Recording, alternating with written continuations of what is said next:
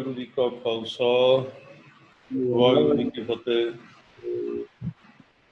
ਸੋ ਸਾਰਿਆਂ ਨੂੰ ਜੀ ਆਇਆਂ ਨੂੰ। ਔਰ ਅੱਜ ਦਾ ਵਿਸ਼ਾ ਹੈ ਭਾਈ ਸਾਹਿਬ ਭਾਈ ਗੁਰਦਾਸ ਜੀ ਦੀਆਂ ਵਾਰਾਂ ਵਿੱਚ ਇੱਕ ਪੰਕਤੀ ਹੈ। ਗੁਰੂ ਨਾਨਕ ਦੇਵ ਮਹਾਰਾਜ ਜੀ ਜਦੋਂ ਬਟਾਲੇ ਗਏ ਸੀ, ਤੇ ਅੱਜ ਦੀ ਜਿਹੜੀ ਵਾਰਤਾ ਹੈ ਸਾਰੀ ਬਟਾਲਾ ਸ਼ਹਿਰ ਜਿਹੜਾ ਹੈ, ਜਿੱਥੇ ਮਹਾਰਾਜ ਦਾ ਆਨੰਦ ਕਾਰਜ ਵੀ ਹੋਇਆ ਸੀ। ਔਰ ਗੁਰੂ ਸਾਹਿਬ ਇਹ ਜਿਹੜਾ ਅਚਲ ਬਟਾਲਾ ਜਿਹਨੂੰ ਕਹਿੰਦੇ ਗੁਰਦਾਸਪੁਰ ਜ਼ਿਲ੍ਹੇ ਵਿੱਚ, ਤਾਂ ਗੁਰੂ ਸਾਹਿਬ ਨੇ ਇਸ ਅਚਲ ਬਟਾਲੇ ਦੇ ਵਿੱਚ ਇੱਕ ਜੋਗੀਆਂ ਦਾ ਮੇਲਾ ਲੱਗਦਾ ਸੀ ਸ਼ਿਵਰਾਤਰੀ ਦਾ। ਤਾਂ ਮਹਾਰਾਜ ਉੱਥੇ ਵੀ ਗਏ। ਉਹਦਾ ਕਾਰਨ ਕੀ ਸੀ ਕਿ ਉਹ ਜੋਗੀ ਸਾਰੇ ਸੀ ਜਿੰਨੇ ਵੀ ਸੁਮੇਰ ਪਰਬਤ ਤੇ ਵੀ ਮਹਾਰਾਜ ਨੂੰ ਮਿਲੇ ਸੀ, ਔਰ ਹੋਰ ਵੀ ਕਈ ਥਾਵਾਂ ਤੇ ਨਾਨਕ ਮਾਤਾ ਸਾਹਿਬ ਵੀ ਮਿਲੇ ਸੀ। ਫਿਰ ਇੱਥੇ ਸਾਰੇ ਇਕੱਠੇ ਹੁੰਦੇ ਸੀ। ਇੱਕ ਸਾਲ ਬਾਅਦ ਬਟਾਲੇ ਵਿੱਚ ਮੇਲਾ ਲੱਗਦਾ ਸੀ ਬਹੁਤ ਵੱਡਾ, ਸਾਰੀ ਤਰ੍ਹਾਂ ਦੇ ਲੋਕ ਆਉਂਦੇ ਸੀ, ਆਪੋ ਆਪਣਾ ਸਾਰੇ ਗੱਲ ਕਰਦੇ ਸੀ। ਔਰ ਕੋਈ ਜਿਵੇਂ ਮੇਲੇ ਲੱਗਦੇ ਨੇ, ਮੇਲਿਆਂ ਦੇ ਵਿੱਚ ਲੋਕ ਖਿਡੌਣੇ ਵੀ ਵੇਚਦੇ ਹਨ, ਹੋਰ ਆਪੋ ਆਪਣਾ ਜਿਹੜਾ ਉਹਨਾਂ ਕੋਲ ਚੀਜ਼ ਹੈ, ਕੋਈ ਜਿਹੜੇ ਰਾਸ ਪਾਉਣ ਵਾਲੇ ਸੀ ਉਹ ਵੀ ਆਉਂਦੇ ਸੀ, ਰਾਸ ਪਾਉਣ ਵਾਲੇ, ਨੱਚਣ ਵਾਲੇ ਇਹ ਵੀ ਆਉਂਦੇ ਸੀ। ਤਾਂ ਗੁਰੂ ਸਾਹਿਬ ਨੇ ਵੇਖਿਆ ਬਈ ਉੱਥੇ ਜਾਣਾ ਚਾਹੀਦਾ ਹੈ, ਬਈ ਉੱਥੇ ਸਾਰੇ ਲੋਕ ਇਕੱਠੇ ਇੱਕ ਥਾਂ ਤੇ ਮਿਲ ਜਾਣਗੇ, ਔਰ ਜਿਹੜੀ ਆਪਣੀ ਗੱਲ ਹੈ, ਜਿਹੜੀ ਅਕਾਲ ਪੁਰਖ ਨੇ ਜ਼ਿੰਦਗੀ ਦਾ ਰਸਤਾ ਦੱਸਿਆ, ਜੀਵਨ ਦਾ ਮਾਰਗ ਦੱਸਿਆ, ਧਾਰਮਿਕ ਉਪਦੇਸ਼ ਦਿੱਤਾ ਹੈ, ਉਹ ਉੱਥੇ ਜਾ ਕੇ ਉਹਨਾਂ ਨਾਲ ਗੱਲ ਕੀਤੀ ਜਾਏ। ਤਾਂ ਮਹਾਰਾਜ ਉੱਥੇ ਜਾਂਦੇ ਹਨ। ਉੱਥੇ ਫਿਰ ਗੁਰੂ ਸਾਹਿਬ ਜਦੋਂ ਬੈਠ ਜਾਂਦੇ ਨੇ, ਨਾਲ ਕੋਈ ਸਿੱਖ ਹਨ, ਤਾਂ ਮਹਾਰਾਜ ਦਾ ਜਿਹੜਾ ਤਰੀਕਾ ਸੀ ਉਹ ਇਹ ਸੀ ਕਿ ਪਹਿਲਾਂ ਕੀਰਤਨ ਕਰਨਾ। ਮਹਾਰਾਜ ਨੇ ਪਹਿਲਾਂ ਕੀਰਤਨ ਕੀਤਾ ਤੇ ਸੰਗਤ ਇਕੱਠੀ ਹੋ ਗਈ। ਔਰ ਜਿਉਂ-ਜਿਉਂ ਪਤਾ ਲੱਗਦਾ ਗਿਆ ਸੰਗਤ ਨੂੰ ਵੀ ਗੁਰੂ ਨਾਨਕ ਦੇਵ ਜੀ ਆਏ ਹਨ, ਤਾਂ ਬੜੀ ਵੱਡੀ ਭਾਰੀ ਗਿਣਤੀ ਵਿੱਚ ਉੱਥੇ ਲੋਕ ਇਕੱਠੇ ਆ ਕੇ ਗੁਰੂ ਸਾਹਿਬ ਦੇ ਦਰਸ਼ਨ ਕਰਨ ਲੱਗ ਪਏ, ਔਰ ਨਿਹਾਲ ਵੀ ਹੋਏ, ਉਪਦੇਸ਼ ਵੀ ਸੁਣਿਆ। ਤਾਂ ਉਹਦਾ ਇੱਕ ਇਹ ਕਾਰਨ ਸੀ ਕਿ ਗੁਰੂ ਨਾਨਕ ਦੇਵ ਜੀ ਨੇ ਮਿਹਨਤ ਬਹੁਤ ਕੀਤੀ ਸੀ। ਮਿਹਨਤ ਦਾ ਮਤਲਬ ਇਹ ਸੀ ਕਿ ਉਹਨਾਂ ਨੇ ਪ੍ਰਚਾਰ ਵਾਸਤੇ ਇੱਕ ਤਾਂ ਉਹ ਆਪ ਪ੍ਰੈਕਟੀਕਲ ਉਹਨਾਂ ਨੇ ਕੀਤਾ ਹੋਇਆ ਸੀ, ਆਪ ਪਰਮੇਸ਼ਰ ਰੂਪ ਸਨ, ਵਾਹਿਗੁਰੂ ਦਾ ਰੂਪ ਸਨ। ਇੱਕ ਉਹਨਾਂ ਨੇ ਜਿਹੜੀ ਉਹ ਪਾਵਰ ਸੀ ਉਹਨਾਂ ਦੇ ਕੋਲ, ਉਹਨੂੰ ਵੰਡਣ ਵਾਸਤੇ ਉਦਾਸੀਆਂ ਕੀਤੀਆਂ, ਥਾਂ ਪਰ ਥਾਂ ਗਏ, ਬੜਾ ਮਿਹਨਤ ਕੀਤੀ, ਬੜਾ ਯਤਨ ਕੀਤਾ। ਅਸੀਂ ਤਾਂ ਕੁਝ ਵੀ ਨਹੀਂ ਕਰ ਸਕਦੇ ਉਸ ਹਿਸਾਬ ਦੇ ਨਾਲ। ਮੈਂ ਕਈ ਵਾਰੀ ਸੋਚਣਾ ਵੀ ਹੁਣ ਅਸੀਂ ਵੇਖੋ ਸਾਨੂੰ ਕਿੰਨੇ ਸੋਹਣੇ ਸਾਧਨ ਹੁਣ ਮਿਲ ਗਏ ਨੇ ਕਿ ਆਪਾਂ ਇੱਥੇ, ਮੈਂ ਪੰਜਾਬ ਵਿੱਚ ਬੈਠਾ ਹੋਇਆ, ਤੁਸੀਂ ਕਿਤੇ ਕੋਈ ਆਸਟ੍ਰੇਲੀਆ ਤੋਂ ਆ ਰਿਹਾ, ਕੋਈ ਯੂਰਪ ਤੋਂ ਹੈ, ਕੋਈ ਪੰਜਾਬ ਤੋਂ ਹੈ, ਸਾਰੇ ਜਿੱਥੋਂ ਮਰਜ਼ੀ ਇਕੱਠੇ ਹੋ ਸਕਦੇ ਹੋ। ਉਦੋਂ ਇਹ ਜਿਹੜਾ ਸੀ ਕਿ ਕਈ ਵਾਰੀ ਗੁਰੂ ਨਾਨਕ ਸਾਹਿਬ ਨੂੰ ਕਿਸੇ ਪਿੰਡ ਵਿੱਚ ਜਾਂਦੇ ਸੀ, ਇੱਕ ਦੋ ਬੰਦਾ ਹੀ ਬਸ ਮਿਲਦਾ ਸੀ, ਇੱਕ ਦੋ ਬੰਦਾ ਮਿਲਦਾ ਸੀ ਬਸ। ਕਦੀ ਸੋਚੋ ਕਦੀ ਇਸ ਗੱਲ ਨੂੰ। ਸਾਡੀ ਹੁਣ ਜਿਵੇਂ ਸਥਿਤੀ ਇਸ ਤਰ੍ਹਾਂ ਦੀ, ਜਿਵੇਂ ਮਨ ਇਸ ਤਰ੍ਹਾਂ ਦੇ ਬਣ ਗਏ ਨੇ ਵੀ ਅਸੀਂ ਐਡਵਰਟਾਈਜ਼ਮੈਂਟ ਜਾਂ ਵੀਵਰਸ਼ਿਪ ਨੂੰ ਹੀ ਬਹੁਤਾ, ਵੀ ਕਿੰਨੇ ਲੋਕ ਆਏ ਨੇ, ਕਿੰਨੇ ਲੋਕ ਵੇਖ ਰਹੇ, ਇਹ ਚੀਜ਼ਾਂ ਸਾਡੇ ਮਨ ਤੇ ਬਹੁਤਾ, ਚਲੋ ਇਹਨਾਂ ਚੀਜ਼ਾਂ ਦਾ ਅਸਰ ਤਾਂ ਹੁੰਦਾ ਹੀ ਹੈ, ਪਰ ਮੈਂ ਸੋਚਣਾ ਵੀ ਗੁਰੂ ਸਾਹਿਬ ਕਿੰਨੇ ਅੰਦਰ ਦੇ ਤਕੜੇ ਹੋਣਗੇ ਵੀ ਐਡੀ ਦੂਰ ਤੁਰ ਕੇ ਗਏ ਤੇ ਬੰਦੇ ਵੀ ਦੋ ਹੀ ਆਏ ਮਿਲਣ, ਤੇ ਉਹ ਵੀ ਭਿੜਨ ਲੱਗ ਪਿਆ ਅੱਗੋਂ। ਪਰ ਮਹਾਰਾਜ ਨੇ ਆਪਣਾ ਕੰਮ ਨਹੀਂ ਛੱਡਿਆ, ਐਡਾ ਔਖਾ ਕੰਮ, ਨਾ ਕੋਈ ਨਾਲ ਸਮਾਨ, ਨਾ ਕੋਈ ਜਿੰਨਾ ਸਮਾਨ ਅੱਜ ਅਸੀਂ ਰੱਖਦੇ ਹਾਂ, ਜਿਵੇਂ ਸਾਡੇ ਕੋਲ ਸਾਰੇ ਸਾਧਨ, ਸਾਬਣ, ਤੇਲ ਵਗੈਰਾ ਜਾਂ ਜੋ ਜਿੰਨਾ ਅਸੀਂ ਰੱਖਦੇ ਹਾਂ, ਉਹ ਵੀ ਨਹੀਂ ਸੀ ਉਹਨਾਂ ਦੇ ਕੋਲ। ਤਾਂ ਇੱਥੋਂ ਇੱਕ ਇਹ ਵੀ ਸਿੱਖਿਆ ਮਿਲਦੀ ਹੈ ਕਿ ਜਿਹੜੇ ਅਸੀਂ, ਜਿਵੇਂ ਮੈਂ ਆਪਣੇ ਜਿਹੜੇ ਸਿੰਘ ਵਿੱਚ ਨੇ, ਮੇਰੇ ਨਾਲ ਦੇ ਜਿਹੜੇ ਸੇਵਾਦਾਰ ਨੇ, ਵਰਕਰ ਨੇ ਸਾਹਿਬਜ਼ਾਦੇ ਸੇਵਾ ਦਲ ਦੇ ਵਿੱਚ, ਮੈਂ ਉਹਨਾਂ ਲਈ ਵੀ ਤੇ ਸੰਗਤ ਲਈ ਵੀ ਕਹਿ ਰਿਹਾ ਇੱਥੋਂ ਇੱਕ ਚੀਜ਼ ਸਾਹਮਣੇ ਆਉਂਦੀ ਹੈ ਕਿ ਢਹਿੰਦੀ ਕਲਾ ਦੇ ਵਿੱਚ ਜਾਣਾ ਗੁਰੂ ਨਾਨਕ ਦੇਵ ਜੀ ਦਾ ਸਿਧਾਂਤ ਨਹੀਂ ਹੈ। ਵੀ ਨਹੀਂ ਕੋਈ ਆਇਆ ਨਹੀਂ ਜੀ, ਇਹਦਾ ਕੋਈ ਫਾਇਦਾ ਨਹੀਂ। ਜਿਵੇਂ ਮੰਨ ਲਓ ਅਸੀਂ ਕੋਰਸ ਹੀ ਸ਼ੁਰੂ ਕੀਤਾ, ਹੁਣ ਕੋਰਸ ਇੱਕ ਨਵੀਂ ਚੀਜ਼ ਹੈ, ਪੜ੍ਹਾਈ ਦੀ ਚੀਜ਼ ਹੈ, ਮਿਹਨਤ ਦੀ ਗੱਲ ਹੈ, ਤਾਂ ਮੈਨੂੰ ਉਦੋਂ ਬੜਾ ਚੀਜ਼ ਮਹਿਸੂਸ ਹੁੰਦੀ ਹੈ ਵੀ ਜਦੋਂ ਕੁਝ ਲੋਕ ਬੰਦੇ ਵਿੱਚ ਕੰਮ ਕਰਨ ਵਾਲੇ ਵੀ ਇਹ ਕਹਿਣਾ ਸ਼ੁਰੂ ਕਰ ਦਿੰਦੇ ਵੀ ਇਹਦਾ ਕੋਈ ਫਾਇਦਾ ਨਹੀਂ ਹੋਣਾ।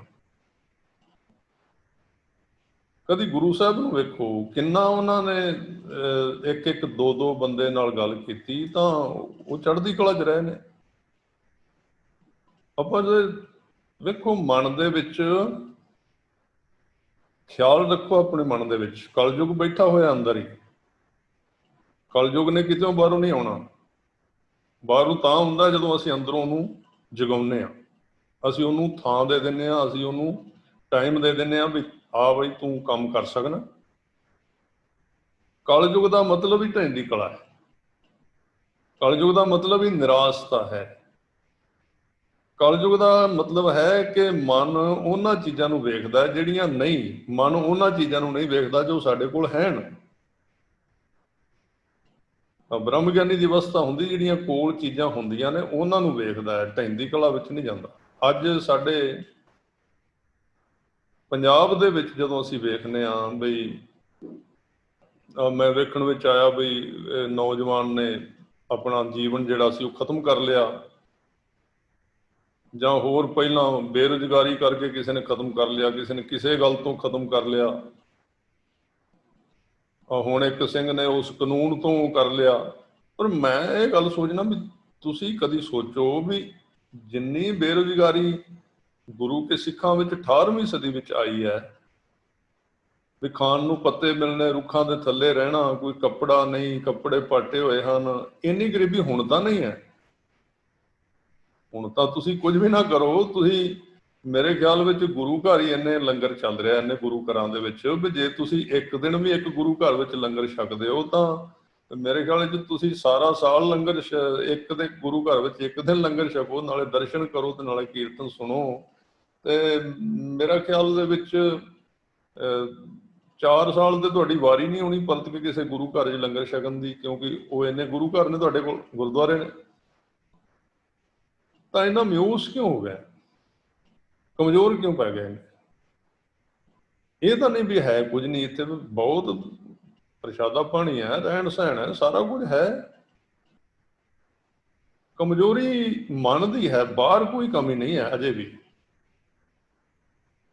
ਤਾਂ ਕਹਿਣ ਦਾ ਮੇਰਾ ਭਾਵ ਹੈ ਕਿ ਗੁਰੂ ਸਾਹਿਬ, ਜਦੋਂ ਗੱਲ ਮੈਂ ਵਿਸ਼ੇ ਤੇ ਵੀ ਕਰਾਂਗਾ, ਕਿਉਂਕਿ ਅੱਜ ਮੈਂ ਇੱਕ ਚੀਜ਼ ਹੋਰ ਵੀ ਸੋਚੀ ਸੀ ਕਿ ਜੇ ਉਹ ਚੱਲਿਆ ਤਾਂ ਆਪਾਂ ਕਰ ਲਾਂਗੇ, ਜੇ ਵੀ ਮੈਂ 45 ਮਿੰਟ ਯਾਨੀ ਕਿ 12 ਵਜਣ ਤੋਂ ਕੁਝ ਸਮਾਂ ਪਹਿਲਾਂ ਥੋੜਾ ਜਿਹਾ ਸਟਾਪ ਦਿਆਂਗਾ 10 ਮਿੰਟ ਦਾ, ਜਿਹੜਾ ਇਹ ਲਾਈਵ ਹੈ ਤੁਹਾਨੂੰ ਦੱਸ ਦਿਆਂ 12 ਵਜੇ ਤੋਂ ਥੋੜਾ ਜਿਹਾ ਪਹਿਲਾਂ ਇੱਕ ਵਾਰੀ ਬੰਦ ਕਰ ਦਿਆਂਗੇ, ਤਾਂ ਕਿ ਤੁਸੀਂ ਆਪਣਾ ਪਾਣੀ ਪੂਣੀ ਜੋ ਪੀਣਾ ਤੁਸੀਂ ਵੀ ਪੀ ਲਓ, ਮੈਂ ਵੀ ਪੀ ਲਾਂ। ਇੱਕ ਸੈਸ਼ਨ ਜਿਹੜਾ ਪਹਿਲਾ ਹੋਵੇ ਕਰੇਗਾ 50 ਮਿੰਟ ਦਾ, ਫਿਰ ਵਿੱਚ 10 12 15 ਮਿੰਟ ਦਾ ਸਟਾਪ ਹੋਵੇਗਾ, ਤੇ ਫਿਰ 45 ਮਿੰਟ ਦਾ ਸੈਸ਼ਨ ਹੋਵੇਗਾ ਜਿਹਦੇ ਵਿੱਚ ਸਵਾਲ ਜਵਾਬ ਹੋਣਗੇ, ਤਾਂ ਕਿ ਆਪਾਂ ਤਰੋ ਤਾਜ਼ੇ ਹੋ ਕੇ ਫਿਰ ਕਰ ਲਈ। ਇਹ ਸਾਧਨ ਨੇ ਸਾਡੇ ਕੋਲ। ਤਾਂ ਗੁਰੂ ਸਾਹਿਬ ਉਸ ਮੇਲੇ ਵਿੱਚ ਜਦੋਂ ਜਾਂਦੇ ਹਨ, ਉਹ ਸ਼ਿਵਰਾਤਰੀ ਦਾ ਜਿਹੜਾ ਬਟਾਲੇ ਵਿੱਚ ਮੇਲਾ, ਤਾਂ ਸੰਗਤ ਬਹੁਤ ਆਉਂਦੀ ਮਹਾਰਾਜ ਨੂੰ। ਕਿਉਂ? ਕਿਉਂਕਿ ਮਹਾਰਾਜ ਉਸ ਟਾਈਮ ਦੇ ਸਭ ਤੋਂ ਮਸ਼ਹੂਰ ਸ਼ਖਸੀਅਤ ਸਨ। ਉਹਦਾ ਕਾਰਨ ਸੀ ਕਿ ਉਹਨਾਂ ਨੇ ਬਹੁਤ ਮਿਹਨਤ ਕੀਤੀ ਸੀ ਇਸ ਤਰ੍ਹਾਂ ਸੰਸਾਰ ਦੇ ਵਿੱਚ ਪ੍ਰਚਾਰ ਕਰਨ ਵਾਸਤੇ। ਅਸੀਂ ਤਾਂ ਕਮਜ਼ੋਰ ਬੜੇ ਹਾਂ, ਅਸੀਂ ਤਾਂ ਛੋਟੀ ਜਿਹੀ ਗੱਲ ਤੋਂ ਕਮਜ਼ੋਰੀ ਪਕੜ ਜਾਂਦੇ ਹਾਂ। ਬੜੀ ਵੱਡੀ ਮਿਹਨਤ ਕੀਤੀ, ਵੇਖੋ ਪਰਿਵਾਰ ਵੀ ਸੀ ਪਿੱਛੇ, ਛੋਟੇ ਛੋਟੇ ਬੱਚੇ ਸਨ, ਬਾਬਾ ਸ੍ਰੀ ਚੰਦ ਜੀ, ਬਾਬਾ ਲਖਮੀ ਚੰਦ ਜੀ, ਮਾਤਾ ਜੀ ਸਨ। ਮਾਤਾ ਜੀ ਨੂੰ ਭੈਣ ਕੋਲ ਉੱਥੇ ਉਹ ਰੁਕੇ ਸੁਲਤਾਨਪੁਰ ਸਾਹਿਬ ਦੇ ਵਿੱਚ। ਤੁਸੀਂ ਫੋਟੋ ਵੇਖੀ ਹੋਏਗੀ, ਜੇ ਉਦੋਂ ਮਹਾਰਾਜ ਉਦਾਸੀ ਨੂੰ ਜਾਂਦੇ ਨੇ ਤਾਂ ਉਹ ਜਦੋਂ ਤੁਰਨ ਲੱਗਦੇ ਨੇ ਤਾਂ ਬਾਬਾ ਸ੍ਰੀ ਚੰਦ ਹੋਰਾਂ ਨੇ ਉਹਨਾਂ ਦਾ ਉਹ ਪੱਲਾ ਫੜਿਆ ਹੋਇਆ ਵੀ ਤੁਸੀਂ ਨਾ ਜਾਓ, ਜਿਵੇਂ ਛੋਟਾ ਬੱਚਾ ਕਰਦਾ ਹੀ ਹੈ, ਪਿਤਾ ਕਿਤੇ ਜਾਏ ਤਾਂ ਸਾਡੇ ਸਾਰਿਆਂ ਦੇ ਬੱਚੇ ਨੇ, ਸਾਨੂੰ ਪਤਾ ਹੈ ਤੇ ਬੰਦਾ ਸਵੇਰ ਦਾ ਗਿਆ, ਜੇ ਸ਼ਾਮ ਨੂੰ ਥੋੜਾ ਲੇਟ ਹੋ ਜਾਏ ਤੇ ਪਿੱਛੋਂ ਫੋਨ ਤੇ ਫੋਨ ਆਉਣ ਲੱਗ ਪੈਂਦਾ ਵੀ ਜੀ ਨਹੀਂ ਲੱਗਦਾ ਵੀ ਜਲਦੀ ਆਓ।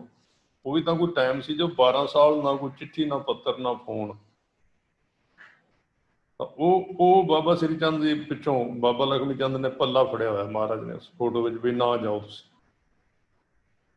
ਹੁਣ ਤਾਂ ਜਿਹੜਾ ਕੋਈ ਮੇਰੇ ਵਰਗਾ ਪ੍ਰਚਾਰਕ ਉੱਠਦਾ ਹੈ ਕਿ ਸ੍ਰੀ ਚੰਦੀਏ ਨੇ ਫਲਾਣਾ ਹੈ, ਢਿੰਗੜਾ ਹੈ, ਉਹ ਕਰਕੇ ਤੇ ਵਿਖਾਓ ਕੁਝ, ਤੁਹਾਨੂੰ ਪਤਾ ਲੱਗੇ ਸ੍ਰੀ ਚੰਦ ਨੇ ਕਿਹੜੀਆਂ ਹਾਲਾਤਾਂ ਨੂੰ ਆਪਣੇ ਉੱਤੇ ਹੰਢਾਇਆ ਸੀ।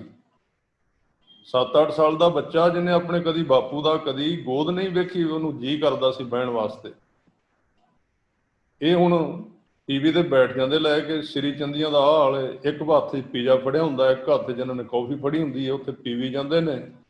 ਖਬਰਾਂ ਇਹਨਾਂ ਦੀਆਂ ਸੁਣੋ, ਹਾਲ ਇਹਨਾਂ ਦੇ ਇੰਨੇ ਮਾੜੇ ਨੇ, ਬਾਹਰ ਸਮਾਜ ਦੇ ਵਿੱਚ ਬੁਰੇ ਹਾਲ ਨੇ ਇਹਨਾਂ ਦੇ। ਗੱਲਾਂ ਕਰਦੇ ਉਹਨਾਂ ਸ਼ਖਸੀਅਤਾਂ ਨੂੰ ਜਿਨ੍ਹਾਂ ਨੇ ਕੌਮ ਲਈ ਐਡੀਆਂ ਵੱਡੀਆਂ ਕੁਰਬਾਨੀਆਂ ਕੀਤੀਆਂ ਸਨ। ਤਾਂ ਚਲੋ ਜਿਹੜੀ ਵਿਸ਼ੇ ਦੀ ਗੱਲ ਕਰਾਂ ਵੀ ਉੱਥੇ ਆਉਂਦੇ ਹਨ ਤੇ ਸਾਰੀ ਦੁਨੀਆ ਆਉਂਦੀ ਹੈ। ਇਹ ਇੱਕ ਵਾਰ ਹੈ ਭਾਈ ਗੁਰਦਾਸ ਜੀ ਦੀ, ਮੇਰੇ ਖਿਆਲ 13 ਨੰਬਰ ਵਾਰ ਹੈ। ਮੈਂ ਥੋੜਾ ਜਿਹਾ ਇੱਥੋਂ ਵੇਖ ਵੀ ਦੇਣਾ ਤੁਹਾਨੂੰ। 43 ਨੰਬਰ ਇੱਕ ਵਾਰ ਹੈ ਉਹਨਾਂ ਦੀਆਂ ਵਾਰਾਂ ਦੇ ਅੰਦਰ। ਤਾਂ ਉਹਦੇ ਵਿੱਚ ਇਹ ਸਾਰਾ ਜ਼ਿਕਰ ਆਇਆ। 39 ਨੰਬਰ ਵਾਰ ਹੈ 39। ਸੁਣ ਮੇਲਾ ਸ਼ਿਵਰਾਤ ਦਾ, ਬਾਬਾ ਅਚਲ ਬਟਾਲੇ ਆਈ,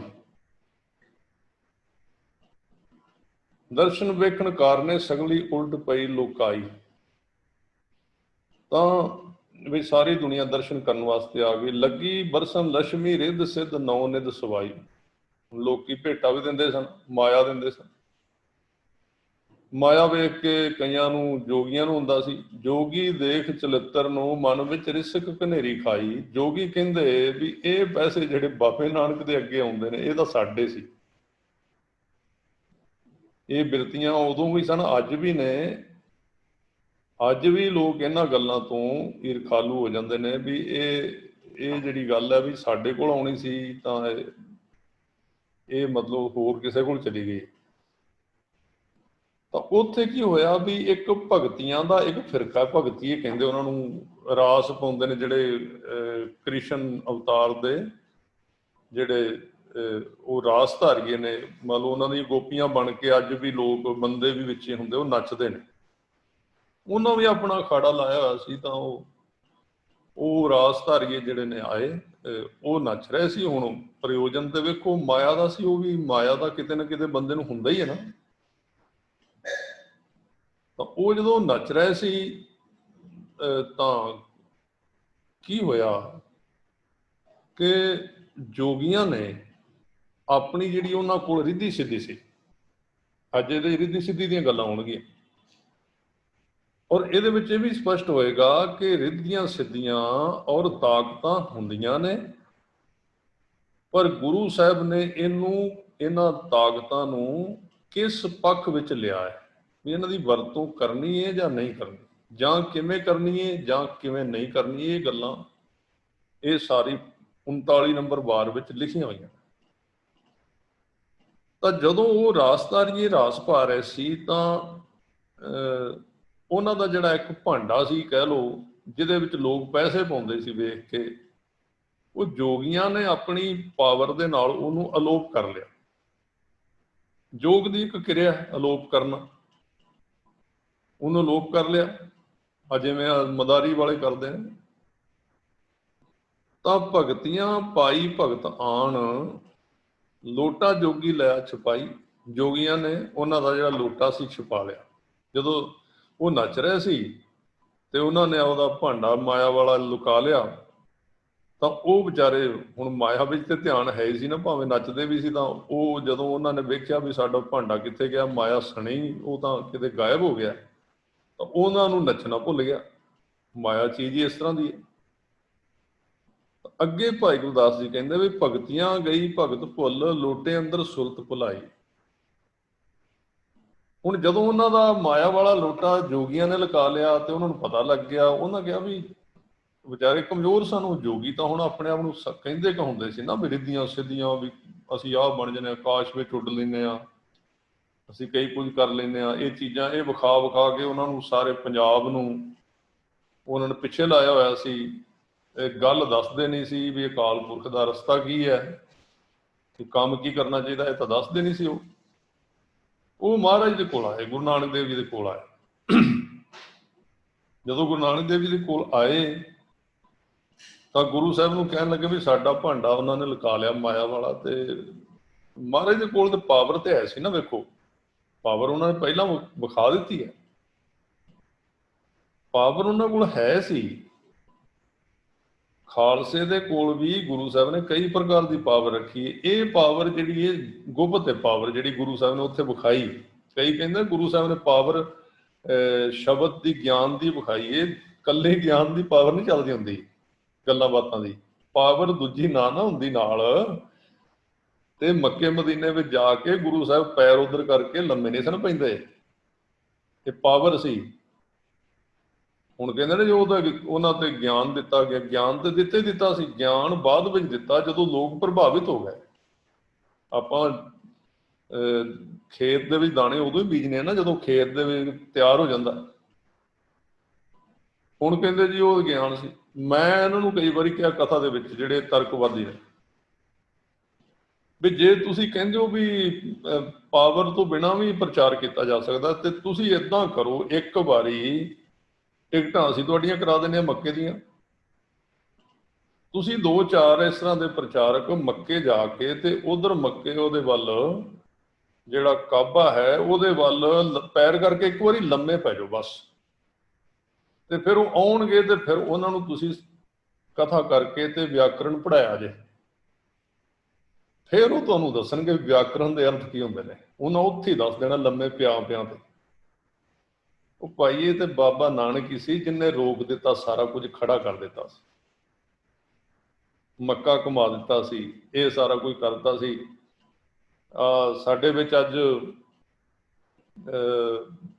ਆਉਣਗੇ ਸਾਡੇ ਪਟਿਆਲੇ ਤੋਂ ਆਪਣਾ ਡਾਕਟਰ ਕੰਵਰ ਅਜੀਤ ਸਿੰਘ ਜੀ, ਪਟਿਆਲੇ ਵਾਲੇ ਬੜੇ ਵਿਦਵਾਨ ਨੇ।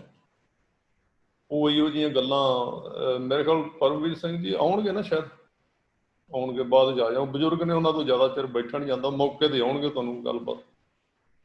ਉਹ ਇਹੋ ਜਿਹੀਆਂ ਗੱਲਾਂ ਉਹਨਾਂ ਨੇ ਬਹੁਤ ਪੜ੍ਹੀਆਂ ਹੋਈਆਂ। ਬਗਦਾਦ ਫਿਰ ਹੀ ਉਹਨਾਂ ਨੇ ਕਿਤਾਬ ਵੀ ਲਿਖੀ ਹੈ, ਤੇ ਇਹ ਸਾਰੀਆਂ ਗੱਲਾਂ ਉਹ ਤੁਹਾਨੂੰ ਹੋਰ ਵੀ ਜਾਣਕਾਰੀ ਦੇਣਗੇ। ਤਾਂ ਗੁਰੂ ਸਾਹਿਬ ਨੇ ਇੱਥੇ ਤੁਸੀਂ ਵਾਰ ਪੜੋ, ਜਿਹੜੀ ਹੈ ਮਤਲਬ 39ਵੀਂ ਪੌੜੀ ਪੜੋ, ਭਾਈ ਗੁਰਦਾਸ ਜੀ ਦੀ 39ਵੀਂ ਪੌੜੀ। ਤੇ ਉੱਥੇ ਗੁਰੂ ਸਾਹਿਬ ਨੂੰ ਅੰਤਰਜਾਮੀ ਦੱਸਿਆ ਭਾਈ ਗੁਰਦਾਸ ਜੀ ਨੇ, ਕਿ ਗੁਰੂ ਨਾਨਕ ਦੇਵ ਜੀ ਦੀ ਦਿਵ ਦ੍ਰਿਸ਼ਟੀ ਹੈ ਕਿ ਉਹ ਅੰਤਰਜਾਮੀ ਵੇਖ ਲੈਂਦੇ ਨੇ ਕਿ ਕਿਹੜੀ ਚੀਜ਼ ਕਿੱਥੇ ਪਈ ਹੋਈ। ਮੈਂ ਤੁਹਾਨੂੰ ਪੰਕਤੀ ਪੜ੍ਹ ਕੇ ਸੁਣਾ ਦਿੰਦਾ। ਬਾਬਾ ਜਾਣੀ ਜਾਣ ਪੁਰਖ, ਹੁਣ ਬਾਬਾ ਜਾਣੀ ਜਾਣ ਪੁਰਖ ਹੈ, ਕੱਢਿਆ ਲੋਟਾ ਜਹਾਂ ਲੁਕਾਈ। ਜਿੱਥੇ ਜੋਗੀਆਂ ਨੇ ਆਪਣੀ ਸ਼ਕਤੀ ਨਾਲ ਲੋਟਾ ਲੁਕਾਇਆ ਸੀ ਨਾ, ਬਾਬੇ ਨੇ ਉੱਥੋਂ ਜਾ ਕੱਢਿਆ। ਇੱਥੇ ਇਹ ਤੇ ਨਹੀਂ ਕਿਹਾ ਵੀ ਭਾਈ ਮਰਦਾਨਿਆ ਉਹ ਜਾ ਫਲਾਣੇ ਥਾਂ ਤੇ ਝਾੜੀ ਫੋਲ, ਪਰਾਲੀ ਫੋਲ, ਇਹ ਤੇ ਨਹੀਂ ਲਿਖਿਆ ਕਿਤੇ। ਉਹ ਕਹਿ ਦਿੱਤਾ ਵੀ ਉੱਥੇ ਪਿਆ ਹੋਇਆ ਲੋਟਾ।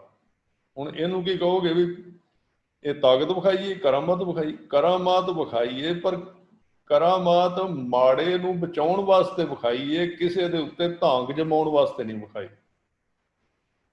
ਉਹਨਾਂ ਨੇ ਵਿਖਾਈ ਸੀ ਹੰਕਾਰ ਪ੍ਰਗਟ ਕਰਨ ਵਾਸਤੇ, ਵੀ ਅਸੀਂ ਇਹਨਾਂ ਦੀ ਰਾਸ ਹੀ ਬੰਦ ਕਰਾ ਦਿੰਦੇ ਹਾਂ। ਤੇ ਗੁਰੂ ਨਾਨਕ ਦਾ ਘਰ ਸ਼ੁਰੂ ਤੋਂ ਲੈ ਕੇ ਕਮਜ਼ੋਰ ਲੋਕਾਂ ਦੇ ਨਾਲ ਖਲੋਤਾ, ਭਾਵੇਂ ਕੋਈ ਵੀ ਹੋਣ। ਉਹ ਜਿਹੜਾ ਲੋਟਾ ਸੀ ਕਰਾਮਾਤ ਵਿਖਾ ਕੇ ਕੱਢਿਆ ਉਹਨਾਂ ਨੇ। ਤਾਂ ਵੇਖ ਚਰਿੱਤਰ ਜੋਗੀ ਖੁਣਸਾਈ, ਜੋਗੀਆਂ ਨੂੰ ਗੁੱਸਾ ਚੜ ਗਿਆ ਵੀ ਇਹ ਸਾਡਾ, ਇਹਨਾਂ ਨੇ ਪਾਜ ਸਾਡਾ ਅਧੇੜ ਦਿੱਤਾ ਹੈ। ਤਾਂ ਉਹਨਾਂ ਨੇ ਫਿਰ ਕੀ ਕੀਤਾ, ਉਹ ਅੱਗੇ ਸਾਰਾ ਲਿਖਿਆ। ਗੁੱਸੇ 'ਚ ਆ ਕੇ ਨਾ ਉਹਨਾਂ ਨੇ ਖਾਦੀ ਖੁਣਸ ਜੁਗੀਸਰਾਂ ਗੋਸ਼ਟ ਕਰਨ ਸਭੇ ਉੱਠ ਆਏ। ਗੋਸ਼ਟੀ ਦਾ ਮਤਲਬ ਹੁੰਦਾ ਗੱਲਬਾਤ ਕਰਨ, ਫਿਰ ਵਿਚਾਰ ਕਰਨਾ ਹੈ। ਪੁੱਛੇ ਜੋਗੀ ਭੰਗਰਨਾਥ ਤੋਹੇ ਦੁੱਧ ਵਿੱਚ ਕਿਉਂ ਕਾਂਜੀ ਪਾਈ।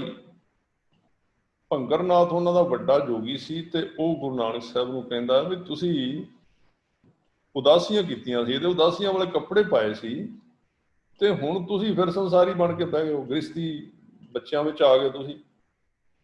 ਤੇ ਇਹ ਤਾਂ ਤੁਸੀਂ ਦੁੱਧ ਵਿੱਚ ਕਾਂਜੀ ਪਾਤੀ ਹੈ, ਤੁਸੀਂ ਮਤਲਬ ਉਹਨੂੰ ਸਾਰੇ ਉਦਾਸ ਨੂੰ ਪੰਥ ਨੂੰ ਮੈਲਾ ਕਰ ਦਿੱਤਾ। ਮਹਾਰਾਜ ਅੱਗੋਂ ਕਹਿੰਦੇ ਨੇ ਫਿੱਟਿਆ ਚਾਟਾ ਦੁੱਧ ਦਾ ਰਿੜਕਿਆ ਮੱਖਣ ਹੱਥ ਨਾ ਆਈ। ਇਹ ਜੋਗੀਆਂ ਦੀ ਗੱਲ ਹੈ ਵੀ ਜਿਹੜੀ ਵੀ ਜੇ ਕਾਂਜੀ ਪਾ ਦਿਓ ਵਿੱਚ ਤਾਂ ਜਿਹੜਾ ਦੁੱਧ ਖਰਾਬ ਹੋ ਜਾਂਦਾ। ਤੇ ਤੁਸੀਂ ਆਪਣਾ ਜੀਵਨ ਜਿਹੜਾ ਜਪ ਤਪ ਵਾਲਾ ਖਰਾਬ ਕਰ ਲਿਆ, ਕਿਉਂਕਿ ਬੱਚਿਆਂ ਵਿੱਚ ਰਹਿੰਦੇ ਹੋ, ਇਸਤਰੀ ਕੋਲ ਰਹਿੰਦੇ ਹੋ, ਬੱਚਿਆਂ ਕੋਲ ਰਹਿੰਦੇ ਹੋ। ਭੇਖ ਉਦਾਸ ਭੇਖ ਉਤਾਰ ਉਦਾਸ ਦਾ ਵੱਤ ਕਿਉਂ ਸੰਸਾਰੀ ਰੀਤ ਚਲਾਈ। ਤੁਸੀਂ ਉਦਾਸੀਆਂ ਵਾਲਾ ਭੇਖ ਉਤਾਰ ਕੇ ਫਕੀਰਾਂ ਵਾਲਾ ਤੇ ਸੰਸਾਰੀ ਕਿਉਂ ਬਣ ਗਏ ਹੋ। ਗੁਰੂ ਨਾਨਕ ਦੇਵ ਜੀ ਹੁਣ ਜਵਾਬ ਦਿੰਦੇ, ਉਹ ਕਹਿੰਦੇ ਨਾਨਕ ਆਖੇ ਭੰਗਰ ਨਾਥ ਤੇਰੀ ਮਾਂ ਕੁਚੱਜੀ ਆਈ। ਹੁਣ ਇੱਥੇ ਮਾਂ ਦਾ ਅਰਥ ਕੀ ਹੈ? ਮਾਂ ਦਾ ਅਰਥ ਮੱਤ ਹੈ। ਤੇਰੀ ਮੱਤ ਕੁਚੱਜੀ ਹੈ, ਉਹਨੂੰ ਪਤਾ ਨਹੀਂ ਬਈ ਕਿਵੇਂ ਸੰਸਾਰ ਦੇ ਵਿੱਚ ਰਹਿੰਦਿਆਂ ਹੋਇਆਂ ਵੀ ਸੰਸਾਰ ਤੋਂ ਅਲੱਗ ਰਹਿ ਸਕੀਦਾ, ਕਿਵੇਂ ਗ੍ਰਸਤ ਵਿੱਚ ਰਹਿੰਦਿਆਂ ਵੀ ਗ੍ਰਸਤ ਤੋਂ ਉੱਚੇ ਰਹਿ ਸਕੀਦਾ। ਹਾਂ, ਮੈਂ ਇੱਥੇ ਜ਼ਰੂਰ ਕਹਾਂਗਾ ਬਈ ਇਹ ਪਹਿਲਾਂ ਇਹ ਜ਼ਰੂਰ ਸਾਨੂੰ ਚੈੱਕ ਕਰਨਾ ਚਾਹੀਦਾ ਵੀ ਉਹ ਗ੍ਰਸਤ ਦੇ ਵਿੱਚ ਰਹਿਣ ਦਾ ਤਰੀਕਾ ਗੁਰੂ ਨਾਨਕ ਦੇਵ ਜੀ ਕਿਹੜਾ ਦੱਸ ਰਹੇ ਨੇ। ਇਹ ਕੋਈ ਸਾਡਾ ਗ੍ਰਸਤ ਦਾ ਤਰੀਕਾ ਨਹੀਂ ਕਿ ਅਸੀਂ ਮਤਲਬ ਆਪਣੀ ਮਨਮਰਜ਼ੀ ਨਾਲ ਗ੍ਰਸਤੀ ਸੰਸਾਰਿਕ ਜੀਵਨ ਅਸੀਂ ਜੀਵੀਏ। ਜਿਵੇਂ ਹੁਣ ਅਸੀਂ ਜੀ ਰਹੇ ਹਾਂ ਤੇ ਗੁਰੂ ਨਾਨਕ ਦੇਵ ਜੀ ਦਾ ਗ੍ਰਸਤ ਹੈ ਨਹੀਂ ਨਾ। ਗੁਰੂ ਨਾਨਕ ਦੇਵ ਜੀ ਦਾ ਗ੍ਰਸਤ ਜਿਹੜਾ ਉਹ ਤਾਂ ਭਾਈ ਇੱਕ ਨਮੂਨਾ ਹੈ, ਇੱਕ ਮਾਡਲ ਹੈ ਬੜਾ ਸੋਹਣਾ ਕਿ ਇਦਾਂ ਦਾ ਬੰਦਾ ਮੇਰਾ ਸਿੱਖ ਗ੍ਰਸਤੀ ਹੋਵੇਗਾ, ਇਦਾਂ ਦਾ ਹੋਵੇਗਾ। ਇੱਥੇ ਤਾਂ ਹੁਣ ਜ਼ਹਿਰ ਵਾਲਾ ਸ਼ਰਾਬ ਪੀ ਕੇ ਬੰਦੇ ਮਰੀ ਜਾਂਦੇ ਨੇ, ਪਹਿਲਾਂ ਚਿੱਟਾ ਖਾ ਕੇ ਮਰੀ। ਇਹ ਗੁਰੂ ਨਾਨਕ ਦੇਵ ਜੀ ਨੇ ਥੋੜੀ ਕਿਹਾ ਸੀ ਇਹ ਜਿਹੜਾ ਕੰਮ ਹੈ, ਇਹ ਗੁਰੂ ਨਾਨਕ ਦੇਵ ਜੀ ਦਾ ਗ੍ਰਸਤ ਥੋੜੀ ਸੀ। ਅਸੀਂ ਆਪਾਂ ਸਾਡੀ ਆਦਤ ਹੈ ਵੀ ਕਿਸੇ ਬੰਦੇ ਦੀ ਓਠ ਦੇ ਵਿੱਚ ਵੀ ਪਤਾ ਲੱਗ ਗਿਆ ਵੀ ਮਤਲਬ ਇਸ ਤਰ੍ਹਾਂ ਦੇ ਕੱਪੜਿਆਂ ਵਾਲਿਆਂ ਨੂੰ ਕੋਈ ਨਹੀਂ ਪੁੱਛਦਾ, ਸਰਟੀਫਿਕੇਟ ਮਿਲ ਜਾਂਦਾ ਵੀ ਤੁਸੀਂ ਗ੍ਰਸਤੀ। ਗੁਰੂ ਨਾਨਕ ਨੇ ਅੱਗੇ ਸਾਰੇ ਪਾਠ ਲਗਾ ਦੇਣੇ ਨੇ। ਚਲੋ ਮੈਂ ਇੱਧਰ ਬਹੁਤਾ ਨਾ ਉਲਝਾਂ, ਮੈਂ ਗੱਲ ਕਰਾਂ ਤਾਂ ਗੁਰੂ ਸਾਹਿਬ ਕਹਿੰਦੇ ਵੀ ਮੱਤ ਨੂੰ ਚੇਂਜ ਕਰਕੇ ਫਿਰ ਤੁਸੀਂ ਗ੍ਰਸਤ ਵਿੱਚ ਰਹਿ ਸਕਦੇ ਹੋ। ਭਾਂਡਾ ਧੋਏ ਨਾ ਜਾਤਿਓ ਭਾਏ ਕੁਚੱਜੇ ਫੁੱਲ ਸੜਾਈ, ਲੰਬੀ ਵਿਆਖਿਆ ਨਹੀਂ। ਤਾਂ ਹੋਏ ਅਤੀਤ ਗ੍ਰਸਤ ਤਜ ਫਿਰ ਉਹਨੂੰ ਕਹਿ ਘਰ ਮੰਗਣ ਜਾਈ, ਬਿਨ ਦਿੱਤੇ ਕਿ ਛਾਤ ਨਾ। ਇਹ ਗੁਰੂ ਨਾਨਕ ਦੇਵ ਜੀ ਦੀ ਗੱਲ ਵਾਰਤਾ ਹੋਈ। ਫਿਰ ਸਿੱਧਾਂ ਨੇ ਕਰਾਮਾਤਾਂ ਵਿਖਾਈਆਂ ਬੜੀਆਂ, ਕਈ ਕੁਝ ਬਣ ਗਿਆ। ਉਹ ਸਾਰਾ ਕੁਝ ਲਿਖਿਆ ਵੀ ਕਿਤੇ ਉਹ ਮਤਲਬ ਉਹ ਭੂਤ ਪ੍ਰੇਤ ਬਣ ਕੇ ਉੱਡਣ ਲੱਗ ਪਏ ਹਵਾ ਦੇ ਵਿੱਚ। ਗੁਰੂ ਨਾਨਕ ਦੇਵ ਜੀ ਨੂੰ ਕਿਹਾ ਵੀ ਤੁਸੀਂ ਸਾਡੇ ਖੱਟ ਦਰਸ਼ਨ 6 ਸ਼ਾਸਤਰ ਜਿਹੜੇ ਉਹਨਾਂ ਦਾ ਖੰਡਨ ਕੀਤਾ ਤੁਸੀਂ, ਤੇ ਉਹਨਾਂ ਨੇ ਸਿੱਧ ਬੋਲਣ ਸਭ ਅਵਖਦੀਆਂ ਤੰਤਰ ਮੰਤਰ ਦੀ ਧੁਨੋਂ ਚੜਾਈ ਹੈ। ਤੰਤਰ ਮੰਤਰ ਜੰਤਰ ਜਿਹੜੇ ਨੇ ਇਹ ਇਹਨਾਂ ਦੇ ਜਿਹੜੇ ਗ੍ਰੰਥ ਨੇ ਉਹਨਾਂ ਦੇ ਵਿੱਚ ਲਿਖੇ ਹੋਏ ਨੇ, ਸਾਰੇ ਉੱਥੋਂ ਹੀ ਆਏ ਨੇ। ਜਿਹੜੇ ਇਹ ਜੋ ਵੀ ਆ ਚੱਲਦਾ ਨਾ ਅੱਜ ਕੱਲ, ਕਈ ਹੁਣ ਸਿੰਘ ਕਹਿੰਦੇ ਵੀ ਹੈ ਕਿ ਨਹੀਂ ਹੈ, ਇਹ ਗ੍ਰੰਥਾਂ ਦੇ ਵਿੱਚ ਇਹਨਾਂ ਦੇ ਲਿਖੇ ਹੋਏ ਨੇ। ਉਹ ਬਣਾਏ ਹੋਰ ਕੰਮ ਲਈ ਸਨ ਇਹਨਾਂ ਦੇ, ਜਿਹੜੇ ਇਹਨਾਂ ਦੇ ਪਹਿਲਾਂ ਸੀ ਨਾ ਦੇਵਤੇ, ਇਹਨਾਂ ਦੇ ਕਹਿ ਲਓ ਕੋਈ ਕਹਿ ਲਓ। ਪਹਿਲਾਂ ਮੰਤਰਾਂ ਦੇ ਨਾਲ ਹੀ ਕਈ ਬਿਮਾਰੀਆਂ ਦਾ ਵੀ ਇਲਾਜ ਹੁੰਦਾ ਸੀ, ਹੋਰ ਵੀ ਕਈ ਕੰਮ ਹੁੰਦੇ ਸਨ। ਇੱਥੋਂ ਤੱਕ ਵੀ ਲੜਾਈਆਂ ਵੀ ਮੰਤਰਾਂ ਨਾਲ ਲੜੀਆਂ ਜਾਂਦੀਆਂ ਸਨ ਪਹਿਲਾਂ। ਹੁਣ ਬਹੁਤਾ ਕਹਿ ਦਿੱਤਾ ਤੇ ਇਹਨਾਂ ਨੇ ਕਹਿਣਾ ਵੀ ਗੱਪ ਬੋਲਣ ਲੱਗਾ, ਕਿਉਂਕਿ ਇਹ ਇਹਨਾਂ ਦੇ ਪਿਤਾ ਜੀ ਹੋਰਾਂ ਨੇ ਤੇ ਸਾਰਿਆਂ ਨੇ ਸਿਖਾਇਆ ਹੋਇਆ ਵੀ ਜਿਹੜੀ ਗੱਲ ਤੁਹਾਨੂੰ ਸਮਝ ਨਾ ਆਵੇ ਤੁਸੀਂ ਉਹਨੂੰ ਗੱਪ ਹੀ ਕਹਿਣਾ ਹੁੰਦਾ। ਵੀ ਜਿਹੜੀ ਚੀਜ਼ ਤੁਹਾਨੂੰ ਨਵੀਂ ਦਿਸੇ ਨਾ, ਉਹ ਜਿਵੇਂ ਕਹਿੰਦੇ ਨਾ ਵੀ ਕੋਈ ਸ਼ੇਰਨੀ ਨੇ ਬੱਚੇ ਦਿੱਤੇ ਸੀ 4 ਤੇ ਉਹ 6 ਮਹੀਨੇ ਮੀਂਹ ਪੈਂਦਾ ਰਿਹਾ ਤੇ ਝਾੜੀ ਚੋਂ ਬਾਹਰ ਹੀ ਨਾ ਨਿਕਲੇ, ਤੇ 6 ਮਹੀਨੇ ਬਾਅਦ ਜਦੋਂ ਬਾਹਰ ਨਿਕਲੇ ਤੇ ਮੀਂਹ ਫਿਰ ਆ ਗਿਆ। ਤੇ ਉਹ ਜਿਹੜੇ ਉਹਦੇ ਬੱਚੇ ਸਨ, ਸ਼ੇਰਨੀ ਦਾ ਕਹਿ ਲਓ ਉਦਾਹਰਨ ਹੈ, ਕਿਸੇ ਦੇ ਕਹਿ ਲਓ ਕੋਈ ਹੋਰ ਕਹਿ ਲਓ ਭਾਵੇਂ, ਉਹ ਕਹਿੰਦੇ ਵੀ ਮੰਮੀ ਬਾਹਰ ਪਹਿਲੀ ਵਾਰੀ ਵੇਖਿਆ ਮੀਂਹ ਪੈਂਦਾ। ਉਹ ਕਹਿੰਦੇ ਪੁੱਤਰ ਮੀਂਹ ਤਾਂ ਜਦੋਂ ਦੀ ਦੁਨੀਆ ਬਣੀ ਉਦੋਂ ਦਾ ਹੀ ਪੈਂਦਾ, ਤੁਸੀਂ ਨਹੀਂ ਸੀ ਵੇਖਿਆ। ਕਹਿੰਦੇ ਜਿਹੜਾ ਅਸੀਂ ਨਹੀਂ ਵੇਖਿਆ ਅਸੀਂ ਉਹਨੂੰ ਮੰਨਦੇ ਨਹੀਂ। ਇਹ ਆ ਸਾਡੇ ਅੱਜ ਕੱਲ੍ਹ ਦੇ ਤਰਕਵਾਦੀਆਂ ਦਾ ਹਾਲ। ਇਹ ਕਹਿੰਦੇ ਵੀ ਅਸੀਂ ਜਿਹੜਾ ਨਹੀਂ ਵੇਖਿਆ ਅਸੀਂ ਉਹ ਨਹੀਂ ਮੰਨਦੇ। ਤੁਸੀਂ ਤਾਂ ਕੱਖ ਵੀ ਨਹੀਂ ਵੇਖਿਆ, ਬਾਕੀ ਵੀ ਚੱਲਦਾ ਪਿਆ ਇਹਨਾਂ ਕੋਲ। ਤਾਂ ਉਹ ਇਹਨਾਂ ਦੇ ਗ੍ਰੰਥ ਨੇ ਜਿਨ੍ਹਾਂ ਦੇ ਵਿੱਚ ਅਸਤਰ ਜਿਹੜੇ ਸੀ ਪਹਿਲਾਂ ਹੁੰਦੇ ਸੀ, ਸ਼ਸਤਰ ਇਹ ਹੁੰਦੇ ਸੀ। ਪਰ ਗੁਰਬਾਣੀ ਜਿਹੜੀ ਹੈ, ਜੇ ਆਪਾਂ ਗੁਰੂ ਸਾਹਿਬ ਦਾ ਸਿਧਾਂਤ ਦੇ ਅਨੁਸਾਰ ਚੱਲਨੇ ਆ ਤੇ ਫਿਰ ਇਹ ਚੀਜ਼ਾਂ ਜਿਹੜੀਆਂ ਗੁਰਬਾਣੀ ਇਹਨਾਂ ਤੋਂ ਉੱਪਰ ਹੈ ਇਹਨਾਂ ਮੰਤਰਾਂ ਤੋਂ। ਤੇ ਜੇ ਅਸੀਂ ਆਪਣੀਆਂ ਮਨਮਰਜ਼ੀਆਂ ਕਰਨੇ ਆ ਫਿਰ ਵੇਖੋ ਉਹਨਾਂ ਚੀਜ਼ਾਂ ਨੇ, ਜਦੋਂ ਤੁਸੀਂ ਇੱਕ ਘੇਰੇ ਨੂੰ ਛੱਡ ਕੇ ਬਾਹਰ ਚਲੇ ਜਾਂਦੇ ਹੋ ਫਿਰ ਤਾਂ ਵੇਖੋ ਕੰਮ ਹੋਣਾ ਹੀ ਹੈ। ਤਾਂ ਰੂਪ ਵਟਾਏ ਜੋਗੀਆਂ ਸਿੰਘ ਬਾਗ ਬਹੁਤ ਚਲਤ ਸੀ, ਕੋਈ ਸ਼ੇਰ ਬਣ ਗਿਆ। ਇਹ ਸਾਰੇ ਪੜ੍ਹ ਸਕਦੇ ਤੁਸੀਂ ਭਾਈ ਗੁਰਦਾਸ ਜੀ ਨੂੰ। ਇੱਕ ਪਰ ਕਰਕੇ ਉਡਰਨ ਪੰਖੀ ਜਿਵੇਂ ਰਹਿ ਲੀਲਾਈ, ਕਈ ਪੰਛੀ ਬਣ ਗਏ ਕਈ ਸੱਪ ਬਣ ਗਏ, ਇੱਕ ਨਾ ਨਾਗ ਹੋਏ ਪੌਣ ਛੋੜਿਆ, ਇੱਕ ਨਾ ਵਰਖਾ ਅਗਨ ਵਸਾਈ। ਤਾਰੇ ਤੋੜੇ ਭੰਗਰਨਾਥ, ਇੱਕ ਚੜ ਮਿਰਗਾਣੀ ਜਲ ਤਰ ਆਈ ਜਾਈ। ਭੰਗਰਨਾਥ ਜਿਹੜਾ ਸੀ ਤਾਰੇ ਤੋੜਨ ਲੱਗ ਪਿਆ ਆਕਾਸ਼ ਤੇ ਚੜ ਕੇ। ਮਤਲਬ ਉਹਨਾਂ ਨੇ ਪ੍ਰਭਾਵਿਤ ਕਰਨ ਲਈ ਮਤਲਬ ਅਸਰ ਪਾਉਣ ਲਈ ਗੁਰੂ ਸਾਹਿਬ ਨੂੰ ਵੀ ਸਾਡੇ ਕੋਲ ਆਹ ਚੀਜ਼ਾਂ ਨੇ, ਅਸੀਂ ਧਰਮ ਮੰਨਦੇ ਹਾਂ। ਹੁਣ ਜਿਹੜੀ ਆਪਾਂ ਗੱਲ ਕਰਨੀ ਹੈ ਉਹ ਗੱਲ ਕਿਹੜਾ, ਆਪਣਾ ਗੁਰੂ ਸਾਹਿਬ ਸ਼ਾਂਤ ਬੈਠੇ ਹੋਏ ਟਿਕੇ ਹੋਏ ਨੇ, ਚੌਂਕੜਾ ਲਾ ਕੇ ਆਨੰਦ ਵਿੱਚ ਹਨ। ਬੜੇ ਭਾਈ ਗੁਰਦਾਸ ਜੀ ਦੇ ਵਿੱਚ ਨਾ ਬਹੁਤ ਚੀਜ਼ਾਂ ਆਈਆਂ ਨੇ ਜਿਹੜੀਆਂ ਜਿਨ੍ਹਾਂ ਤੋਂ ਬੜੇ ਭੁਲੇਖੇ ਨਿਕਲਦੇ ਸਾਡੇ, ਜਿਹਦੇ ਬੜੇ ਲੰਮੇ ਚੌੜੀਆਂ ਗੱਲਾਂ ਨੇ। ਜਦੋਂ ਉਹਨਾਂ ਵੇਖਿਆ ਵੀ ਇਹਨਾਂ ਤੇ ਕੋਈ ਅਸਰ ਨਹੀਂ ਹੁੰਦਾ। ਅਸਰ ਕਿਉਂ ਨਹੀਂ ਹੁੰਦਾ? ਕਿਉਂਕਿ ਉੱਥੇ ਪਾਵਰ ਸੀ ਨਾ, ਤੇ ਨਾਮ ਬਾਣੀ ਦੀ ਪਾਵਰ ਸੀ ਉੱਥੇ, ਤਾਂ ਨਹੀਂ ਸੀ ਅਸਰ ਹੁੰਦਾ ਉਹਦੇ ਉੱਤੇ। ਤਾਂ ਫਿਰ ਉਹਨਾਂ ਸੋਚਿਆ ਵੀ ਇਹ ਤਾਂ ਗੁਰੂ ਸਾਹਿਬ ਤਾਂ ਇਹ ਨਹੀਂ, ਇਹਨਾਂ ਤੇ ਕਿਸੇ ਚੀਜ਼ ਦਾ ਕੋਈ ਅਸਰ ਨਹੀਂ ਹੋਣਾ। ਤਾਂ ਫਿਰ ਉਹ ਫਿਰ ਆ ਗਏ ਇਕੱਠੇ ਹੋ ਕੇ ਗੱਲਬਾਤ ਕਰਨ ਵਾਸਤੇ। ਉਹਨਾਂ ਨੇ ਫਿਰ ਆ ਕੇ ਕਿਹਾ ਵੀ ਸਿੱਧ ਬੋਲਣ ਸੁਣ ਨਾਨਕਾ, ਤੂੰ ਜਗ ਨੂੰ ਕਿਆ ਕਰਾਮਾਤ ਦਿਖਾਈ। ਕਹਿੰਦੇ ਵੀ ਅਸੀਂ ਤਾਂ ਇੰਨੀਆਂ ਕਰਾਮਾਤਾਂ ਵਿਖਾਈਆਂ, ਤੂੰ ਕਿਹੜੀਆਂ ਵਿਖਾਈਆਂ ਨੇ? ਕੁਝ ਵਿਖਾਲੇ ਅਸਾਂ ਨੂੰ, ਤੂੰ ਕਿਉਂ ਢਿੱਲ ਅਵੇਹੀ ਲਾਈ, ਕੁਝ ਸਾਨੂੰ ਵੀ ਵਿਖਾ ਦੇ। ਬਾਬਾ ਬੋਲੇ ਨਾਥ ਜੀ, ਅਸਾਂ ਤੇ ਵੇਖਣ ਜੋਗੀ ਵਸਤ ਨਾ ਖਾਈ। ਗੁਰੂ ਨਾਨਕ ਦੇਵ ਮਹਾਰਾਜ ਕਹਿੰਦੇ ਵੀ ਮੈਂ ਤਾਂ ਤੁਹਾਨੂੰ ਸੋਚਿਆ ਵੀ ਤੁਹਾਡੇ ਪੱਲੇ ਕੁਝ ਹੈਗਾ, ਤੁਹਾਡੇ ਤੇ ਪੱਲੇ ਹੀ ਕੁਝ ਨਹੀਂ, ਤੁਸੀਂ ਤਾਂ ਹੈ ਹੀ ਕੱਖ ਨਹੀਂ। ਹੁਣ ਵੇਖੋ ਜਿੰਨਾਂ ਚੀਜ਼ਾਂ ਤੋਂ ਅਸੀਂ ਪ੍ਰਭਾਵਿਤ ਹੋ ਰਹੇ ਹਾਂ, ਗੁਰੂ ਸਾਹਿਬ ਉਹਨਾਂ ਗੱਲਾਂ ਨੂੰ ਕੁਝ ਵੀ ਨਹੀਂ ਕਹਿ ਰਹੇ। ਇਹ ਗੱਲਾਂ ਮੈਂ ਪਹਿਲਾਂ ਕਹਿ ਚੁੱਕਾ ਵੀ ਇਹ ਪਾਵਰਾਂ ਸ਼ਕਤੀਆਂ ਨਾਮ ਦੇ ਵਿੱਚ ਹਨ। ਨਾਮ ਤੋਂ ਬਿਨਾਂ ਵੀ ਆ ਜਾਂਦੀਆਂ ਉਹਨਾਂ ਯੋਗ ਮਤ ਦੇ ਵਿੱਚ। ਪਰ ਜਦੋਂ ਅਸੀਂ ਇਹਨਾਂ ਚੀਜ਼ਾਂ ਤੋਂ ਪ੍ਰਭਾਵਿਤ ਹੁੰਦੇ ਆ, ਉਦੋਂ ਅਸੀਂ ਆਪਣੇ ਰਾਹ ਤੋਂ ਉਤਰ ਜਾਂਦੇ ਆ। ਇਹ ਇੱਕ ਨਾਟਕ ਚੇਟਕੇ ਨੂੰ ਮਹਾਰਾਜ ਨੇ ਬਾਣੀ 'ਚ ਕਿਹਾ। ਫਿਰ ਉਹਨਾਂ ਨੇ ਪੁੱਛਿਆ ਵੀ ਤੁਹਾਡੇ ਕੋਲ ਕਿਹੜੀ ਚੀਜ਼ ਹੈ, ਜਿਹੜੀ ਗੱਲ ਆਪਣਾ ਵਿਸ਼ਾ ਅੱਜ ਦਾ ਤੁਹਾਡੇ ਕੋਲ ਕੀ ਹੈ, ਜਿਹਦੇ ਉੱਤੇ ਤੁਸੀਂ ਆਪ ਰਹਿੰਦੇ ਹੋ, ਤੁਹਾਡੇ ਸਿੱਖ ਰਹਿੰਦੇ ਨੇ। ਮਹਾਰਾਜ ਕਹਿੰਦੇ ਵੀ ਸਾਡੇ ਕੋਲ ਗੁਰ ਸੰਗਤ ਬਾਣੀ ਬਿਨਾ ਦੂਜੀ ਓਟ ਨਹੀਂ ਹੈ ਰਾਏ। ਇਹਦੇ 'ਚ ਸਾਰਾ ਸਿਧਾਂਤ ਆ ਗਿਆ ਇਸ ਪੰਕਤੀ ਵਿੱਚ, ਤਾਂ ਆਪਾਂ ਵਿਸ਼ਾ ਲਿਆ ਸੀ। ਮੈਨੂੰ ਬੈਕ ਵਿੱਚ ਤਾਂ ਬੋਲਣਾ ਪਿਆ 25 ਮਿੰਟ ਕਿ ਉਹ ਗੱਲ ਸਾਰੀ ਸਮਝ ਆ ਜਾਏ ਵੀ ਇਹ ਗੱਲ ਕਿੱਥੋਂ ਜਿਹੜੀ ਹੈ ਇਹ ਹੋਈ ਹੈ। ਉਹਦੇ ਬੈਕ ਦੇ ਵਿੱਚ ਗੱਲ ਇਹ ਹੈ ਵੀ ਗੁਰੂ ਸਾਹਿਬ ਆਪਣਾ ਸਿਧਾਂਤ ਹੁਣ ਦੱਸ ਰਹੇ ਨੇ ਵੀ ਸਾਡਾ ਕੀ ਸਿਧਾਂਤ ਹੈ, ਸਿੱਖ ਦੇ ਮਾਈਂਡ ਦੇ ਵਿੱਚ ਕੀ ਹੋਣਾ ਚਾਹੀਦਾ, ਉਹਨੇ ਕਿਵੇਂ ਜੀਵਨ ਆਪਣਾ ਜਿਹੜਾ ਜਿਉਣਾ। ਹੁਣ ਇਹਦੇ ਵਿੱਚ ਵੇਖੋ 3 ਚੀਜ਼ਾਂ ਦਾ ਨਾਮ ਲਿਆ ਗਿਆ ਹੈ, ਇੱਕ ਗੁਰ ਸੰਗਤ, ਇੱਕ ਬਾਣੀ, ਤੇ ਇੱਕ ਉਹ ਬੰਦਾ ਜਿਹੜਾ ਬਾਣੀ ਤੇ ਗੁਰੂ ਤੇ ਵਿਸ਼ਵਾਸ ਕਰ ਰਿਹਾ ਹੈ। ਉਹ ਗੁਪਤ ਹੈ, ਉਹਦਾ ਨਾਂ ਨਹੀਂ ਲਿਆ ਗਿਆ। ਬੜੀ ਸੋਹਣੀ ਗੱਲ ਇੱਥੇ ਗਈ ਹੈ, ਕਿਉਂਕਿ ਅਸੀਂ ਕਈ ਵਾਰੀ ਕਹਿੰਦੇ ਵੀ ਅਸੀਂ ਗੁਰੂ ਸਾਹਿਬ ਤੇ ਉਹ ਭਰੋਸਾ ਕਰਨਾ ਬੜੀ ਚੰਗੀ ਗੱਲ ਹੈ, ਅਸੀਂ ਬਾਣੀ ਤੇ ਭਰੋਸਾ ਕਰਨਾ ਅਸੀਂ ਚੰਗੀ ਗੱਲ ਹੈ। ਪਰ ਇਹਦੇ ਵਿੱਚ ਇੱਕ ਗੱਲ ਲੁਕੋਈ ਹੋਈ ਹੈ ਕਿ ਓਟ, ਇਹਦਾ ਮਤਲਬ ਕੋਈ ਬੰਦਾ ਹੈ ਜਿਹਨੇ ਓਟ ਲਈ ਹੋਈ ਹੈ, ਉਹ ਵੀ ਵਿੱਚ ਸ਼ਾਮਲ ਇਹਨਾਂ ਤਿੰਨਾਂ ਦੋਵਾਂ ਦੇ ਨਾਲ, ਤੀਜਾ ਹੈ ਉਹ ਵੀ। ਮੈਂ ਉਹਦੀ ਗੱਲ ਪਹਿਲਾਂ ਕਰਦੇ, ਉਹ ਅਸੀਂ ਛੱਡ ਚੁੱਕੇ ਹਾਂ। ਇਹਨੂੰ ਨਹੀਂ ਮਾਨਸ ਕਰਨਾ, ਨਹੀਂ ਤਾਂ ਆਪਾਂ ਕਮਜ਼ੋਰ ਪੈ ਜਾਵਾਂਗੇ। ਸਿੱਖ ਵੀ ਪਾਵਰਫੁਲ ਹੈ ਉਹਦੇ ਵਿੱਚ ਵੀ, ਕਿਉਂਕਿ ਪਾਵਰ ਤੇ ਗੁਰੂ ਦੀ ਹੈ। ਓਟ ਦਾ ਮਤਲਬ ਤੁਸੀਂ ਸਮਝਦੇ ਹੋ ਨਾ ਕੀ ਹੁੰਦਾ ਹੈ? ਓਟ ਦਾ ਮਤਲਬ ਹੁੰਦਾ ਹੈ ਕਿ ਕੋਈ ਹਨੇਰੀ ਆ ਗਈ ਤੇ ਤੁਸੀਂ ਕੰਧ ਦੇ ਓਲੇ ਖਲੋ ਗਏ,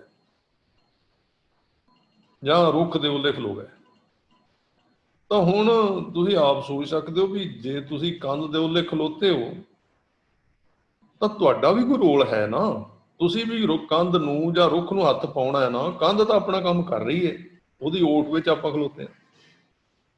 ਪਰ ਜਿਹੜਾ ਖਲੋਤਾ ਹੈ ਉਹਦੇ ਵੀ ਤੇ ਹੱਥ ਪੈਰ ਜਿਹੜੇ ਨੇ ਉਹ ਵੀ ਤਾਂ ਕੰਮ ਕਰਨੇ ਚਾਹੀਦੇ ਨੇ ਨਾ। ਇੱਥੇ ਅਸੀਂ ਕਮਜ਼ੋਰ ਪੈ ਗਏ। ਜਿਹੜਾ ਸਾਡਾ ਆਤਮ ਬਲ ਹੈ, ਜਿਹਨੂੰ ਆਪਾਂ ਇੱਕ ਸੈਮੀਨਾਰ ਵੀ ਕਿਹਾ ਸੀ, ਉਹ ਸੈਮੀਨਾਰ ਸੀ ਆਤਮ ਬਲ। ਤੁਸੀਂ ਆਪਣੀ ਸ਼ਕਤੀ ਹੈ ਗੁਰੂ ਦੀ ਹੋਈ, ਉਹ ਵੀ, ਪਰ ਤੁਹਾਡੇ ਵਿੱਚ ਹੈ ਨਾ, ਉਹਨੂੰ ਐਕਟੀਵੇਟ ਤੁਸੀਂ ਕਰਨਾ ਹੈ। ਤੁਹਾਡੇ ਬੁੱਧੀ ਗੁਰੂ ਸਾਹਿਬ ਨੇ ਪਾਈ ਹੈ। ਅੱਜ ਬੁਰੀ ਤਰ੍ਹਾਂ ਇਹ ਹਾਲਾਤ ਬਣੀ ਹੈ ਕਿ ਸਿੱਖ ਉਹ ਆਪਣੀ ਜਿਹੜੀ ਨਿਜ, ਜਿਹਨੂੰ ਗੁਰੂ ਗੋਬਿੰਦ ਸਿੰਘ ਨੇ ਕਿਹਾ ਵੀ ਜੋ ਲੈ ਹੈ ਨਿਜ ਬਲ ਤੇ ਲੈ ਹੈ। ਹੁਣ ਨਿਜ ਬਲ ਅਸੀਂ ਛੱਡ ਹੀ ਬੈਠੇ ਹਾਂ। ਨਿਜ ਬਲ, ਚੜ੍ਹਦੀ ਕਲਾ, ਆਤਮ ਬਲ ਉਹ ਵੀ ਨਾਲ ਮੌਜੂਦ ਹੈ।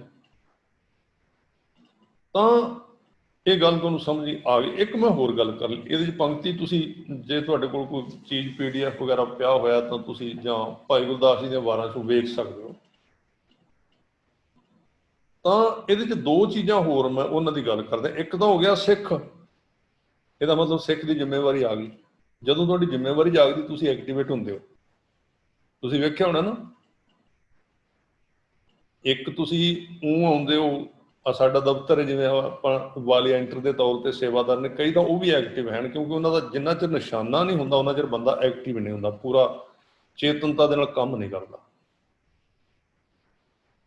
ਤੇ ਕੋਈ ਬੰਦਾ ਉਹਨੂੰ ਜਿਹੜਾ ਨਿਸ਼ਾਨਾ ਦਿੱਤਾ ਗਿਆ, ਭਾਵੇਂ ਉਹ ਪੇੜ ਹੈ ਤੇ ਭਾਵੇਂ ਉਹ ਪੇੜ ਨਹੀਂ ਹੈ, ਪਰ ਜਦੋਂ ਅਸੀਂ ਕਿਸੇ ਨੂੰ ਨਿਸ਼ਾਨਾ ਦਿੰਦੇ ਹਾਂ ਨਾ, ਭਾਵੇਂ ਉਹਦੇ ਵਿੱਚ ਮਾਇਆ ਵੀ ਦਿੰਦੇ ਹਾਂ ਵੀ ਤੂੰ ਸ਼ਾਮ ਨੂੰ ਆ ਇੰਨੇ ਕੱਟੇ 100 ਕੱਟਾ ਇੱਥੋਂ ਚੁੱਕ ਕੇ ਉੱਥੇ ਰੱਖਣਾ, ਤੈਨੂੰ 100 ਰੁਪਇਆ ਮਿਲੇਗਾ।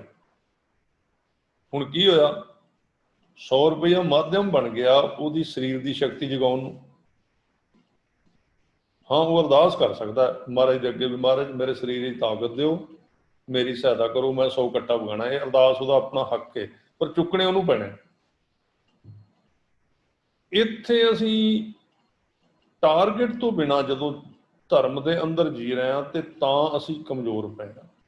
ਮੈਂ ਪਹਿਲਾਂ ਕਿਹਾ ਸੀ ਨਾ ਵੀ ਅਸੀਂ ਇਹਦੇ ਉੱਤੇ ਕੰਮ ਕਰਾਂਗੇ ਮਹਾਰਾਜ ਦੀ ਕਿਰਪਾ ਦੇ ਨਾਲ, ਫੀਲਡ ਦੇ ਵਿੱਚ ਵੀ ਜਾਂ ਇੰਟਰਨੈਟ ਦੇ ਰਾਹੀਂ ਵੀ, ਕਿ ਪੰਜਾਬ ਦੇ ਜਿਹੜੇ ਨੌਜਵਾਨ ਨੇ, ਤੁਹਾਨੂੰ ਤਾਂ ਜਮਾਂ ਪਾਸੋਂ ਵਿਹੜਿਆ ਹੋਇਆ ਤੁਹਾਡੇ ਦੁਸ਼ਮਣ ਨੇ,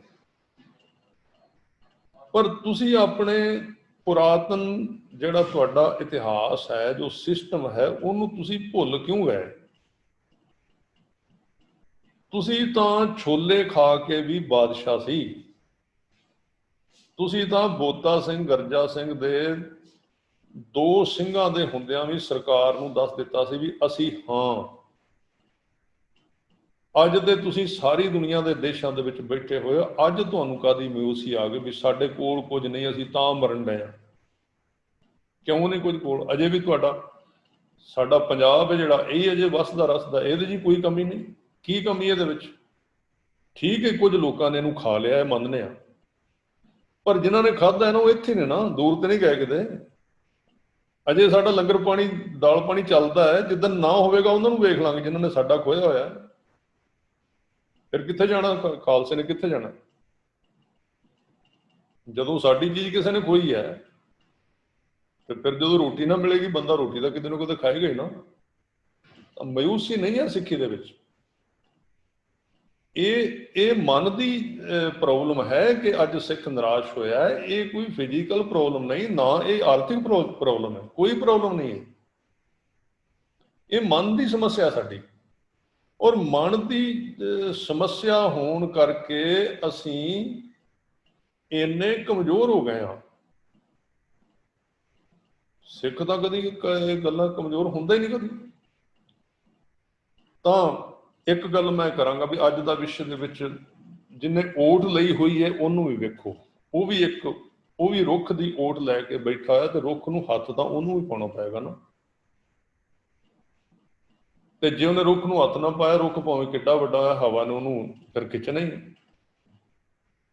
ਤਾਂ ਦੋ ਚੀਜ਼ਾਂ ਹੋਰ ਕਹੀਆਂ ਇਸ ਪੰਕਤੀ ਭਾਈ ਗੁਰਦਾਸ ਸਾਹਿਬ ਜੀ ਨੇ। ਉਹ ਕਹਿੰਦੇ ਗੁਰ ਸੰਗਤ ਤੇ ਬਾਣੀ, ਇਧਰ ਤਵੱਜੋ ਦਿਓ। ਹੁਣ ਇੱਕ ਗੁਰ ਸੰਗਤ ਹੈ ਤੇ ਇੱਕ ਬਾਣੀ ਹੈ, ਦੋ ਹੋ ਗਈਆਂ ਨਾ ਗੱਲਾਂ। ਸੀਰੀਅਸ ਲਓ ਇਸ ਗੱਲ ਨੂੰ। ਇਹਦਾ ਮਤਲਬ ਇੱਕ ਗੁਰੂ ਵੱਖਰਾ ਤੇ ਬਾਣੀ ਵੱਖਰੀ ਹੈ, ਕਿਉਂਕਿ ਦੋ ਗੱਲਾਂ ਲਿਖੀਆਂ ਨੇ, ਗੁਰ ਸੰਗਤ ਤੇ ਬਾਣੀ। ਹੁਣ ਬਾਣੀ ਵੀ ਗੁਰੂ ਹੈ, ਬਾਣੀ ਨੂੰ ਅਸੀਂ ਗੁਰੂ ਮੰਨਿਆ, ਬਾਣੀ ਦੇ ਵਿੱਚ ਲਿਖਿਆ ਹੈ ਬਾਣੀ ਗੁਰੂ। ਪਰ ਇੱਥੇ ਗੁਰ, ਗੁਰ ਕਿਹਨੂੰ ਕਿਹਾ ਹੈ? ਗੁਰ ਸੰਗਤ। ਗੁਰ ਦਾ ਅਰਥ ਸਮਝਣਾ ਪਏਗਾ। ਅੱਜ ਸਾਡੀ ਕੌਮ ਦੇ ਅੰਦਰ ਇਹ ਵਿਸ਼ੇ ਜ਼ਰੂਰ ਨਾਲ ਅਸੀਂ ਅਟੈਚ ਕਰਨੇ ਨੇ, ਕਿਉਂਕਿ ਇਹ ਸਾਡੇ ਉੱਤੇ ਜਿਹੜੇ ਸਾਇਲੈਂਟ ਜਿਹੜੀ ਵਾਰ ਹੋ ਰਹੀ ਸਿੱਖ ਕੌਮ ਦੇ ਉੱਤੇ, ਸਾਇਲੈਂਟ ਹਮਲੇ ਕੀਤੇ ਜਾ ਰਹੇ ਨੇ, ਚੁੱਪ ਕੀਤੇ। ਉਹ ਇਹ ਨੇ ਕਿ ਬਾਣੀ ਇਹ ਕਹਿਣਗੇ ਤੁਹਾਨੂੰ ਅਸੀਂ ਬਿਲਕੁਲ ਸ਼ੁੱਧ ਪ੍ਰਚਾਰ ਦਿੰਦੇ ਹਾਂ ਤੁਹਾਨੂੰ। ਕਿਉਂ? ਇੱਕਾ ਬਾਣੀ, ਇੱਕ ਗੁਰ, ਇੱਕੋ ਸ਼ਬਦ ਵਿਚਾਰ। ਇਸ ਤਰ੍ਹਾਂ ਬੇਸ ਬਣਾਉਂਦੇ ਜਾਣਗੇ, ਬੇਸ ਤੁਹਾਨੂੰ, ਕਿਉਂਕਿ ਹਾਈਜੈਕ ਕਰਨਾ ਨਾ ਤੁਹਾਡੀ ਬੁੱਧੀ ਨੂੰ, ਤੁਹਾਨੂੰ ਤੋੜਨਾ ਹੈ ਉਹ ਜਿਹੜਾ ਗੁਰ ਸੰਗਤ ਤੋਂ ਦੂਰ ਲੈ ਕੇ ਜਾਣਾ, ਜਿਹਦੇ ਵਿੱਚ 10 ਗੁਰੂ ਵੀ ਆਉਂਦੇ ਨੇ, 5 ਪਿਆਰੇ ਵੀ ਆਉਂਦੇ ਨੇ, ਔਰ ਨਾਮ ਜਪਣ ਵਾਲੇ ਸਿੱਖਾਂ ਦੀ ਸੰਗਤ ਵੀ ਆਉਂਦੀ ਹੈ। ਪੰਥ ਵਾਲਾ ਹਿੱਸਾ ਸਾਰਾ ਤੁਹਾਡੇ ਨਾਲੋਂ ਦੂਰ ਕਰਨਾ ਹੈ। ਇਸ ਕਰਕੇ ਓਟ ਲੈਣੀ ਪੈਣੀ ਹੈ। ਓਟ ਕਾਹਦੀ ਲੈਣੀ ਪੈਣੀ ਹੈ? ਹੁਣ ਜਿਵੇਂ ਤੁਸੀਂ ਕਿਸੇ ਘਰ ਦੇ ਵਿੱਚ ਪਾੜਾ ਪਾਉਣਾ ਹੋਵੇ, ਤੁਸੀਂ ਕਹੋਗੇ ਜੀ ਇੱਕ ਉਹਨਾਂ ਦਾ ਬਾਪ ਹੈ ਤੇ 4 ਉਹਨਾਂ ਦੇ ਪੁੱਤਰ ਨੇ। ਤੁਸੀਂ ਨਾਅਰਾ ਲਾਓਗੇ ਜੀ ਅਸੀਂ ਤਾਂ ਬਾਪ ਨੂੰ ਮੰਨਦੇ ਹਾਂ, ਅਸੀਂ ਤਾਂ ਪੁੱਤਰਾਂ ਨੂੰ ਪਰਵਾਹ ਹੀ ਨਹੀਂ ਕਰਦੇ। ਬਾਪ ਵੱਡਾ ਹੈ, ਬਾਪ ਨੇ ਸਾਰਾ ਘਰ ਬਣਾਇਆ ਹੈ। ਅੱਛਾ, ਲੋਕੀ ਵੀ ਕਹਿਣਗੇ ਵੀ ਗੱਲ ਤਾਂ ਠੀਕ ਕਰ ਰਿਹਾ, ਕਿਉਂਕਿ ਬਾਪ ਵੀ ਵੱਡਾ ਹੈ ਤੇ ਬਾਪ ਨੇ ਘਰ ਵੀ ਬਣਾਇਆ। ਪਰ ਉਹਨੂੰ ਇਹ ਨਹੀਂ ਪਤਾ ਵੀ ਇਸ ਬਾਪ ਦੀਆਂ ਜਿਹੜੀਆਂ ਬਾਹਾਂ ਨੇ, ਇਹਦਾ ਜਿਹੜਾ ਨਾਲ ਸਪੋਰਟ ਕਰ ਰਹੇ ਨੇ, ਉਹਦੇ 4 ਪੁੱਤਰ ਨੇ। ਇੱਦਾਂ ਜਿਹੜੇ ਸਾਡੇ ਕੋਲ ਗੁਰੂ ਗ੍ਰੰਥ ਸਾਹਿਬ ਤੋਂ ਇਲਾਵਾ ਸਾਡੇ ਸੋਰਸ ਨੇ, ਸਾਡੇ ਸਿਸਟਮ ਨੇ, ਜਿਨ੍ਹਾਂ ਦੇ ਰਾਹੀਂ ਅਸੀਂ ਗੁਰੂ ਗ੍ਰੰਥ ਸਾਹਿਬ ਤੱਕ ਜਾਣਾ ਹੈ, ਉਹਨਾਂ ਨੂੰ ਅੱਜ ਕੱਟਣ ਦੀ ਕੋਸ਼ਿਸ਼ ਕੀਤੀ ਜਾ ਰਹੀ ਹੈ। ਔਰ ਉਹ ਕੱਟਣ ਵਿੱਚ ਉਹ ਬੜੇ ਜਲਦੀ ਕਾਮਯਾਬ ਹੋ ਰਹੇ ਨੇ। ਉਹਦਾ ਇੱਕ ਕਾਰਨ ਹੈ ਕਿਉਂਕਿ ਇਹ ਕਹਿਣਾ ਬੜਾ ਸੌਖਾ ਹੈ ਕਿ ਮੈਂ ਗੁਰੂ ਗ੍ਰੰਥ ਸਾਹਿਬ ਜੀ ਨੂੰ ਮੰਨਣਾ। ਮੈਂ ਵੀ ਕਹਿ ਦੇਗਾ, ਕਹਿੰਦੇ ਕਿਵੇਂ ਮੰਨਦੇ ਆ? ਕਹਿੰਦੇ ਮੈਂ ਮੱਥਾ ਵੀ ਟੇਕਣਾ, ਮੈਂ ਪਰਿਕਰਮਾ ਵੀ ਕਰਨਾ, ਮੈਂ ਵਿਆਹ ਵੀ ਗੁਰੂ ਗ੍ਰੰਥ ਸਾਹਿਬ ਦੇ ਆਲੇ ਦੁਆਲੇ ਕਰਾਇਆ ਸੀ, ਸਾਡਾ ਦਾਦਾ ਮਰ ਗਿਆ, ਭੋਗ ਵੀ ਉੱਥੇ ਹੀ ਪਵਾਇਆ ਸੀ, ਮੁੰਡਾ ਜੰਮ ਪਿਆ ਸੀ, ਅੰਮ੍ਰਿਤ ਵੀ ਉੱਥੇ ਹੀ ਛਕਾਇਆ ਸੀ, ਮੈਂ ਤਾਂ ਮੰਨਣਾ। ਉਹ ਕਹਿੰਦੇ ਵੈਸੇ ਸਾਨੂੰ ਨੇ ਵੀ ਇਹ ਮੂਰਤੀ ਪੂਜਾ ਵਾਂਗ ਗੁਰੂ ਗ੍ਰੰਥ ਸਾਹਿਬ ਨੂੰ ਮੰਨਦੇ, ਪਰ ਮੂਰਤੀ ਪੂਜਾ ਤੁਹਾਡੀ ਆਹ ਹੈ ਕਿ ਤੁਸੀਂ ਉਹਦੀ ਗੱਲ ਨਹੀਂ ਮੰਨਦੇ, ਤੁਸੀਂ ਉਹਦੇ ਦੁਆਲੇ ਦੁਆਲੇ ਘੁੰਮ ਰਹੇ ਹੋ।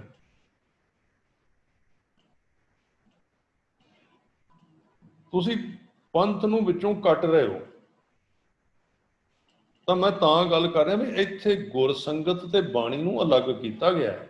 ਗੁਰ ਸੰਗਤ ਇੱਕ ਸਟੈਪ ਹੈ ਜੋ ਬਾਣੀ ਤੱਕ ਲੈ ਕੇ ਜਾਂਦਾ ਹੈ। ਇੱਕ ਬਾਣੀ ਗੁਰੂ ਹੈ, ਬਾਣੀ ਸਤਿਗੁਰੂ ਸ਼ਬਦ ਰੂਪ ਹੈ।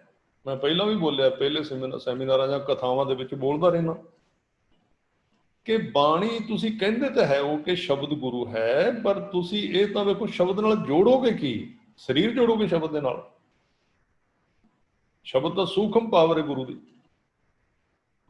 ਤਾਂ ਤੁਸੀਂ ਜਿਹੜੇ ਜੋੜਨ ਵਾਲੀ ਚੀਜ਼ ਕਹਿੰਦੇ, ਅਸੀਂ ਤਾਂ ਸਰੀਰ ਜੁੜਾਂਗੇ, ਸੁਰਤ ਜੁੜੇਗੀ ਉੱਥੇ, ਤੇ ਸੁਰਤ ਤਾਂ ਅਜੇ ਪੈਦਾ ਹੀ ਨਹੀਂ ਹੋਈ ਕਿਉਂਕਿ ਤੁਸੀਂ ਕਮਾਈ ਨਹੀਂ ਕੀਤੀ ਸਿੱਖੀ ਦੀ। ਇਸ ਲਈ ਤੁਹਾਨੂੰ ਆਪਣੀ ਕਲਾਸ ਵਿੱਚੋਂ ਪੜ੍ਹਨਾ ਸ਼ੁਰੂ ਕਰਨਾ ਪਏਗਾ, ਤੁਹਾਨੂੰ ਗੁਰ ਸੰਗਤ ਕਰਨੀ ਪਏਗੀ, ਤੁਹਾਨੂੰ ਬਾਣੀ ਦੀ ਸੰਗਤ ਅਜੇ ਨਹੀਂ ਮਿਲੇਗੀ। ਹਾਂ, ਤੁਸੀਂ ਪੜ੍ਹ ਸਕਦੇ ਹੋ, ਇਹ ਸ਼ੰਕਾ ਨਾ ਪਵੇ, ਬਾਣੀ ਦਾ ਪਾਠ ਕਰ ਸਕਦੇ ਹੋ, ਸਤਿਕਾਰ ਨਾ ਕਰੋ। ਕੋਈ ਵੀ ਬਾਣੀ ਕਿਸੇ ਵੀ ਧਰਮ ਦਾ ਬੰਦਾ ਬਾਣੀ ਪੜ੍ਹ ਸਕਦਾ। 2 ਉਹਦੇ ਨਿਯਮ ਨੇ, ਇੱਕ ਤਾਂ ਕੇਸ ਢੱਕ ਕੇ ਬਾਣੀ ਪੜ੍ਹੋ, ਇੱਕ ਹੱਥ ਪੈਰ ਜਿਹੜੇ 5 ਇਸ਼ਨਾਨਾ ਕਰਕੇ ਪੜ੍ਹੋ, ਜੂਠੇ ਹੱਥ ਨਾ ਲਾਓ, ਮੂੰਹ ਹੱਥ ਨੱਕ ਕੰਨ ਨੂੰ ਹੱਥ ਨਾ ਲਾਓ, ਸ਼ੁੱਧਤਾ ਰੱਖੋ, ਗੁਰੂ ਸਾਹਿਬ ਦਾ ਰੂਪ ਸਮਝੋ, ਸਤਿਕਾਰ ਕਰੋ। ਇਹ ਕਰੋ। ਕੋਈ ਵੀ ਧਰਮ ਦਾ ਬੰਦਾ, ਇੱਕ ਉੱਥੇ ਬੀੜੀ ਸਿਰਗਟ ਨਹੀਂ ਹੋਣੀ ਚਾਹੀਦੀ, ਇਹ ਬਾਣੀ ਪੜ੍ਹ ਸਕਦਾ। ਪਰ ਬਾਣੀ ਨੂੰ ਗੁਰੂ ਜਦੋਂ ਤੁਸੀਂ ਧਾਰੋਗੇ ਨਾ, ਤੁਹਾਨੂੰ ਇੱਕ ਵਿੱਚ ਇੱਕ ਸਿਸਟਮ ਚਾਹੀਦਾ ਜੋ ਗੁਰੂ ਹੈ। ਇਹ ਸਤਿਗੁਰੂ ਨੇ ਗੁਰੂ ਗ੍ਰੰਥ ਸਾਹਿਬ। ਸਤ ਦਾ ਮਤਲਬ ਹੁੰਦਾ ਜੋ ਲਗਾਤਾਰ ਰਹਿੰਦਾ ਹੈ। ਗੁਰੂ ਬਣਦਾ ਹੈ ਔਰ ਮਿਟਦਾ ਹੈ। ਗੁਰੂ ਜਿਹੜਾ ਨਾ, ਗੁਰੂ ਦਾ ਮਤਲਬ ਗੁਰੂ ਦੀ ਬੋਡੀ ਹੈ, ਸਰੀਰ ਹੈ। ਜਿਵੇਂ 10 ਗੁਰੂ ਹੋਏ ਨਾ, 10 ਗੁਰੂ ਆਏ ਬਣੇ, ਆਪਣੇ ਸਮੇਂ ਦੇ ਨਾਲ ਉਹਨਾਂ ਦੀ ਬੋਡੀ ਸੀ, ਸਰੀਰ ਸੀ, ਉਹਨਾਂ ਨੇ ਮਤਲਬ ਉਹ ਬੋਡੀ ਚੇਂਜ ਕਰ ਲਈ। ਮੈਂ ਨਹੀਂ ਕਹਿੰਦਾ ਵੀ ਉਹਨਾਂ ਦੀ ਬੋਡੀ ਅੱਜ ਹੈ ਨਹੀਂ, ਉਹ ਅਲੱਗ ਵਿਸ਼ਾ ਹੈ। ਮੇਰਾ ਆਪਣਾ ਸੋਚਣਾ, ਮੇਰਾ ਆਪਣਾ ਤਜਰਬਾ ਹੈ, ਜਾਂ ਮੈਂ ਜਿਹੜੇ ਤਜਰਬੇਕਾਰ ਲੋਕਾਂ ਦੀ ਸੰਗਤ ਕੀਤੀ ਹੈ ਉਹਨਾਂ ਤੋਂ ਮੈਂ ਬਹੁਤ ਕੁਝ ਗੁਰੂ ਸਾਹਿਬ ਦੇ 10 ਜਾਮਿਆਂ ਬਾਰੇ ਬਹੁਤ ਕੁਝ ਸੁਣਿਆ ਕਿ ਉਹ ਆਪਣੀ ਐਕਟੀਵਿਟੀ ਅੱਜ ਵੀ ਕਰ ਸਕਦੇ। ਅੱਜ ਤੋਂ ਮਤਲਬ ਤੁਸੀਂ ਕਦੀ ਸੋਚੋ ਵੀ ਜੇ ਇੱਕ ਹੋਈ ਹੈ ਵਿੱਚ ਹਿੰਦੂ ਸੱਜਣ ਵੀ ਕੁਝ ਹੈਣ ਬੈਠੇ ਵਿੱਚ ਦਿਸ ਰਹੇ ਨੇ, ਜੇ ਮੀਰਾ ਬਾਈ ਹੋਈ ਹੈ, ਮੀਰਾ ਬਾਈ ਜਿਹੜੀ ਕ੍ਰਿਸ਼ਨ ਦੀ ਉਪਾਸਕ ਸੀ ਪਹਿਲਾਂ, ਬਾਅਦ ਵਿੱਚ ਉਹ ਰਵਿਦਾਸ ਜੀ ਦੀ ਤੋਂ ਪ੍ਰਭਾਵਿਤ ਹੋਈ, ਇਹ ਗੱਲ ਅਲੱਗ ਹੈ। ਤਾਂ ਮੀਰਾ ਬਾਈ ਜਿਹੜੀ ਉਹ ਕ੍ਰਿਸ਼ਨ ਜੀ ਦੇ ਅਵਤਾਰ ਦੇ ਮਤਲਬ ਪ੍ਰੇਮ ਦੇ ਵਿੱਚ ਉਹਨੇ ਭਗਤੀ ਸ਼ੁਰੂ ਕੀਤੀ, ਜਾਂ ਉਹਨੂੰ ਵਿਰਾਗ ਹੋਇਆ ਜਾਂ ਕਿਵੇਂ ਹੋਇਆ। ਤਾਂ ਜਦੋਂ ਉਹ ਕ੍ਰਿਸ਼ਨ ਨੂੰ ਸਾਹਮਣੇ ਵੇਖ ਰਹੀ ਹੈ ਤਾਂ ਉਹ ਕ੍ਰਿਸ਼ਨ 5000 ਸਾਲ ਪਹਿਲਾਂ ਹੋਇਆ, ਉਦੋਂ 5000 ਸਾਲ ਪਹਿਲਾਂ ਹੋਇਆ ਸੀ ਉਹਦਾ। ਤਾਂ ਉਹ ਕਿਹੜੀ ਨਜ਼ਰ ਜਿਹਦੇ ਨਾਲ ਉਹਨੂੰ ਅੱਜ ਵੀ ਉਹ ਨਜ਼ਰ ਆ ਰਿਹਾ। ਤਾਂ ਉਹ ਚਲੋ ਇੱਕ ਕ੍ਰਿਸ਼ਨ ਦੀ ਗੱਲ ਹੈ, ਅਵਤਾਰ ਦੀ ਗੱਲ। ਤਾਂ ਸਾਡੇ ਗੁਰੂ ਜਿਹੜੇ ਉਹ ਤਾਂ ਅਜੇ 500 ਸਾਲ ਦੇ ਪਹਿਲਾਂ ਹੋਏ ਨੇ, 300 ਸਾਲ ਪਹਿਲਾਂ ਹੋਏ। ਤਾਂ ਉਹ ਇਹ ਚਲੋ ਇੱਕ ਅਲੱਗ ਵਿਸ਼ਾ ਹੈ ਕਿ ਉਹ ਕਿਵੇਂ ਹੁੰਦਾ, ਜਾਂ ਕਈ ਇਹ ਵੀ ਕਹਿਣਗੇ ਕਿਹੜੇ ਭਰਮਾਂ ਵਿੱਚ ਲੋਕਾਂ ਨੂੰ ਪਾ ਰਹੇ ਹੋ ਤੁਸੀਂ, ਮੂਰਤੀ ਪੂਜਾ, ਸਰੀਰਾਂ ਦੀ ਗੱਲ ਕਰ ਰਹੇ ਹੋ। ਸਰੀਰਾਂ ਦੀ ਗੱਲ ਨਹੀਂ, ਇਹ ਇੱਕ ਅਲੱਗ ਹੈ। ਆਪਾਂ ਸਰੀਰ ਦੇ ਉੱਤੇ ਇੱਕ ਗੋਸ਼ਟੀ ਕਰਾਂਗੇ ਪੂਰੀ ਦੀ ਪੂਰੀ, ਨੋਟ ਕਰ ਲਓ ਆਪਾਂ ਫਿਰ ਕਰਾਂਗੇ ਗੁਰੂ ਦਾ ਸਰੀਰ ਕੀ ਹੁੰਦਾ। ਤਾਂ ਗੁਰ ਸੰਗਤ ਦਾ ਮਤਲਬ ਹੈ ਕਿ ਤੁਸੀਂ ਗੁਰ ਸੰਗਤ ਸਾਡੇ ਕੋਲ ਹੁਣ 2 ਪ੍ਰਕਾਰ ਦੀ ਹੈ। ਗੁਰ ਸੰਗਤ ਨੰਬਰ 1 ਗੁਰਮੁਖ ਦੀ ਸੰਗਤ ਜਾਂ ਸਾਧ ਸੰਗਤ ਉਹਨੂੰ ਕਿਹਾ ਹੈ,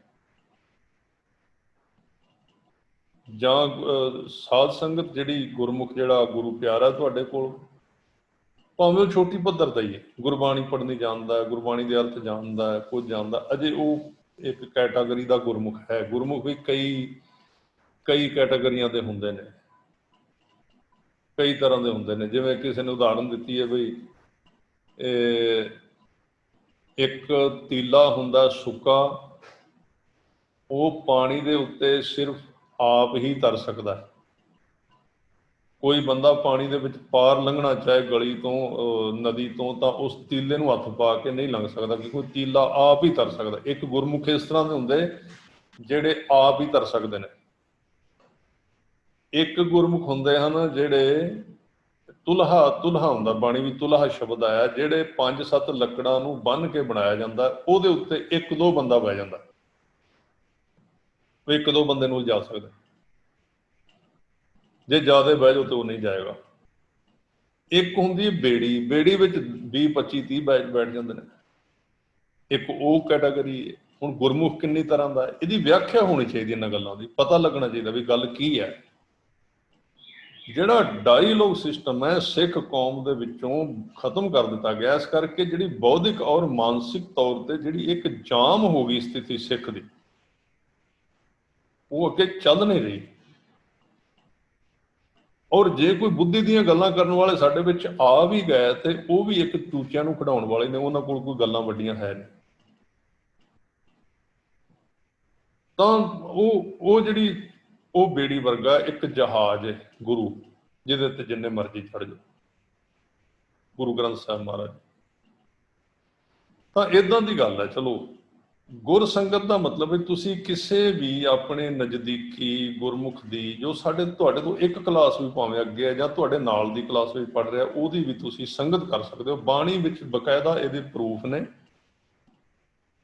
ਬੜਾ ਇਹਨੂੰ ਅੱਜ ਖੰਡਨ ਕੀਤਾ ਜਾ ਰਿਹਾ ਵੀ ਗੁਰ ਸੰਗਤ ਦਾ ਜਿਹੜਾ ਸਿਸਟਮ ਹੈ ਉਹਨੂੰ ਤੋੜ ਦਿੱਤਾ ਜਾਏ। ਵਿੱਚ 1-2 ਸ਼ਬਦ ਪੜ੍ਹ ਦਿੱਤੇ ਜਾਂਦੇ ਨੇ, ਇਹ ਗੱਜ ਸਾਢੇ ਤੈ ਧੋਤੀਆਂ ਤੇਰੇ ਪਾਇਨ ਤੱਗ, ਗਲੀ ਜਿੰਨਾ ਜਪਮਾਲੀਆਂ ਲੋਟੇ ਹੱਥ ਨੇ ਬਾਗੇ, ਹਰ ਕੇ ਸੰਤ ਨਾ ਆਖੀਐ ਬਨਾਰਸ ਠੱਗ। ਚਲੋ ਮੈਂ ਵੀ ਗੱਲ ਕਰਾਂਗਾ ਬਨਾਰਸ ਦੇ ਠੱਗ ਕੌਣ ਨੇ। ਇਹ ਬੜਾ ਵੱਡਾ ਭੁਲੇਖਾ ਹੈ। ਇਹ ਸਾਧੂਆਂ ਨੂੰ ਨਹੀਂ ਕਿਹਾ, ਇਹ ਵਿਦਵਾਨਾਂ ਨੂੰ ਕਿਹਾ ਹੈ, ਕਿਉਂਕਿ ਬਨਾਰਸ ਵਿੱਚ ਵਿਦਵਾਨ ਪੜ੍ਹਦੇ ਸਨ। ਇਹ ਗੱਲ ਲੱਗ ਗਈ, ਬੜੀ ਲੰਬੀ ਗੱਲ ਹੈ ਵੀ ਇਹ ਬਨਾਰਸ ਦੇ ਠੱਗ ਕੌਣ ਨੇ। ਇਹ ਤੁਹਾਡੇ ਵਿਦਵਾਨ ਹੀ ਨੇ, ਕਿਉਂਕਿ ਬਨਾਰਸ ਯੂਨੀਵਰਸਿਟੀ ਸੀ ਪੜ੍ਹਨ ਵਾਲਿਆਂ ਦੀ। ਉਹਨਾਂ ਨੂੰ ਠੱਗ ਕਬੀਰ ਜੀ ਨੇ ਤਾਂ ਕਿਹਾ ਹੈ ਵੀ 4 ਕਿਤਾਬਾਂ ਪੜ੍ਹ ਕੇ ਅੱਖਰਾਂ ਦੇ ਹੇਰ ਫੇਰ ਨਾਲ ਲੋਕਾਂ ਦੀ ਬੁੱਧੀ ਨੂੰ ਅਗਵਾ ਕਰ ਲੈਂਦੇ ਨੇ, ਇਸ ਕਰਕੇ ਇਹ ਠੱਗ ਨੇ। ਜੋੜ ਦਿੱਤਾ ਇੱਧਰ ਸਾਧੂਆਂ ਦੇ ਨਾਲ, ਤੇ ਆਪਾਂ ਵੀ ਪਿੱਛੇ ਜਕਾਰੇ ਛੱਡਣ ਵਾਲੇ ਤਿਆਰ ਆ। ਪਿੱਛੇ ਜੇ ਇੱਕ ਮੈਂ ਸਰੀ ਦੀ ਇੱਕ ਵੇਖ ਰਿਹਾ ਸੀ ਵੀਡੀਓ, ਇੱਕ ਬੰਦਾ ਇਸ ਤਰ੍ਹਾਂ ਬਾਹਾਂ ਖੜੀਆਂ ਕਰ ਕਰਕੇ ਬੋਲ ਰਿਹਾ ਸੀ, ਤੇ ਇੱਕ ਨਿਹੰਗ ਸਿੰਘ ਉੱਥੇ ਰਹਿੰਦਾ, ਤੇ ਉਹ ਜਦੋਂ ਮੈਂ ਜਾ ਉਦੋਂ ਵੀ ਅੱਗੇ ਬਹਿੰਦਾ। ਮੈਂ ਮਾੜੀ ਜੀ ਗੱਲ ਕਰਾਂ ਉਦੋਂ ਵੀ ਜਕਾਰਾ ਛੱਡਦਾ, ਕਦੇ ਉਦੋਂ ਹੀ। ਉਹ ਬੰਦਾ ਜਿਹੜਾ ਇਹਦੇ ਸ਼ਬਦ ਦੀ ਅਰਥ ਕਰ ਰਿਹਾ ਸੀ ਬਨਾਰਸ ਦੇ ਠੱਗ ਦੀ, ਤੇ ਉਹ ਜੋ ਕੁਫਰ ਤੋੜ ਰਿਹਾ ਸੀ ਉੱਥੇ, ਉਹ ਨਿਹੰਗ ਸਿੰਘ ਅੱਗੇ ਫਿਰ ਬੈਠਾ, ਤੇ ਮੈਂ ਵੀਡੀਓ ਵਿੱਚ ਵੇਖਿਆ ਵੀ ਜਕਾਰੇ ਫਿਰ ਛੱਡੀ ਹੁੰਦਾ। ਤੇ ਮੈਂ ਕਿਹਾ ਵੀ ਇਹ ਤਾਂ ਵੇਖੋ, ਇਹ ਕੋਈ ਵੀ ਬੰਦਾ ਨਹੀਂ ਛੱਡਦਾ ਜਿਹਦੇ ਪਿੱਛੇ ਜਕਾਰੇ ਨਹੀਂ ਛੱਡਦਾ। ਯਾਰ ਵੋਟ ਵੀ ਪਾਉਣਾ ਹੋਵੇ ਤੇ ਇੱਕੋ ਵਾਰੀ ਹੀ ਪੈਂਦਾ, ਜੇ ਦੂਜੇ ਨੂੰ ਪਾਉਣ ਜਾਓ ਤੇ ਫਸ ਜਾਂਦਾ ਬੰਦਾ। ਇੱਥੇ ਸਾਰਿਆਂ ਨੂੰ ਪਾਈ ਜਾਂਦੇ ਨੇ ਵੋਟ ਹੈ। ਇਸ ਲਈ ਥੋੜਾ ਜਿਹਾ ਤੁਸੀਂ ਵੀ ਖਿਆਲ ਕਰਿਆ ਕਰੋ ਵੀ ਬੰਦਾ ਬੋਲ ਕੀ ਰਿਹਾ, ਥੋੜਾ ਸੁਣਦੇ ਲਓ ਕੀ ਕਰ ਰਿਹਾ।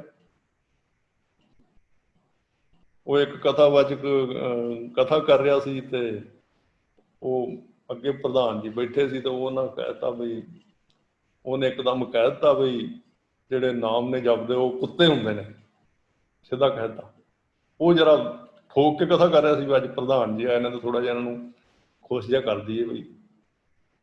ਤਾਂ ਉਹ ਪ੍ਰਧਾਨ ਜੀ ਨੇ ਸੋਚਿਆ ਵੀ ਹੁਣ ਜੇ ਮੈਂ ਜਕਾਰਾ ਨਾ ਛੱਡਿਆ ਤੇ ਗੱਲ ਨਹੀਂ ਬਣਨੀ। ਉਹਨੇ ਕਿਹਾ ਵੀ ਜਿਹੜੇ ਨਾਮ ਨਹੀਂ ਜਪਦੇ ਉਹ ਕੁੱਤੇ ਹੁੰਦੇ ਨੇ। ਪ੍ਰਧਾਨ ਜੀ ਨੇ ਜਕਾਰਾ ਛੱਡ ਦਿੱਤਾ। ਹੁਣ ਇਹ ਗੱਲਾਂ ਨੇ ਸਾਡੇ ਵਿੱਚ, ਕਿੰਨੇ ਅਸੀਂ ਸੋਚਦੇ ਪੜ੍ਹਦੇ ਜਾਂ ਗੱਲ ਨੂੰ ਕਰਦੇ ਨਹੀਂ, ਅਸੀਂ ਸਮਝਦੇ ਨਹੀਂ। ਤਾਂ ਇੱਦਾਂ ਗੱਲ ਨੂੰ ਸਮਝੇ ਸੁਣਿਆ ਕਰੋ ਵੀ ਕਿਹਨੂੰ ਕਿਹਾ ਗਿਆ ਇਹ ਗੱਲ। ਜਿਹੜੀ ਸਾਧੂ ਦੀ ਕਨਸੈਪਟ ਸੀ ਗੁਰਮਤ ਦੇ ਅੰਦਰ, ਇਹਦੇ ਪਿੱਛੇ ਵੀ ਇੱਕ ਬੜਾ ਵੱਡਾ ਲੌਜਿਕ ਕੰਮ ਕਰ ਰਿਹਾ ਹੈ, ਇੱਕ ਲੁਕਿਆ ਹੋਇਆ ਚੋਰ ਕੰਮ ਕਰ ਰਿਹਾ ਹੈ ਕਿ ਸਾਧੂ ਦੀ ਜਾਂ ਜਥੇਦਾਰ ਸਿਸਟਮ ਦੀ। ਹੁਣ ਜਦੋਂ ਜਥੇਦਾਰ ਸਿਸਟਮ ਆਉਂਦਾ ਹੈ ਤਾਂ ਤੁਹਾਡੇ ਅੱਗੇ ਉਹੀ ਆ ਜਾਣੇ ਜਿਹੜੇ ਸਰਸੇ ਵਾਲੇ ਨੂੰ ਮਾਫ ਕਰਦੇ ਸੀ। ਹੋਰ ਤੇ ਤੁਹਾਨੂੰ ਕੋਈ ਜਥੇਦਾਰ ਦਿਸਣਾ ਹੀ ਕੋਈ ਨਹੀਂ। ਜਥੇਦਾਰ ਤਾਂ ਹੋਰ ਵੀ ਹਨ ਨਾ। ਬੰਦੇ ਦੀ ਬਿਰਤੀ ਉੱਥੇ ਹੀ ਜਾਏਗੀ ਜਿੱਥੇ ਇਹ ਨਿਵਾਨ ਹੈ, ਜਿੱਥੇ ਗਲਤ ਚੀਜ਼ ਹੈ। ਇਹ ਕੁਦਰਤੀ ਮਾਈਂਡ ਦੀ ਜਿਹੜੀ ਵਾਇਰਿੰਗ ਹੈ ਉਹ ਇਸ ਤਰ੍ਹਾਂ ਬਣੀ ਹੋਈ ਹੈ। ਤੁਹਾਨੂੰ ਉਹ ਹੀ ਦੱਸੇਗਾ ਜਿਹਨੇ ਇਸ ਸਰਸੇ ਦੇ ਸਾਧ ਨੂੰ ਮਾਫ ਕੀਤਾ ਸੀ। ਚਲੋ ਉਹਨੇ ਗਲਤੀ ਕੀਤੀ ਹੈ, ਉਹਦਾ ਜੋ ਹਸ਼ਰ ਹੋਇਆ ਤੁਸੀਂ ਵੀ ਵੇਖ ਲਿਆ ਹੈ, ਉਹ ਸਾਰਿਆਂ ਨੂੰ ਪਤਾ। ਪਰ ਉੱਥੇ ਅਕਾਲੀ ਫੂਲਾ ਸਿੰਘ ਵੀ ਤਾਂ ਹੋਇਆ ਹੈ, ਉੱਥੇ ਹੋਰ ਵੀ ਤਾਂ ਬੜੇ ਚੰਗੇ ਚੰਗੇ ਫੈਸਲੇ ਲੈਣ ਵਾਲੇ ਜਿਹਦੇ ਉਹ ਨਹੀਂ ਤੁਹਾਨੂੰ ਯਾਦ ਹੁੰਦੇ। ਕਰੋ ਇਹਨੂੰ ਵੀ, ਮੈਂ ਇਹ ਨਹੀਂ ਕਹਿ ਰਿਹਾ ਵੀ ਮੈਂ ਇਹਦੀ ਹਮਾਇਤ ਕਰ ਰਿਹਾ ਵੀ ਇਹਨੇ ਚੰਗਾ ਕੰਮ ਕੀਤਾ ਸੀ। ਉਹਨੇ ਕੀਤਾ ਸੀ ਮਾੜਾ, ਔਰ ਉਹਨੂੰ ਉਹਦਾ ਫਲ ਮਿਲ ਗਿਆ। ਉਹਨੂੰ ਹੋਸ਼ ਦਵਾ ਦਿੱਤੀ ਸੰਗਤ ਨੇ ਵੀ ਤੁਸੀਂ ਜੋ ਮਰਜ਼ੀ ਕਰ ਲਓ, ਜਿੱਥੋਂ ਤੱਕ ਮਰਜ਼ੀ ਚਲੇ ਜਾਓ। ਇਹ ਤਖਤ, ਇਹ ਹਰਮੰਦਰ, ਇਹ ਸੰਗਤ ਦਾ, ਖਾਲਸੇ ਦਾ ਰਹਿਣਾ ਹੈ। ਔਰ ਜਿਹੜੇ ਮਰਜ਼ੀ ਕਮਰੇ ਵਿੱਚ ਬਹਿ ਕੇ ਫੈਸਲੇ ਕਰ ਲਓ, ਆਉਣਾ ਅਖੀਰ ਨੂੰ ਤੁਸੀਂ ਬਾਹਰ ਹੀ। ਤੇ ਫਿਰ ਉਸ ਵਿਹੜੇ ਵਿੱਚ ਤੁਹਾਨੂੰ ਵੇਖਾਂਗੇ, ਅਕਾਲ ਤਖਤ ਸਾਹਿਬ ਵਾਲੇ ਵਿਹੜੇ ਵਿੱਚ। ਉੱਥੇ ਉਹਨਾਂ ਨੇ ਘੇਰ ਕੇ ਸਾਰਾ ਕੁਝ ਕਰਾਇਆ ਨਾ ਬੰਦ, ਤੁਸੀਂ ਕਰਾਇਆ। ਉਹ ਪਾਵਰ ਹੈ ਸੰਗਤ ਦੀ। ਇਸ ਲਈ ਕੋਈ ਫਿਕਰ ਕਰਨ ਦੀ ਲੋੜ ਨਹੀਂ ਵੀ ਇਹ ਲੋਕ ਕਿੰਨਾ ਕੁ ਚਿਰ ਚੱਲਣਗੇ, ਕੋਈ ਇਹਨਾਂ ਦੀ ਬਹੁਤੀ ਉਮਰ ਨਹੀਂ। ਤਾਂ ਇਹ ਖੰਡਨ ਕਰਨ ਦਾ ਮਤਲਬ ਇੱਕ ਇਹਦੇ ਪਿੱਛੇ ਲੌਜਿਕ, ਇੱਕ ਚੋਰ ਲੁਕਿਆ ਹੋਇਆ ਹੈ ਕਿ ਸਿੱਖਾਂ ਨੂੰ ਅਗਵਾਈ ਰਹਿਤ, ਜਿੰਨੀ ਹੋ ਸਕੇ ਇਹਨਾਂ ਨੂੰ ਅਗਵਾਈ ਰਹਿਤ ਕਰ ਦਿਓ, ਇਹਨਾਂ ਦਾ ਲਿੰਕ ਖਤਮ ਕਰ ਦਿਓ, ਕੱਲੇ ਕੱਲੇ ਰਹਿ ਜਾਣ ਤਾਂ ਕੁਝ ਨਹੀਂ ਕਰ ਸਕਦਾ। ਇਹ ਕਾਰਨ ਸੀ। ਤਾਂ ਗੁਰਸੰਗਤ ਦਾ ਮਤਲਬ ਹੈ ਕਿ ਤੁਸੀਂ ਆਪਣੇ ਨਗਰ ਦੇ ਅੰਦਰ, ਪਿੰਡ ਦੇ ਅੰਦਰ, ਅੱਜ ਵੀ ਅਸੀਂ ਸਾਹਿਬਜ਼ਾਦੇ ਸੇਵਾ ਦਲ ਦਾ ਜਿਹੜਾ ਲੋਗੋ ਹੈ ਤੁਸੀਂ ਉਹ ਵੀ ਵੇਖ ਸਕਦੇ ਹੋ। ਉਹਦੇ ਉੱਤੇ ਵੀ ਲਿਖਿਆ ਹੋਇਆ ਹੈ ਕਿ ਘਰ ਘਰ ਅੰਦਰ ਧਰਮਸਾਲ। ਇੱਕ ਅਸੀਂ ਉਹਦਾ ਜਿਹੜਾ ਪ੍ਰੋਜੈਕਟ ਚਲਾਇਆ ਹੋਇਆ ਵੀ ਗੁਰਮੁਖ ਬਈ ਹਰ ਇੱਕ ਨਗਰ ਦੇ ਵਿੱਚ ਇੱਕ ਜਾਂ ਦੋ ਇਸ ਤਰ੍ਹਾਂ ਗੁਰਮੁਖ ਜਿਹੜੇ ਬਾਣੀ ਦੇ ਗਿਆਤਾ ਹਨ, ਨਿਤਨੇਮੀ ਹਨ ਔਰ ਵਧੀਆ ਜੀਵਨ ਵਾਲੇ ਹਨ। ਜ਼ਰੂਰੀ ਨਹੀਂ ਵੀ ਬ੍ਰਹਮ ਗਿਆਨੀ ਹੋਣਗੇ। ਉਹਨਾਂ ਨੂੰ ਅਸੀਂ ਮਿਲ ਕੇ ਉਹਨਾਂ ਨੂੰ ਕਹਿੰਦੇ ਹਾਂ ਕਿ ਆਪਣੇ ਪਿੰਡ ਦੇ ਜਿਹੜੇ ਗੁਰਸਿੱਖ ਨੌਜਵਾਨ, ਵੱਡੇ ਛੋਟੇ, ਮਾਈਆਂ ਬੀਬੀਆਂ, ਉਹਨਾਂ ਨੂੰ ਲਿੰਕ ਕਰਕੇ ਰੋਜ਼ ਤੁਸੀਂ ਆਪਣਾ ਸਿਮਰਨ ਕਰਿਆ ਕਰੋ, ਯਤਨ ਕਰਿਆ ਕਰੋ। ਤਾਂ ਬਈ ਇਸ ਤਰ੍ਹਾਂ ਇੱਕ ਬੰਦੇ ਨੂੰ ਅਗਵਾਈ ਮਿਲਦੀ ਹੈ, ਪਤਾ ਲੱਗਦਾ। ਚਲੋ ਉਹਦੇ ਵਿੱਚ ਕਾਫੀ ਸਿੰਘ ਆਏ ਵੀ ਨੇ, ਜਾਂ ਤੁਸੀਂ ਵੀ ਸੁਣ ਰਹੇ ਹੋ, ਤੁਸੀਂ ਵੀ ਨੰਬਰ ਦੇ ਉੱਤੇ ਸੰਪਰਕ ਕਰਕੇ ਇਹ ਸੇਵਾ ਵਿੱਚ ਹਿੱਸਾ ਲੈ ਸਕਦੇ ਹੋ। ਵੀ ਕਿਵੇਂ ਆਪਣੇ ਕੰਮਕਾਰ ਕਰਦਿਆਂ, ਘਰ ਵਿੱਚ ਰਹਿੰਦਿਆਂ, ਪ੍ਰਯੋਜਨ ਸਾਡਾ ਇੱਕੋ ਹੀ ਹੈ ਕਿ ਜਿਹੜੀ ਸ਼ਖਸੀਅਤ ਜਿਹੜੀ ਬੰਦੇ ਦੀ ਸ਼ਖਸੀਅਤ ਹੈ ਉਹਨੂੰ ਘੜਨਾ, ਇਹ ਸਾਡਾ ਇੱਕੋ ਹੀ। ਆਪਣੇ ਆਪ ਨੂੰ ਵੀ ਘੜਨਾ, ਉਹਨਾਂ ਨੂੰ ਵੀ ਘੜਨ ਦੀ ਕੋਸ਼ਿਸ਼ ਕਰਨੀ।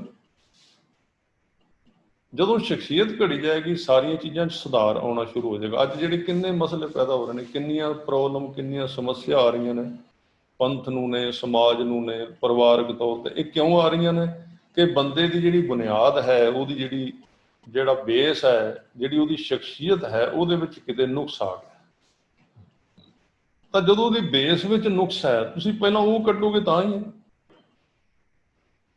ਅੱਜ ਅਸੀਂ ਭਾਵੇਂ ਵੇਖੋ ਕੋਈ ਚੀਜ਼ ਠੀਕ ਕਰ ਲਓ, ਕਰੋ, ਚਲੋ ਚੰਗੀ ਗੱਲ ਹੈ। ਬੜੀਆਂ ਸਮਾਜ ਸੇਵਕ ਸੰਸਥਾਵਾਂ ਆਈਆਂ ਨੇ, ਆ ਰਹੀਆਂ ਨੇ, ਚਲੋ ਜਿੰਨੇ ਆਈਆਂ ਨੇ ਆਓ ਵੀ ਜੀ ਆਇਆਂ ਨੂੰ। ਤੁਸੀਂ ਸੰਸਥਾਵਾਂ ਜਿੰਨੀਆਂ ਹੋਣਗੀਆਂ, ਪਰ ਹੁਣ ਉਹ ਗੁਰੂ ਗ੍ਰੰਥ ਸਾਹਿਬ ਜੀ ਦੀ ਇੱਕ ਬ੍ਰਾਂਚ ਵਾਂਗੂ ਕੰਮ ਕਰਨ। ਕੋਈ ਆਪਣਾ ਨਵਾਂ ਨਾ ਕੋਈ ਉਹ ਢਕੌਂਸਲਾ ਸ਼ੁਰੂ ਕਰਨ, ਬਾਣੀ ਨਾਲ ਜੋੜਨ ਵਾਲੇ ਹੋਣ, ਉਹ ਇਸ ਤਰ੍ਹਾਂ ਕਰ ਸਕਦੇ ਨੇ। ਤਾਂ ਉਹਦੇ ਵਾਸਤੇ ਗੁਰਸੰਗਤ ਪਹਿਲਾਂ ਤੁਸੀਂ ਗੁਰਮੁਖ ਦੀ ਸੰਗਤ ਕਰਨੀ ਹੈ, ਫਿਰ ਤੁਸੀਂ ਹੌਲੀ ਹੌਲੀ ਮਨ ਤਿਆਰ ਕਰਨਾ ਹੈ, ਬਾਣੀ ਪੜ੍ਹਦੇ ਰਹਿਣਾ, ਨਿਤਨੇਮ ਕਰਦੇ ਰਹਿਣਾ ਹੈ, ਅਭਿਆਸ ਕਰਨਾ ਹੈ। ਫਿਰ ਤੁਸੀਂ ਪੰਜ ਪਿਆਰਿਆਂ ਦੀ ਸੰਗਤ ਕਰਨੀ। ਤਾਂ ਇੱਕ ਸਰੀਰਕ ਸੰਗਤ ਹੈ ਜਿਹੜੀ ਦੋਵੇਂ ਤਰ੍ਹਾਂ ਦੀ ਸੰਗਤ ਹੈ। ਤਾਂ ਉਹਨਾਂ ਪੰਜ ਪਿਆਰਿਆਂ ਨੇ ਤੁਹਾਨੂੰ ਫਿਰ ਗੁਰੂ ਗ੍ਰੰਥ ਸਾਹਿਬ ਜੀ ਦੇ ਨਾਲ ਲਿੰਕਡ ਕਰਨਾ, ਜੋੜਨਾ। ਫਿਰ ਤੁਸੀਂ ਕਹਿ ਸਕਦੇ ਹੋ ਵੀ ਹੁਣ ਅਸੀਂ ਗੁਰੂ ਗ੍ਰੰਥ ਸਾਹਿਬ ਜੀ ਦੇ ਅੱਜ ਸਿੱਖ ਬਣੇ ਆ, ਮਹਾਰਾਜ ਦੇ ਨਾਲ ਅਸੀਂ ਨਾਤਾ ਜੋੜਿਆ। ਸੋ ਇਹ ਅੱਜ ਦਾ ਵਿਸ਼ਾ ਸੀ। ਵਾਹਿਗੁਰੂ ਜੀ ਕਾ ਖਾਲਸਾ, ਵਾਹਿਗੁਰੂ ਜੀ ਕੀ ਫਤਿਹ। ਸਾਧ ਸੰਗਤ ਜੀ, ਆਪਣਾ ਦੂਜਾ ਸੈਸ਼ਨ ਜਿਹੜਾ ਉਹ 45 ਮਿੰਟ ਵਾਸਤੇ ਚੱਲੇਗਾ। 2:15 ਤਕਰੀਬਨ ਹੋ ਗਏ ਨੇ, ਔਰ 45 ਮਿੰਟ ਯਾਨੀ ਕਿ 3 ਵਜੇ ਆਪਾਂ ਸਾਰੀ ਸਮਾਪਤੀ ਕਰਾਂਗੇ। ਤੇ ਸਾਡੇ ਕੋਲ ਜਿਹੜੇ ਵਿਸ਼ੇਸ਼ ਤੌਰ ਤੇ ਜਿਨ੍ਹਾਂ ਦੀ ਡਿਊਟੀ ਲੱਗੀ ਹੋਈ ਵੀ, ਆਪਣਾ ਜਿਨ੍ਹਾਂ ਨੇ ਸਵਾਲ ਕਰਨੇ, ਇਹਦੇ ਵਿੱਚੋਂ ਜਿਹੜੀ ਵਿਚਾਰ ਸਰਵਣ ਕੀਤੀ ਹੈ, ਔਰ ਹੋਰ ਵੀ ਤੁਸੀਂ WhatsApp ਦੇ ਉੱਪਰ ਆਪਣੇ ਸਵਾਲ ਭੇਜ ਸਕਦੇ ਹੋ। ਉਹਦੇ ਵਿੱਚ ਜੋ ਮੇਰੇ ਸਾਹਮਣੇ ਨਾਂ ਸ਼ੋ ਹੋ ਰਹੇ ਨੇ ਜਿਨ੍ਹਾਂ ਨੇ ਗੱਲ ਕਰਨੀ ਹੈ, ਉਹਨਾਂ ਵਿੱਚ ਭਾਈ ਭੁਪਿੰਦਰ ਸਿੰਘ ਜੀ ਪਰਥ ਤੋਂ ਨੇ, ਆਪਣੇ ਆਸਟ੍ਰੇਲੀਆ ਤੋਂ, ਭਾਈ ਪਾਲ ਸਿੰਘ ਜੀ UK ਤੋਂ ਨੇ, ਭਾਈ ਪਰਮਵੀਰ ਸਿੰਘ ਜੀ ਫਰੀਦਕੋਟ, ਡਾਕਟਰ ਕੰਵਰ ਅਜੀਤ ਸਿੰਘ ਜੀ ਪਟਿਆਲਾ। ਇਹ ਚਾਰ ਗੱਲਾਂ ਬਾਤਾਂ ਕਰਨਗੇ। ਔਰ ਬੇਨਤੀ ਆ ਵੀ ਆਪਣਾ ਭਾਈ ਭੁਪਿੰਦਰ ਸਿੰਘ ਜੀ, ਉਹ ਕਿਤੇ ਸੁਣਦੇ ਹੋਣ ਤਾਂ ਉਹਨਾਂ ਨੇ ਵੀਡੀਓ ਨਹੀਂ ਚਲਾਈ, ਉਹ ਤਾਂ ਉਹਨਾਂ ਨੂੰ ਵਿੱਚ ਲਿਆ ਸੀ ਵੀ ਬੜੇ ਮਹਾਰਾਜ ਦੀ ਕਿਰਪਾ, ਨਿਤਨੇਮੀ ਸਿੰਘ ਨੇ ਕਾਫੀ। ਤੇ ਸਾਡੇ ਵਿੱਚ ਇੱਕ ਇਹ ਥੋੜ੍ਹੀ ਜਿਹੀ ਸਮੱਸਿਆ ਹੈ ਕੌਮ ਦੇ ਵਿੱਚ ਕਿ ਜਿਹਨਾਂ ਨੂੰ ਬੋਲਣਾ ਚਾਹੀਦਾ ਉਹ ਬੋਲਣ ਤੋਂ ਝੱਕਦੇ ਨੇ, ਤੇ ਜਿਹੜੇ ਬੋਲਣਾ ਚਾਹੁੰਦੇ ਨੇ ਉਹ ਨਿਤਨੇਮ ਹੀ ਘੱਟ ਹੁੰਦੇ ਨੇ।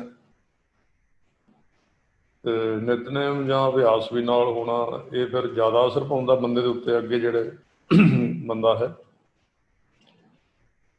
ਤਾਂ ਜੇ ਉਹ ਕਿਤੇ ਸੁਣਦੇ ਹੋਣ ਆਵਾਜ਼, ਕਿਉਂਕਿ ਇੱਥੇ ਪਤਾ ਨਹੀਂ ਲੱਗਦਾ ਸਾਰੇ, ਕਿਉਂਕਿ ਸਕਰੀਨ ਤੇ ਨਹੀਂ ਆਉਂਦੇ ਸਾਰੇ, ਕਿਤੇ ਉਹਨਾਂ ਨੇ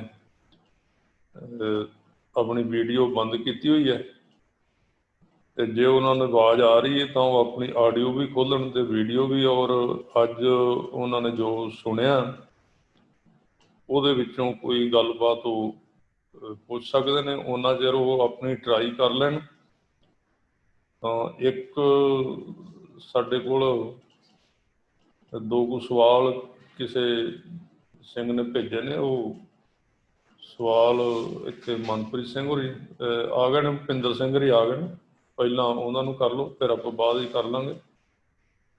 ਤੇ ਪਰਥ ਤੋਂ ਨੇ ਤੇ ਮੇਰੇ ਖਿਆਲ ਨਾਲ ਅਟੈਂਡ ਕੀਤਾ ਹੀ ਹੋਣਾ ਸਾਰਾ ਪ੍ਰੋਗਰਾਮ ਅੱਜ ਜਿਹੜਾ। ਆਵਾਜ਼ ਖੋਲੀ? ਹਾਂਜੀ ਆਉਂਦੀ, ਆਵਾਜ਼ ਆਉਂਦੀ ਹੈ। ਤਾਂ ਮੇਰੇ ਕੰਮ ਤੇ ਤੁਸੀਂ? ਨਹੀਂ, ਮੈਂ ਘਰੇ ਜੀ, ਛੁੱਟੀ ਤੇ। ਅੱਛਾ, ਛੁੱਟੀ ਤੇ। ਹਾਂ ਹਾਂ। ਤਾਂ ਉਹਦੇ ਵਿੱਚ ਤੁਹਾਡੀ ਅੱਜ ਕੱਲ੍ਹ ਡਿਊਟੀ ਲਾਈ ਸੀ, ਆਈ ਵਾਰੀ 5 ਨਵੇਂ ਸਿੰਘ ਹੁੰਦੇ ਨੇ, ਕਿਸੇ ਕਿਸੇ ਸਿੰਘ ਦੀ ਇਸ ਤਰ੍ਹਾਂ ਗੱਲਬਾਤ ਕਰਨ ਦੀ ਡਿਊਟੀ ਹੁੰਦੀ ਹੈ ਸੰਗਤ ਦੇ ਵਿੱਚ।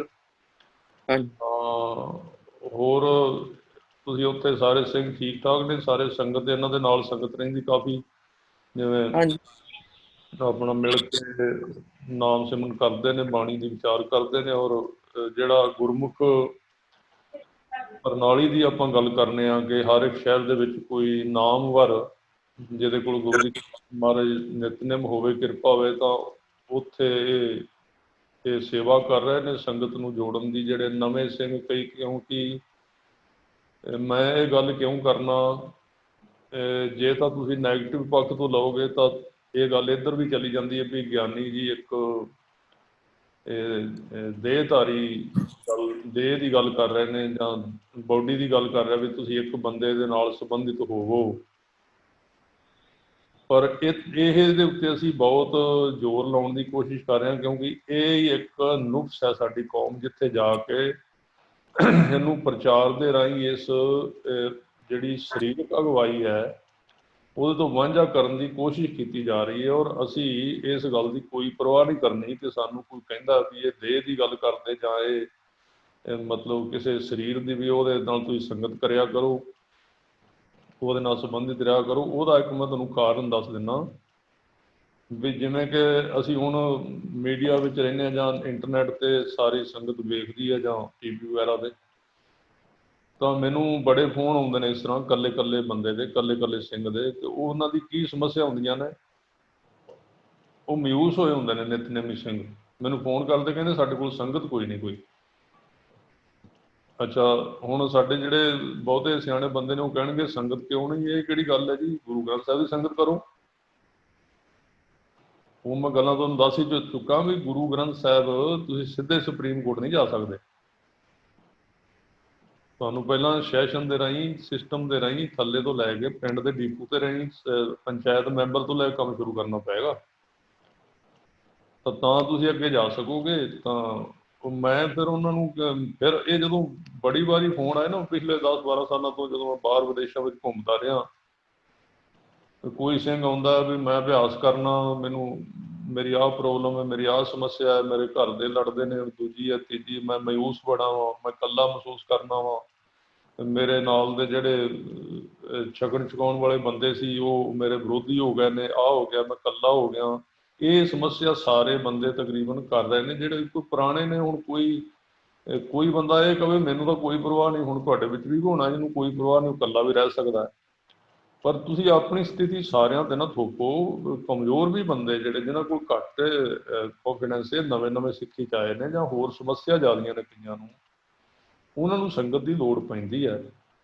ਤਾਂ ਉਹ ਮੈਂ ਸਾਰੇ ਫੋਨ ਸੁਣਨ ਤੋਂ ਬਾਅਦ ਹੀ ਇਹ ਅਸੀਂ ਇੱਕ ਟਾਰਗੇਟ ਬਣਾਇਆ ਕਿ ਹਰ ਇੱਕ ਪਿੰਡ ਵਿੱਚ, ਹਰ ਇੱਕ ਇਲਾਕੇ ਵਿੱਚ ਜਿਹੜੇ ਜਾਣਕਾਰ ਯਾਨੀ ਕਿ ਔਰ ਕਮਾਈ ਵਾਲੇ ਗੁਰਸਿੱਖ ਨੇ, ਉਹਨਾਂ ਨੂੰ ਸਟੈਬਲਾਈਜ਼ ਕਰਨਾ, ਉਹਨਾਂ ਨੂੰ ਉੱਥੋਂ ਦੇ ਜਿਵੇਂ ਮੰਜੀ ਥਾਪਦੇ ਸੀ ਮਹਾਰਾਜ ਗੁਰੂ ਨਾਨਕ ਦੇਵ ਜੀ ਤੋਂ ਲੈ ਕੇ, ਤਾਂ ਮੰਜੀ ਸਥਾਪਨ ਕਰਨ ਦੀ 22 ਮੰਜੀਆਂ ਸਨ, ਤੇ ਉਹ ਸਾਨੂੰ ਭੁਲੇਖਾ ਲੱਗਿਆ ਵੀ ਗੁਰੂ ਗੋਬਿੰਦ ਸਿੰਘ ਨੇ ਅੰਮ੍ਰਿਤ ਛਕਾ ਕੇ ਤੇ ਮੰਜੀ ਪ੍ਰਥਾ ਖਤਮ ਕਰ ਦਿੱਤੀ ਸੀ। ਮੰਜੀ ਪ੍ਰਥਾ ਨਹੀਂ ਸੀ ਖਤਮ ਕੀਤੀ, ਉਹਨਾਂ ਦਾ ਜਿਹੜਾ ਭ੍ਰਿਸ਼ਟ ਮਸੰਦਾਂ ਦਾ ਭ੍ਰਿਸ਼ਟ ਹਿੱਸਾ ਸੀ, ਉਹਦਾ ਮਹਾਰਾਜ ਨੇ ਖਾਤਮਾ ਕੀਤਾ ਸੀ। ਔਰ ਸਿਰਫ ਇਹ ਕਿਹਾ ਸੀ ਵੀ ਉਸ ਸਮੇਂ ਦੀ ਇੱਕ ਜ਼ਰੂਰਤ ਸੀ ਵੀ ਦਸਵੰਧ ਸਾਨੂੰ ਸਿੱਧਾ ਦਿਓ, ਤੇ ਕਿਉਂਕਿ ਅਸੀਂ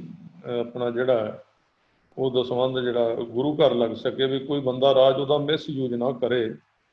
ਪਰ ਮੈਂ ਤੁਹਾਨੂੰ ਦੱਸਣਾ ਵੀ ਇਸ ਵੱਡੇ ਸਿਸਟਮ ਨੂੰ ਕੰਟਰੋਲ ਕਰਨ ਲਈ ਛੋਟੀਆਂ ਜਿਹੜੀਆਂ ਜਮਾਤਾਂ ਨੇ, ਛੋਟੀਆਂ ਜਿਹੜੀਆਂ ਆਪਣੇ ਸ਼ਾਖਾਵਾਂ ਨੇ ਕੌਮ ਦੀਆਂ, ਜਿਹੜੀਆਂ ਪੰਥ ਨੂੰ ਸਮਰਪਿਤ ਨੇ, ਉਹ ਜ਼ਰੂਰ ਚਾਹੀਦੀਆਂ ਨੇ। ਨਹੀਂ ਤੇ ਇਹ ਜਿਹੜਾ ਵੱਡੇ ਭਵਜਲ ਨੇ, ਇਹਨਾਂ ਦੇ ਵਿੱਚ ਪਤਾ ਨਹੀਂ ਕਿੰਨਾ ਕੁਝ ਹੋ ਰਿਹਾ, ਸਾਨੂੰ ਇਹਦਾ ਪਤਾ ਵੀ ਨਹੀਂ। ਤਾਂ ਗੱਲ ਮੁੱਕਦੀ ਹੈ ਵੀ ਮੈਂ ਗੁਰਮੁਖ ਪ੍ਰਣਾਲੀ ਦੇ ਸੰਬੰਧ ਵਿੱਚ ਪੂਰਾ ਖੋਜ ਪੜਤਾਲ ਕੀਤੀ ਪਿਛਲੇ 10 ਸਾਲਾਂ ਵਿੱਚ ਕਿ ਗੁਰਮੁਖ ਪ੍ਰਣਾਲੀ ਪ੍ਰਚਲਿਤ ਹੋਣੀ ਚਾਹੀਦੀ ਕੌਮ ਦੇ ਵਿੱਚ, ਔਰ ਹਰ ਇੱਕ ਥਾਂ ਦੇ ਉੱਤੇ 10, 20, 30 ਸਿੰਘਾਂ ਦਾ ਇੱਕ ਗਰੁੱਪ ਹੋਣਾ ਚਾਹੀਦਾ, ਔਰ ਉਹਦਾ ਇੱਕ ਜਥੇਦਾਰ ਹੋਣਾ ਚਾਹੀਦਾ, ਔਰ ਗੁਰਮਤ ਨੂੰ ਸਮਰਪਿਤ ਹੋਣਾ ਚਾਹੀਦਾ। ਉਹਦੇ ਲਈ ਅਸੀਂ ਕੰਮ ਕਰ ਰਹੇ ਹਾਂ। ਔਰ ਤੁਸੀਂ ਭਾਵੇਂ ਕਿਸੇ ਹੋਰ ਜਥੇਬੰਦੀ ਨਾਲ ਜੁੜੇ ਹੋ, ਤੁਸੀਂ ਗੁਰਮਤ ਅਨੁਸਾਰ ਹੋਵੇ ਗੁਰਮਤ ਅਨੁਸਾਰ, ਉਹਦੇ ਨਾਲ ਤੁਸੀਂ ਕੰਮ ਕਰ ਸਕਦੇ ਹੋ ਗੁਰਮੁਖ ਬਣ ਕੇ। ਉਹਨਾਂ ਨਾਲ ਮੈਂ ਨਹੀਂ ਕਹਿੰਦਾ ਤੁਸੀਂ ਸਾਡੇ ਸਾਹਿਬਜ਼ਾਦੇ ਸੇਵਾ ਦਲ ਨਾਲ ਜ਼ਰੂਰ ਸਾਂਝ ਕਰੋ, ਤੁਸੀਂ ਜੇ ਤੁਹਾਡਾ ਮਨ ਕੇ ਹੋਰ ਮਨ ਦਾ ਕਰ ਸਕਦੇ ਹੋ। ਪਰ ਜਿਹੜੇ ਸਾਡੇ ਵੱਲ ਸਿੰਘ ਆ ਰਹੇ ਨੇ, ਇੱਕ ਲਾਈਨ ਹੁੰਦੀ, ਇੱਕ ਟੁਕੜੀ ਹੁੰਦੀ ਫੌਜ ਦੀ, ਉਹਨੇ ਆਪਣੇ ਨਿਯਮ ਲਾਗੂ ਕਰਨੇ ਹੁੰਦੇ। ਕਿੰਨੀਆਂ ਟੁਕੜੀਆਂ ਨੇ ਫੌਜ ਦੀਆਂ, ਦੇਸ਼ ਇੱਕੋ ਹੀ ਹੁੰਦਾ, ਕੌਮ ਇੱਕੋ ਹੀ ਹੈ, ਛੋਟੀ ਟੁਕੜੀਆਂ ਨੇ, ਪਰ ਤੁਸੀਂ ਆਪਣੀ ਟੁਕੜੀ ਵਾਸਤੇ ਕੰਮ ਕਰ ਸਕਦੇ ਹੋ। ਤੁਸੀਂ ਟੁਕੜੀਆਂ ਦੇ ਵਿੱਚ ਟੁਕੜੀਆਂ ਬੰਦੇ ਰਲਾਉਂਦੇ ਨਹੀਂ। ਤਾਂ ਉਹਦੇ ਵਿੱਚ ਅਸੀਂ ਜਿੱਥੇ ਸਾਡੇ ਜਾਣਕਾਰ ਸਿੰਘ ਮਿਲਦੇ ਨੇ, ਅਸੀਂ ਉਹਨਾਂ ਨੂੰ ਗੁਰਮੁਖ ਬਣਾਉਣ ਦੀ ਜਾਂ ਉਹਨਾਂ ਨੂੰ ਜ਼ਿੰਮੇਵਾਰੀ ਦੇਣ ਦੀ ਗੱਲ ਕਰਨੇ ਆ। ਤੁਸੀਂ ਵੀ ਜੇ ਇਹ ਸੇਵਾ ਕੋਈ ਚੰਗਾ ਸਿੰਘ ਕਰਨਾ ਚਾਹੁੰਦੇ ਕਰੋ। ਇਹ ਪ੍ਰੋਬਲਮ ਆਉਂਦੀ ਹੈ ਵੀ ਸਿੰਘ ਕਹਿੰਦੇ ਯਾਰ ਇਹ ਤਾਂ ਨਿਤਨੇਮ ਸਾਡਾ ਛੁੱਟ ਜਾਏਗਾ, ਸਾਨੂੰ ਲੋਕਾਂ ਨੂੰ ਪ੍ਰੇਰਨਾ ਪਏਗਾ, ਕੋਈ ਮਾੜਾ ਹੈ ਕੋਈ ਚੰਗਾ ਹੈ, ਕਿਵੇਂ ਦੇ ਲੋਕ ਨੇ, ਲੋਕਾਂ ਨਾਲ ਭਿੜਨਾ ਪੈਂਦਾ ਕਈ ਕੁਝ। ਇਹ ਸੇਵਾ ਹੈ, ਇਕੱਲਾ ਆਪਣਾ ਰਸ ਨਾ ਵੇਖੋ, ਆਪਣਾ ਵੀ ਰਸ ਲਓ, ਨਿਤਨੇਮ ਕਰੋ। ਹੌਲੀ ਹੌਲੀ ਆਪੇ ਸਰੀਰ ਮਨ ਸੈੱਟ ਹੋ ਜਾਂਦਾ, ਉਹ ਬਾਹਰ ਵੀ ਕੰਮ ਕਰਨ ਲੱਗ ਪੈਂਦਾ, ਆਪਣਾ ਨਿਤਨੇਮ ਵੀ। ਔਰ ਮੈਂ ਤੁਹਾਨੂੰ ਇਹ ਦੱਸਣਾ ਚਾਹੁੰਦਾ ਵੀ ਜਿਹੜੀ ਪੰਥ ਦੀ ਸੇਵਾ ਹੈ, ਇਹਦੇ ਤੋਂ ਗੁਰੂ ਸਾਹਿਬ ਸਾਰਿਆਂ ਤੋਂ ਖੁਸ਼ ਹੁੰਦੇ ਨੇ। ਜਿਹੜੀ ਆਪਾਂ ਇਕੱਲੇ ਕਰਨੇ ਆ ਉਹ ਹੀ ਚੰਗਾ, ਪਰ ਉਹਦੇ ਤੇ ਇੰਨੇ ਖੁਸ਼ ਨਹੀਂ ਹੁੰਦੇ। ਇਹ ਮੈਂ ਤੁਹਾਨੂੰ ਦੱਸਣਾ ਚਾਹੁੰਦਾ ਕਿ ਜੇ ਤੁਹਾਡਾ ਪ੍ਰਚਾਰ ਕਰਦਿਆਂ ਕਿਸੇ ਸਿੰਘ ਨੂੰ ਦੱਸਦਿਆਂ ਜੇ ਰਹਿ ਰਾਸ ਅੱਧਾ ਘੰਟਾ ਲੇਟ ਵੀ ਹੋ ਜਾਂਦਾ, ਤੇ ਗੁਰੂ ਸਾਹਿਬ ਦੀ ਉਦੋਂ ਡਬਲ ਤੁਹਾਡੇ ਤੇ ਖੁਸ਼ੀ ਹੁੰਦੀ ਹੈ। ਇਹ ਨਾ ਸੋਚਣਾ ਵੀ ਅਸੀਂ ਪ੍ਰਚਾਰ ਕਰਦੇ। ਤਾਂ ਗੱਲ ਮੁੱਕਦੀ ਕਰਾਂ, ਭਾਈ ਭੁਪਿੰਦਰ ਸਿੰਘ ਜੀ ਪਰਥ ਤੇ ਉਦੋਂ ਮੈਂ ਇਹਨਾਂ ਨੂੰ ਬੇਨਤੀ ਕਰਕੇ ਆਇਆ ਸਾਂ। ਇਹ ਇਹਨਾਂ ਦੇ ਮਹਾਰਾਜ ਦੀ ਕਿਰਪਾ ਹੈ। ਜਿਹੜੀ ਸਿੰਘਣੀ ਵੀ ਰੁਪਿੰਦਰ ਕੌਰ, ਉਹ ਵੀ ਬੜੀ ਜਾਗਰੂਕ ਬੀਬੀ ਹੈ ਤੇ ਚੜ੍ਹਦੀ ਕਲਾ ਵਾਲੀ ਹੈ। ਮੈਂ ਉੱਥੇ ਤੇ ਇਹਨਾਂ ਦੇ ਨਾਲ ਸਿੰਘ ਵੀ ਉੱਥੇ ਲੱਗੇ ਹੋਏ ਨੇ। ਫਿਰ ਜਿਹੜੇ ਸਿੰਘ ਉੱਥੇ ਪਰਥ ਦੇ ਮੈਨੂੰ ਫੋਨ ਆਉਂਦਾ ਸੀ ਨਾ ਵੀ ਮੈਂ ਤਾਂ ਇਕੱਲਾ ਰਹਿ ਗਿਆ, ਮੈਂ ਭੁਪਿੰਦਰ ਸਿੰਘ ਹੋਰਾਂ ਕੋਲ ਜਾਓ, ਉੱਥੇ ਇਕੱਠੇ ਸੰਗਤ ਕਰਿਆ ਕਰੋ, ਹਫ਼ਤੇ ਬਾਅਦ ਇਕੱਠੇ ਹੋਵੋ, ਤੇ ਜੇ ਮੇਰੀ ਕੋਈ ਲੋੜ ਪਏ ਕਿਸੇ ਗੱਲ ਪੁੱਛਣੀ ਹੈ ਤਾਂ ਮੈਨੂੰ ਫੋਨ ਕਰ ਸਕਦੇ ਹੋ। ਸਿਸਟਮ ਬਣੇ ਹੋਏ ਨੇ। ਤੇ ਹੁਣ ਵੀ ਅਸੀਂ ਇਹਨਾਂ ਨੂੰ ਤਾਂ ਵਿੱਚ ਲਿਆ, ਤੇ ਤੁਹਾਨੂੰ ਵੀ ਸਾਰਿਆਂ ਨੂੰ ਬੇਨਤੀ ਕਰਨਾ ਵੀ ਤੁਸੀਂ ਜਿੱਥੇ ਹੋ, ਜੇ ਤੁਹਾਡੇ ਕੋਲ ਕੋਈ ਇਸ ਤਰ੍ਹਾਂ ਦਾ ਸਿੰਘ ਹੈ ਜਿਹੜਾ ਬਾਣੇ ਦਾ ਚੰਗਾ ਪਿਆਰ ਕਰਨ ਵਾਲਾ ਹੈ, ਔਰ 4 ਬੰਦੇ ਉਹਨੂੰ ਵੀ ਪਿਆਰ ਕਰਦੇ ਨੇ, ਸੁਭਾਅ ਵੀ ਹੁੰਦਾ ਬੰਦੇ ਦਾ, ਸ਼ਖਸੀਅਤ ਹੁੰਦੀ ਹੈ। ਕਈ ਵਾਰੀ ਕੋਈ ਬੰਦਾ ਐਸਾ ਹੁੰਦਾ ਜਿਹਦੇ ਬੰਦਾ ਕੁਦਰਤੀ ਉਹਦੇ ਬੰਦਾ ਨੇੜੇ ਨਹੀਂ ਹੁੰਦਾ, ਉਹਦਾ ਸੁਭਾਅ ਖਰਵਾ ਹੁੰਦਾ, ਜਾਂ ਉਹ ਮਤਲਬ ਚਿੜਚਿੜਾ, ਕੋਈ ਆਪੋ ਆਪਣੇ ਸੁਭਾਅ ਨੇ। ਤਾਂ ਜਿਹੜੇ ਸਿੰਘ ਮੈਨੂੰ ਇਹ ਸਾਰੇ ਗੁਣ ਉਹਨਾਂ 'ਚ ਲੱਗਦੇ ਵੀ ਇਹ ਪ੍ਰਭਾਵਿਤ ਵੀ ਕਰ ਸਕਦੇ ਨੇ ਲੋਕਾਂ ਨੂੰ, ਮਤਲਬ ਇਹਨਾਂ ਦੇ ਵਿੱਚ ਅਪ ਡਾਊਨ ਕਰਨ ਦੀ ਸਥਿਤੀ ਹੈ। ਜਿਵੇਂ ਦਾ ਬੰਦਾ ਉਵੇਂ ਤੇ ਉਹਦੇ ਨਾਲ ਗੱਲ ਕਰਕੇ ਉਹਨੂੰ ਗੁਰੂ ਦੇ ਨੇੜੇ ਲਿਆ ਸਕਦੇ। ਮੈਂ ਉਹਨਾਂ ਨੂੰ ਬੇਨਤੀ ਕਰਿਆ ਕਰਨਾ, ਉਹਨਾਂ ਵਿੱਚ ਹੀ ਭਾਈ ਭੁਪਿੰਦਰ ਸਿੰਘ ਜੀ ਨੇ। ਤੇ ਭਾਈ ਭੁਪਿੰਦਰ ਸਿੰਘ ਜੀ ਦੱਸੋ, ਤੁਸੀਂ ਪਹਿਲਾਂ ਤਾਂ ਤੁਹਾਡਾ ਜਿਹੜਾ ਉੱਥੇ ਪਰਥ ਦਾ ਸੰਗਤ ਦਾ ਜਿਹੜਾ ਗੁਰਮੁਖ ਪ੍ਰਣਾਲੀ ਦੀ ਆਪਾਂ ਗੱਲ, ਉਹਦੇ ਮੈਂ ਗਿਆ ਸੀ ਤੁਹਾਡੇ ਕੋਲ, ਤੇ ਇਹ ਸਿਸਟਮ ਦੀ ਗੱਲ ਕੀਤੀ ਸੀ ਵੀ ਆਪਾਂ ਥਾਂ ਤੇ ਕਰੀਏ, ਤੇ ਕਿਵੇਂ ਤੁਹਾਡਾ ਮਹਾਰਾਜ ਦੀ ਕਿਰਪਾ ਨਾਲ ਚੱਲ ਰਿਹਾ, ਸੰਗਤ ਨੂੰ ਦੱਸੋ। ਹਾਂਜੀ, ਵਾਹਿਗੁਰੂ ਜੀ ਕਾ ਖਾਲਸਾ, ਵਾਹਿਗੁਰੂ ਜੀ ਕੀ ਫਤਿਹ। ਹਾਂਜੀ ਹੁਣ ਆ ਗਈ, ਠੀਕ। ਹਾਂਜੀ ਭਾਈ ਸਾਹਿਬ ਦੀ ਕਿਰਪਾ, ਮਹਾਰਾਜ ਸਾਹਿਬ ਦੀ ਵਧੀਆ ਚੱਲ ਰਿਹਾ ਇੱਥੇ। ਅੱਛਾ, ਜਿਵੇਂ ਆਪ ਜੀ ਨੇ ਦੱਸਿਆ ਸੀ ਕਿ ਬੜੇ ਸਿੰਘ ਇਸ ਪਾਸੇ ਜੁੜਨਾ ਚਾਹੁੰਦੇ ਆ, ਜਾਂ ਆਪਾਂ ਵੀ ਜਦੋਂ ਤੁਰੇ ਸੀ, ਮੂਲ ਸਮੱਸਿਆ ਇਹ ਹੁੰਦੀ ਆ ਕਿ ਸਟਾਰਟਿੰਗ 'ਚ ਮਨ 'ਚ ਚਾਅ ਹੁੰਦਾ ਇਸ ਪਾਸੇ ਆਇਆ ਜਾਵੇ, ਜਾਂ ਸੰਸਾਰ ਦੇ ਵਿੱਚ ਵਿਚਰ ਕੇ ਜਿੱਦਾਂ ਵੀ ਗੁਰੂ ਵਾਲੇ ਪਾਸੇ ਜਾਣ ਨੂੰ, ਜਿੱਦਾਂ ਵੀ ਜੀਵ ਆਤਮਾ ਦਾ ਜੀ ਕਰਦਾ ਹਰੇਕ ਨੂੰ। ਪਰ ਉੱਥੇ ਮੂਲ ਸਮੱਸਿਆ, ਜਿਵੇਂ ਆਪ ਜੀ ਨੇ ਹੁਣੇ ਜੇ ਦੱਸਿਆ, ਬਹੁਤ ਵਧੀਆ ਗੱਲ ਲੱਗੀ ਕਿ ਜਿਵੇਂ ਦੇ ਆਪਾਂ ਵਾ, ਸਾਨੂੰ ਸਾਡੇ ਰੂਪ 'ਚ ਕੋਈ ਅੱਗੋਂ ਗੁਰੂ ਦੀ ਗੱਲ ਕਰਨ ਵਾਲਾ ਵੀ, ਕੋਈ ਗੁਰਮੁਖ ਸਿੰਘ ਜਾਂ ਕੋਈ ਵੀ ਗੁਰੂ ਦਾ ਪਿਆਰਾ, ਉਹ ਜਿੰਨੀ ਦੇਰ ਤੱਕ ਉਹ ਸੰਗਤ ਨਹੀਂ ਨਾ ਮਿਲਦੀ, ਉਨੀ ਦੇਰ ਤੱਕ ਗੁਰੂ ਸਾਹਿਬ ਦੇ ਨਾਲ ਸਾਡਾ ਰਿਸ਼ਤਾ ਨਹੀਂ ਬਣ ਪਾਉਂਦਾ। ਆਪਾਂ ਕੀਰਤਨ 'ਚ ਵੀ ਜਾਂਦੇ ਜਾਂ ਕਿਤੇ ਵੀ, ਉੱਥੇ ਥੋੜੀ ਦੇਰ ਗਏ, ਪਰ ਜਿਹੜੀ ਮੂਲ ਸਮੱਸਿਆਵਾਂ, ਜਿੱਦਾਂ ਸੁਰਤ ਨਹੀਂ ਜੁੜਦੀ, ਬਾਣੀ ਦਾ ਰਸ ਨਹੀਂ ਬਣਦਾ, ਜਾਂ ਏਦਾਂ ਦੀਆਂ ਕਈ ਚੀਜ਼ਾਂ ਆਮ ਜਿਹੜੇ ਜੀਵਨ ਦੇ ਵਿੱਚ ਹਨ, ਉਹ ਫਿਰ ਏਦਾਂ ਜਿਹੜੇ ਗੁਰਮੁਖ ਪ੍ਰਣਾਲੀ ਮਹਾਰਾਜ ਸਾਹਿਬ ਨੇ ਚਲਾਈ ਸ਼ੁਰੂ ਤੋਂ, ਉਹਦੇ ਨਾਲ ਫਿਰ ਇਸ ਚੀਜ਼ ਦਾ ਬਹੁਤ ਵਧੀਆ, ਕਈ ਸਿੰਘ ਇਸ ਪਾਸੇ ਆ ਵੀ ਰਹੇ ਆ। ਹੁਣ ਰੀਸੈਂਟਲੀ ਸਿੰਘਾਂ ਨੇ ਅੰਮ੍ਰਿਤ ਵੇਲੇ ਦਾ ਵੀ ਸ਼ੁਰੂ ਕੀਤਾ, ਸ਼ਹੀਦੀਵਾਰ ਦਾ ਵੀ ਕੀਰਤਨ ਹੁੰਦਾ ਸੁਬਾ। ਠੀਕ ਹੈ। ਤੇ ਉਹਦੇ ਨਾਲ ਵਧੀਆ, ਜਿਵੇਂ ਕਹਿੰਦੇ ਹੁੰਦੇ ਨਾ ਕਿ ਚੀਜ਼ ਨੂੰ ਵੇਖ ਕੇ ਰੰਗ ਫੜੀ ਦਾ, ਇਹਦਾ ਸੰਗਤ ਦੇ ਵਿੱਚ ਰਹਿ ਕੇ। ਸੋ ਇਹ ਚੀਜ਼ ਮਹਾਰਾਜ ਸਾਹਿਬ ਦੀ ਬੜੀ ਵਧੀਆ, ਬਹੁਤ ਵਧੀਆ ਕੰਮ ਕਰ ਰਹੀ ਹੈ ਇੱਥੇ। ਇਹ ਭਾਈ ਭੁਪਿੰਦਰ ਸਿੰਘ ਜੀ, ਜਿਵੇਂ ਕੁਝ ਥੋੜੀ ਜਿਹੀ ਵਿਚਾਰ ਵੀ ਕਰਦੇ ਹੋ ਸ਼ਬਦ ਦੀ? ਹਾਂਜੀ, ਕੋਸ਼ਿਸ਼ ਹੁੰਦੀ ਆ ਕਿ ਜਿਵੇਂ ਇੱਕ ਅੱਧਾ ਸ਼ਬਦ ਵਿਚਾਰਿਆ ਜਾਵੇ, ਖਾਸ ਕਰਕੇ ਜਿਵੇਂ ਨਿਤਨੇਮ ਦੀਆਂ ਬਾਣੀਆਂ, ਜਾਪ ਸਾਹਿਬ ਦੀ ਬਾਣੀ ਆ, ਉਹਦੇ ਬੜੇ ਮਹਿੰਗੇ ਅਰਥ ਆ, ਉਹਨੂੰ ਵਿਚਾਰਿਆ ਜਾਵੇ, ਸ਼ਬਦੀ ਵਿਚਾਰ, ਉਹ ਬਹੁਤ ਜ਼ਰੂਰੀ ਆ, ਕਿਉਂਕਿ ਉਹਦੇ ਤੋਂ ਬਿਨਾਂ ਫਿਰ ਘੁੰਡੀਆਂ ਨਹੀਂ ਖੁੱਲਦੀਆਂ। ਮਹਾਰਾਜ ਸਾਹਿਬ ਕਹਿਣਾ ਕੀ ਚਾਹੁੰਦੇ? ਵਿਚਾਰ ਵੀ ਜਿਹੜੀ ਹੈ, ਮੈਂ ਚਾਹੁੰਦਾ ਕਿ ਜਿਹੜਾ ਕੋਈ ਗੁਰਮੁਖ ਪ੍ਰਣਾਲੀ ਦਾ ਕੰਮ ਕਰਨ ਵਾਲਾ ਸੇਵਾਦਾਰ ਹੈ, ਉਹਨੂੰ 4 ਲਫ਼ਜ਼ ਬੈਕ ਦੇ ਵਿੱਚ ਉਹਦੇ ਨਿਤਨੇਮ ਹੋਣਾ ਬੜਾ ਜ਼ਰੂਰੀ ਹੈ। ਇਹ ਗੱਲ ਪੱਕੀ ਹੈ। ਜਿਵੇਂ ਆਪਾਂ ਦੀਵੇ ਨੂੰ, ਉਹਦੀ ਵੱਟੀ ਨੂੰ ਆਪਾਂ ਅੱਗ ਲਾਉਂਦੇ ਹਾਂ, ਤੇ ਜੇ ਉਹਦੇ ਵਿੱਚ ਤੇਲ ਹੋਵੇ ਤਾਂ ਵੱਟੀ ਨਹੀਂ ਸੜਦੀ ਤੇ ਚਾਨਣ ਵੀ ਹੋ ਜਾਂਦਾ ਹੈ। ਉਹ ਤੇਲ ਜਿਹੜਾ ਉਹ ਵੱਟੀ ਨੂੰ ਸੜਨ ਨਹੀਂ ਦਿੰਦਾ। ਤੇ ਜੇ ਬਿਨਾਂ ਤੇਲ ਤੋਂ ਵੱਟੀ ਨੂੰ ਅੱਗ ਲਾ ਦਈਏ ਤਾਂ ਉਹ ਵੱਟੀ ਨੂੰ ਸਾੜ ਦਿੰਦਾ। ਨਿਤਨੇਮ ਦਾ ਜਿਹੜਾ ਹੋਵੇ, ਸੁਭਾਅ ਵਿੱਚ ਵੀ ਠੰਡ ਹੋਵੇ, ਨਿਮਰਤਾ, ਸ਼ਾਂਤੀ ਹੋਵੇ, ਟਿਕਾ, ਚੜ੍ਹਦੀ ਕਲਾ ਵੀ ਹੋਵੇ, ਉਹਦੇ ਨਾਲ ਜਿਹੜੀ ਸ਼ਬਦ ਵਿਚਾਰ ਹੈ ਨਾ, ਜਿਹੜੀ ਅਸੀਂ ਇੱਕ ਮਹਾਰਾਜ ਦੀ ਕਿਰਪਾ ਨਾਲ ਸ਼ੁਰੂ ਕਰ ਰਹੇ ਹਾਂ। ਅਜੇ ਮਹਾਰਾਜ ਅੱਗੇ ਬੇਨਤੀ ਕੀਤੀ ਸੀ ਵੀ ਸਿੰਘਾਂ ਨੂੰ ਜਪ ਤਪ ਜਿਹੜਾ ਉਹ ਆਪਾਂ ਸ਼ੁਰੂ ਕਰਨੇ, ਕੋਈ ਨਾ ਕੋਈ ਬਾਣੀ ਦਾ। ਜਿਵੇਂ ਅਸੀਂ 13 ਤਰੀਕ ਨੂੰ ਸਾਹਿਬਜ਼ਾਦਿਆਂ ਦਾ ਅਰਦਾਸ ਕਰਨੇ ਆ ਵੀ 13 ਪੋਹ ਨੂੰ ਸ਼ਹੀਦੀ ਹੋਈ ਸੀ ਬਾਬਿਆਂ ਦੀ, ਤੇ ਆਪਾਂ ਹਰ ਇੱਕ ਮਹੀਨੇ ਦੀ 13 ਤਰੀਕ ਨੂੰ ਅਰਦਾਸ ਘੱਟੋ ਘੱਟ ਦੇਗ ਬਣਾ ਕੇ ਜ਼ਰੂਰ ਕਰੀਏ। ਤੇ ਉਹਦੇ ਵਾਸਤੇ ਅਸੀਂ ਬੇਨਤੀ ਕੀਤੀ ਵੀ ਉਹਨਾਂ ਚਿਰ ਚਲੋ ਮਹੀਨਾ ਭਰ ਜਿਹੜਾ ਹੁੰਦਾ ਵਿੱਚ ਖਾਲੀ, ਉਹਦੇ ਵਿੱਚ ਸਿੰਘ ਆਪੋ ਆਪਣੇ ਥਾਵਾਂ ਤੇ ਕੋਈ ਬਾਣੀ ਦਾ ਅਭਿਆਸ ਕਰ ਲੈਣ, ਕਰਨ ਤੇ ਬਾਅਦ ਵਿੱਚ ਆਪਾਂ ਖੁੱਲ੍ਹਾ ਹੀ, ਕੋਈ ਬੰਧਨ ਨੇ ਵੀ ਇੰਨੇ ਪਾਠ ਕਰੋ, ਜਿੰਨੇ ਹੋ ਸਕਦੇ ਨੇ ਕਰੋ, ਪਰ ਜੇ ਜ਼ਰੂਰ ਦੱਸ ਦਿਓ ਵੀ ਕਿੰਨੇ ਕੀਤੇ ਨੇ। ਕੋਈ ਪਾਠ ਰੱਖ ਲਓ ਵੀ ਇਸ ਮਹੀਨੇ ਚੌਪਈ ਸਾਹਿਬ ਰੱਖਣਾ ਹੈ, ਅਗਲੇ ਮਹੀਨੇ ਜਪਜੀ ਸਾਹਿਬ ਰੱਖਣਾ, ਤਾਂ ਉਹਦੇ 'ਚ ਆਪਾਂ ਮਹਾਰਾਜ ਅੱਗੇ ਬੇਨਤੀ ਕਰਕੇ ਮੁੱਖ ਵਾਕ ਲਿਆ ਸੀ। ਤੇ ਮਹਾਰਾਜ ਨੇ ਜਿਹੜੇ ਬਚਨ ਕੀਤੇ ਸਨ ਉਹ ਇਹ ਸੀ ਕਿ ਜਿਹੜਾ ਪਾਠ ਪੜ੍ਹੇ ਔਰ ਵੇਦ ਵਿਚਾਰਿਓ, ਨਿਵਲ ਭਿਅੰਗਮ ਸਾਧੇ ਵਾਲਾ ਹੁਕਮਨਾਮਾ ਆਇਆ ਸੀ। ਤੇ ਉਹਦੇ ਵੀ ਮਹਾਰਾਜ ਨੇ ਦੋਵੇਂ ਪੱਖ ਰੱਖੇ ਸੀ ਕਿ ਜਿਹੜਾ ਕਰਮ ਹੋਵੇ ਨਾ ਉਹ ਹਾਰ ਪਰਿਓ ਸੁਆਮੀ ਕੇ ਦੁਆਰਾ ਦੀਜੈ ਬੁੱਧ ਵਿਵੇਕਾ। ਮਹਾਰਾਜ ਨੇ ਵਿਵੇਕ ਬੁੱਧੀ ਦੀ ਵੀ ਉਹਦੇ 'ਚ ਗੱਲ ਕੀਤੀ ਸੀ ਵੀ ਇਕੱਲਾ ਰਟਨ ਨਹੀਂ ਕਰਨਾ, ਪ੍ਰੇਮ ਨਾਲ ਜਪਣਾ ਜੋ ਵੀ ਜਪਣਾ। ਤੇ ਮਹਾਰਾਜ ਨੇ ਵੀ ਬਚਨ ਕੀਤੇ ਵੀ ਹਰ ਕੀਰਤ ਸਾਧ ਸੰਗਤ ਹੈ, ਸਿਰ ਕਰਮਨ ਕੈ ਕਰਮਾ। ਤੇ ਬਈ ਗੁਰਮੁਖਾਂ ਦੀ ਸੰਗਤ ਕਰਨੀ ਹੈ ਜ਼ਰੂਰ, ਔਰ ਇਹ ਸਭ ਤੋਂ ਵੱਡਾ ਕਰਮ ਹੈ, ਔਰ ਨਾਲ ਵਾਹਿਗੁਰੂ ਦੀ ਕੀਰਤੀ, ਉਸਤਤ, ਵਡਿਆਈ, ਜਿਹੜੀ ਬਾਣੀ ਦਾ ਜਾਪ ਕਰਨਾ। ਸੋ ਇਹ ਤੁਸੀਂ ਕਰ ਰਹੇ ਹੋ। ਤੇ ਅੱਜ ਦਾ ਵਿਸ਼ਾ ਕਿਵੇਂ ਦਾ ਲੱਗਾ, ਇਹਦੇ ਬਾਰੇ ਥੋੜਾ ਜਿਹਾ 2 ਮਿੰਟ ਕਰੋ, ਫਿਰ ਆਪਾਂ ਅੱਗੇ ਚੱਲਦੇ ਹਾਂ। ਹਾਂਜੀ, ਬਹੁਤ ਵਧੀਆ ਵਿਸ਼ਾ ਜੀ, ਕਿਉਂਕਿ ਸਾਧ ਸੰਗਤ ਤੋਂ ਬਿਨਾਂ ਤੇ ਮਹਾਰਾਜ ਨੇ ਬੜੀ ਜਗ੍ਹਾ ਜ਼ਿਕਰ ਕੀਤਾ।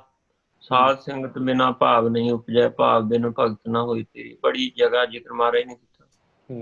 ਇੱਕ ਜਗ੍ਹਾ ਗੁਰੂ ਸਾਹਿਬ ਕਹਿੰਦੇ ਆ ਵੀ ਸਾਧ ਸੰਗਤ ਬਿਨ ਤਰਿਆ ਨਾ ਕੋਈ, ਕਿਉਂਕਿ ਗੁਰੂ ਦੀ ਸੰਗਤ ਔਰ ਗੁਰਬਾਣੀ ਦੀ ਜਿਹੜੀ ਮਹਾਰਾਜ ਨੇ ਸਿੱਧਾਂ ਨੂੰ ਉਦੋਂ ਦੱਸਿਆ, ਜਦੋਂ ਉਹਨਾਂ ਨੇ ਪੁੱਛਿਆ ਨਾ, ਜਿਵੇਂ ਆਪ ਜੀ ਨੇ ਸਾਰਾ ਜ਼ਿਕਰ ਕੀਤਾ। ਇੱਕ ਮੈਂ ਇਹ ਵੀ ਵਿੱਚ ਬੇਨਤੀ ਕਰਨੀ ਚਾਹੁੰਦਾ ਬਈ, ਕੁਝ ਸਿੰਘ ਜਿਵੇਂ ਮੈਨੂੰ ਕਹਿੰਦੇ ਸੀ ਵੀ ਜਦੋਂ ਸਿੰਘਾਂ ਨੂੰ ਅਸੀਂ ਕਹਿੰਦੇ ਵੀ ਆਪਾਂ ਜ਼ੂਮ ਦੇ ਉੱਤੇ ਆ ਕੇ ਕਰਨੇ ਆ ਗੱਲਬਾਤ, ਤਾਂ ਉਹ ਉਹ ਕਹਿੰਦੇ ਸੀ ਵੀ ਉਹਦੇ ਵਿੱਚ ਜਿਹੜੀ ਬਾਅਦ 'ਚ ਗੱਲਾਂ ਹੁੰਦੀਆਂ ਨੇ ਉਹ ਹੀ ਗੱਲਾਂ ਹੁੰਦੀਆਂ ਨੇ, ਮਤਲਬ ਵੀ ਉਹਦੀ ਨਵੇਂ ਤੌਰ 'ਤੇ ਜਿਵੇਂ ਆਪਾਂ ਬੈਠੇ ਹੋਏ ਹਾਂ ਅੱਜ, ਇਹਦੀ ਕੀ ਲੋੜ ਹੈ। ਹਾਂਜੀ ਇਹਦੇ ਵਿੱਚ ਮੇਰਾ ਜਿਹੜਾ ਤਜਰਬਾ ਉਹ ਇਹ ਹੈ, ਜੋ ਤੁਹਾਨੂੰ ਇਸ ਲਾਈਵ ਵਿੱਚ ਡਾਇਰੈਕਟ ਆ ਰਿਹਾ ਹੈ, ਇਹਦੇ ਵਿੱਚ ਇਕੱਲੇ ਲਫ਼ਜ਼ ਨਹੀਂ, ਤੁਹਾਡੇ ਸਰੀਰ ਵੀ ਨਾਲ ਸੰਬੰਧਿਤ ਨੇ, ਤੁਹਾਡੀ ਆਤਮਾ ਵੀ ਨਾਲ ਸੰਬੰਧਿਤ ਹੈ, ਔਰ ਸਾਰੇ ਤੁਹਾਡੀ ਇਕਾਗਰਤਾ ਦਾ ਅਸਰ ਪੈ ਰਿਹਾ ਸਾਰੇ ਪਾਸੇ, ਹਰ ਇੱਕ ਬੰਦੇ ਦੇ ਵੀ। ਆਪਾਂ ਮੇਰੇ ਨਾਲ ਹੋਰ ਵੀ ਬੈਠੇ ਹੋਏ, ਇਹਨੂੰ ਹੀ ਅਸੀਂ ਰਿਕਾਰਡਿੰਗ ਨੂੰ ਚੁੱਕ ਕੇ ਜਦੋਂ YouTube 'ਤੇ ਪਾ ਦਿਆਂਗੇ, ਉਹਦਾ ਅਸਰ ਤੇ ਗੱਲਬਾਤ ਤੇ ਹੋਏਗੀ, ਪਰ ਅਸਰ ਘਟ ਜਾਏਗਾ। ਜਿਵੇਂ ਮੈਂ ਮਹਿਸੂਸ ਕੀਤਾ ਵੀ ਦਰਬਾਰ ਸਾਹਿਬ ਦੇ ਵਿੱਚ ਜਦੋਂ ਕੋਈ ਰਾਗੀ ਸਿੰਘ ਲਾਈਵ ਬਹਿ ਕੇ ਕੀਰਤਨ ਕਰਦਾ, ਮੈਨੂੰ ਉਹਦਾ ਜ਼ਿਆਦਾ ਆਨੰਦ ਆਉਂਦਾ, ਤੇ ਜਦੋਂ ਉਹਦੀ ਬਾਅਦ ਪਰਤ ਕੇ ਰਿਕਾਰਡਿੰਗ ਸੁਣਨੇ ਆ, ਉਦੋਂ ਉਹਦੇ 'ਚ 50% ਦਾ ਫਰਕ ਪੈ ਜਾਂਦਾ। ਹਾਂਜੀ ਇਹ ਵੀ ਇੱਕ, ਇਹ ਜਿਹੜਾ ਲਾਈਵ ਵਿੱਚ ਬਹਿ ਕੇ ਗੱਲਬਾਤ ਕਰਨੀ ਹੈ, ਇਹ ਬੜਾ ਇਹਦਾ ਵੀ ਅਸਰ ਪੈਂਦਾ। ਤੇ ਤੁਸੀਂ ਆਪਣੇ ਪਰਥ ਦੇ ਵਿੱਚ ਆਈ ਵਾਰੀ ਮਹੀਨੇ ਬਾਅਦ ਹੁੰਦਾ ਹੈ ਇਹ ਜਿਹੜਾ ਅੱਜ ਦਾ ਤੁਹਾਡੇ ਵਾਸਤੇ, ਵੈਸੇ ਤਾਂ 2 ਹੁੰਦੇ ਨੇ, ਦੂਜਾ ਵੀ ਜਿਹੜਾ ਉਹ ਤੁਸੀਂ ਅਟੈਂਡ ਕਰ ਸਕਦੇ ਹੋ, ਕਿਉਂਕਿ ਉਹ ਅਗਲਾ ਜਿਹੜਾ 16 ਅਗਸਤ ਨੂੰ ਸਵੇਰੇ 7 ਵਜੇ ਹੋਣਾ, 16 ਅਗਸਤ ਐਤਵਾਰ। ਤੇ ਉਹ ਤੁਹਾਡੇ ਤੇ ਦੋਵਾਂ ਹੀ ਵਿੱਚ ਹੀ ਟਾਈਮ ਹੈ ਆਉਣ ਦਾ, ਕਿਉਂਕਿ 7 ਵਜੇ ਵੀ ਤੁਹਾਡੇ ਉੱਥੇ ਮੇਰੇ ਖਿਆਲ 11-12 ਵਜੇ ਹੋਣਗੇ। ਤੇ ਬਾਕੀ ਜਿਹੜਾ ਅੱਜ ਦਾ ਇਹ ਤੁਹਾਡਾ ਪਰਸਨਲ ਵਧੀਆ, ਸੋ ਬਹੁਤ ਵਧੀਆ, ਲੱਗੇ ਰਹੋ ਮਹਾਰਾਜ ਦੀ ਕਿਰਪਾ ਦੇ ਨਾਲ। ਤੇ ਹੁਣ ਮੈਂ ਬੇਨਤੀ ਕਰਾਂਗਾ ਭਾਈ ਪਾਲ ਸਿੰਘ ਜੀ 5 ਕੁ ਮਿੰਟਾਂ ਵਾਸਤੇ ਉਹਨਾਂ ਨੂੰ ਲਿਆਓ ਤੇ ਉਹ ਆਪਣੀ ਗੱਲਬਾਤ ਜਿਹੜੀ ਵਿਚਾਰ ਰੱਖਣਗੇ। ਭਾਈ ਪਾਲ ਸਿੰਘ ਜੀ UK ਤੋਂ। ਤੇ ਤੁਸੀਂ ਆਵਾਜ਼ ਆਪਣੀ ਖੋਲ ਲਓ ਭਾਈ ਪਾਲ ਸਿੰਘ ਜੀ, ਤੇ ਸੁਣਾਓ ਗੱਲਬਾਤ। ਆਵਾਜ਼ ਤੁਹਾਡੀ ਖੋਲਣ ਵਾਲੀ ਹੈ, ਆਵਾਜ਼ ਖੋਲੋ।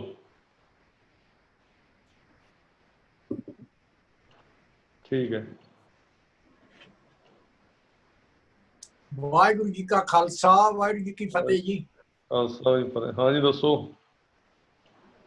ਬੇਨਤੀ ਇਦਾਂ ਹੈ ਜੀ, ਬਹੁਤ ਵਧੀਆ ਪ੍ਰੋਗਰਾਮ ਸ਼ੁਰੂ ਕੀਤਾ। ਮੀਟਿੰਗ ਜਿਹੜੀ ਆ ਇਹਦੇ ਵਿੱਚ ਬਹੁਤ ਸਾਰੇ ਸਵਾਲ ਹੱਲ ਹੋ ਜਾਂਦੇ ਆ, ਤੇ ਅਸਲ ਵਿੱਚ ਸਾਰੇ ਸਵਾਲਾਂ ਦਾ ਇੱਕ ਹੱਲ ਇਹ ਆ ਜੀ ਵੀ ਤੁਹਾਡੀ ਬਹੁਤ ਵੱਡੀ ਮਿਹਨਤ ਨਾਲ ਜਿਹੜਾ ਤੁਸੀਂ ਇੰਨੀ ਰਿਕਾਰਡਿੰਗ ਕੀਤੀ ਆ, ਜੇ ਸਾਰੇ ਸਵਾਲ ਸੰਗਤ ਆਪਣੇ ਹੱਲ ਕਰਨੇ ਚਾਹੁੰਦੀ ਤਾਂ ਮੇਰੇ ਖਿਆਲ 'ਚ ਜਪਜੀ ਸਾਹਿਬ, ਜਾਪ ਸਾਹਿਬ, ਅਧਿਆਤਮਵਾਦ ਦਾ ਸਿਖਰ, ਗੁਰੂ ਅੰਗਦ ਦੇਵ ਜੀ ਸ਼ਲੋਕਾਂ ਦੀ ਜਿਹੜੀ ਕਥਾ ਆ, ਚੌਪਈ ਸਾਹਿਬ, ਇਹਦੇ ਨਾਲ ਨਾਲ ਹੁਣ ਲੜੀਵਾਰ ਕਥਾ ਵੀ ਚੱਲ ਰਹੀ ਆ, ਕੋਰਸ ਵੀ ਚੱਲ ਰਿਹਾ। ਇਹਦੇ ਲਈ ਆਪਣਾ ਸਮਾਂ ਨਿਯਤ ਕਰਨਾ ਪੈਣਾ ਸਾਨੂੰ ਸਾਰਿਆਂ ਨੂੰ, ਸੰਗਤ ਨੂੰ, ਤਾਂ ਫੇਰ ਇਹਦਾ ਵੱਡਾ ਲਾਭ ਹੋ ਸਕਦਾ ਜੀ। ਠੀਕ ਹੈ, ਠੀਕ ਹੈ।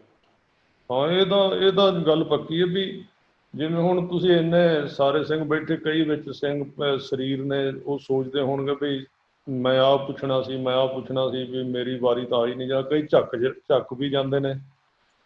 ਤੇ ਉਹ ਜਿਹੜੀ ਪਾਲ ਸਿੰਘਰਾਂ ਨੇ ਗੱਲ ਕਹੀ ਉਹ ਬਿਲਕੁਲ ਠੀਕ ਹੈ ਵੀ ਜੇ ਤੁਸੀਂ ਸਾਰੇ ਹੀ ਸਵਾਲਾਂ ਦੇ ਜਵਾਬ ਬਿਨਾਂ ਮੈਨੂੰ ਪੁੱਛਣ ਤੋਂ ਚਾਹੁੰਦੇ ਹੋ ਤਾਂ ਤੁਸੀਂ ਟਾਈਮ ਕੱਢ ਕੇ ਹਰ ਰੋਜ਼ ਜਪਜੀ ਸਾਹਿਬ ਤੇ ਜਾਪ ਸਾਹਿਬ ਤੇ ਗੁਰੂ ਅੰਗਦ ਦੇਵ ਜੀ ਦੇ ਸ਼ਲੋਕ, ਇਹ 70 ਘੰਟੇ ਦੀ ਮੇਰੇ ਖਿਆਲ ਕਥਾ ਹੈ, ਤੇ ਦੂਜੀ 40 ਘੰਟਿਆਂ ਦੀ, 40-50 ਘੰਟੇ। 57 ਕਥਾ ਜਾਪੀ ਸਾਹਿਬ ਦੀਆਂ ਹੈ ਤਾਂ 62 ਕਥਾ ਜਾਪ ਸਾਹਿਬ ਦੀਆਂ ਜੀ।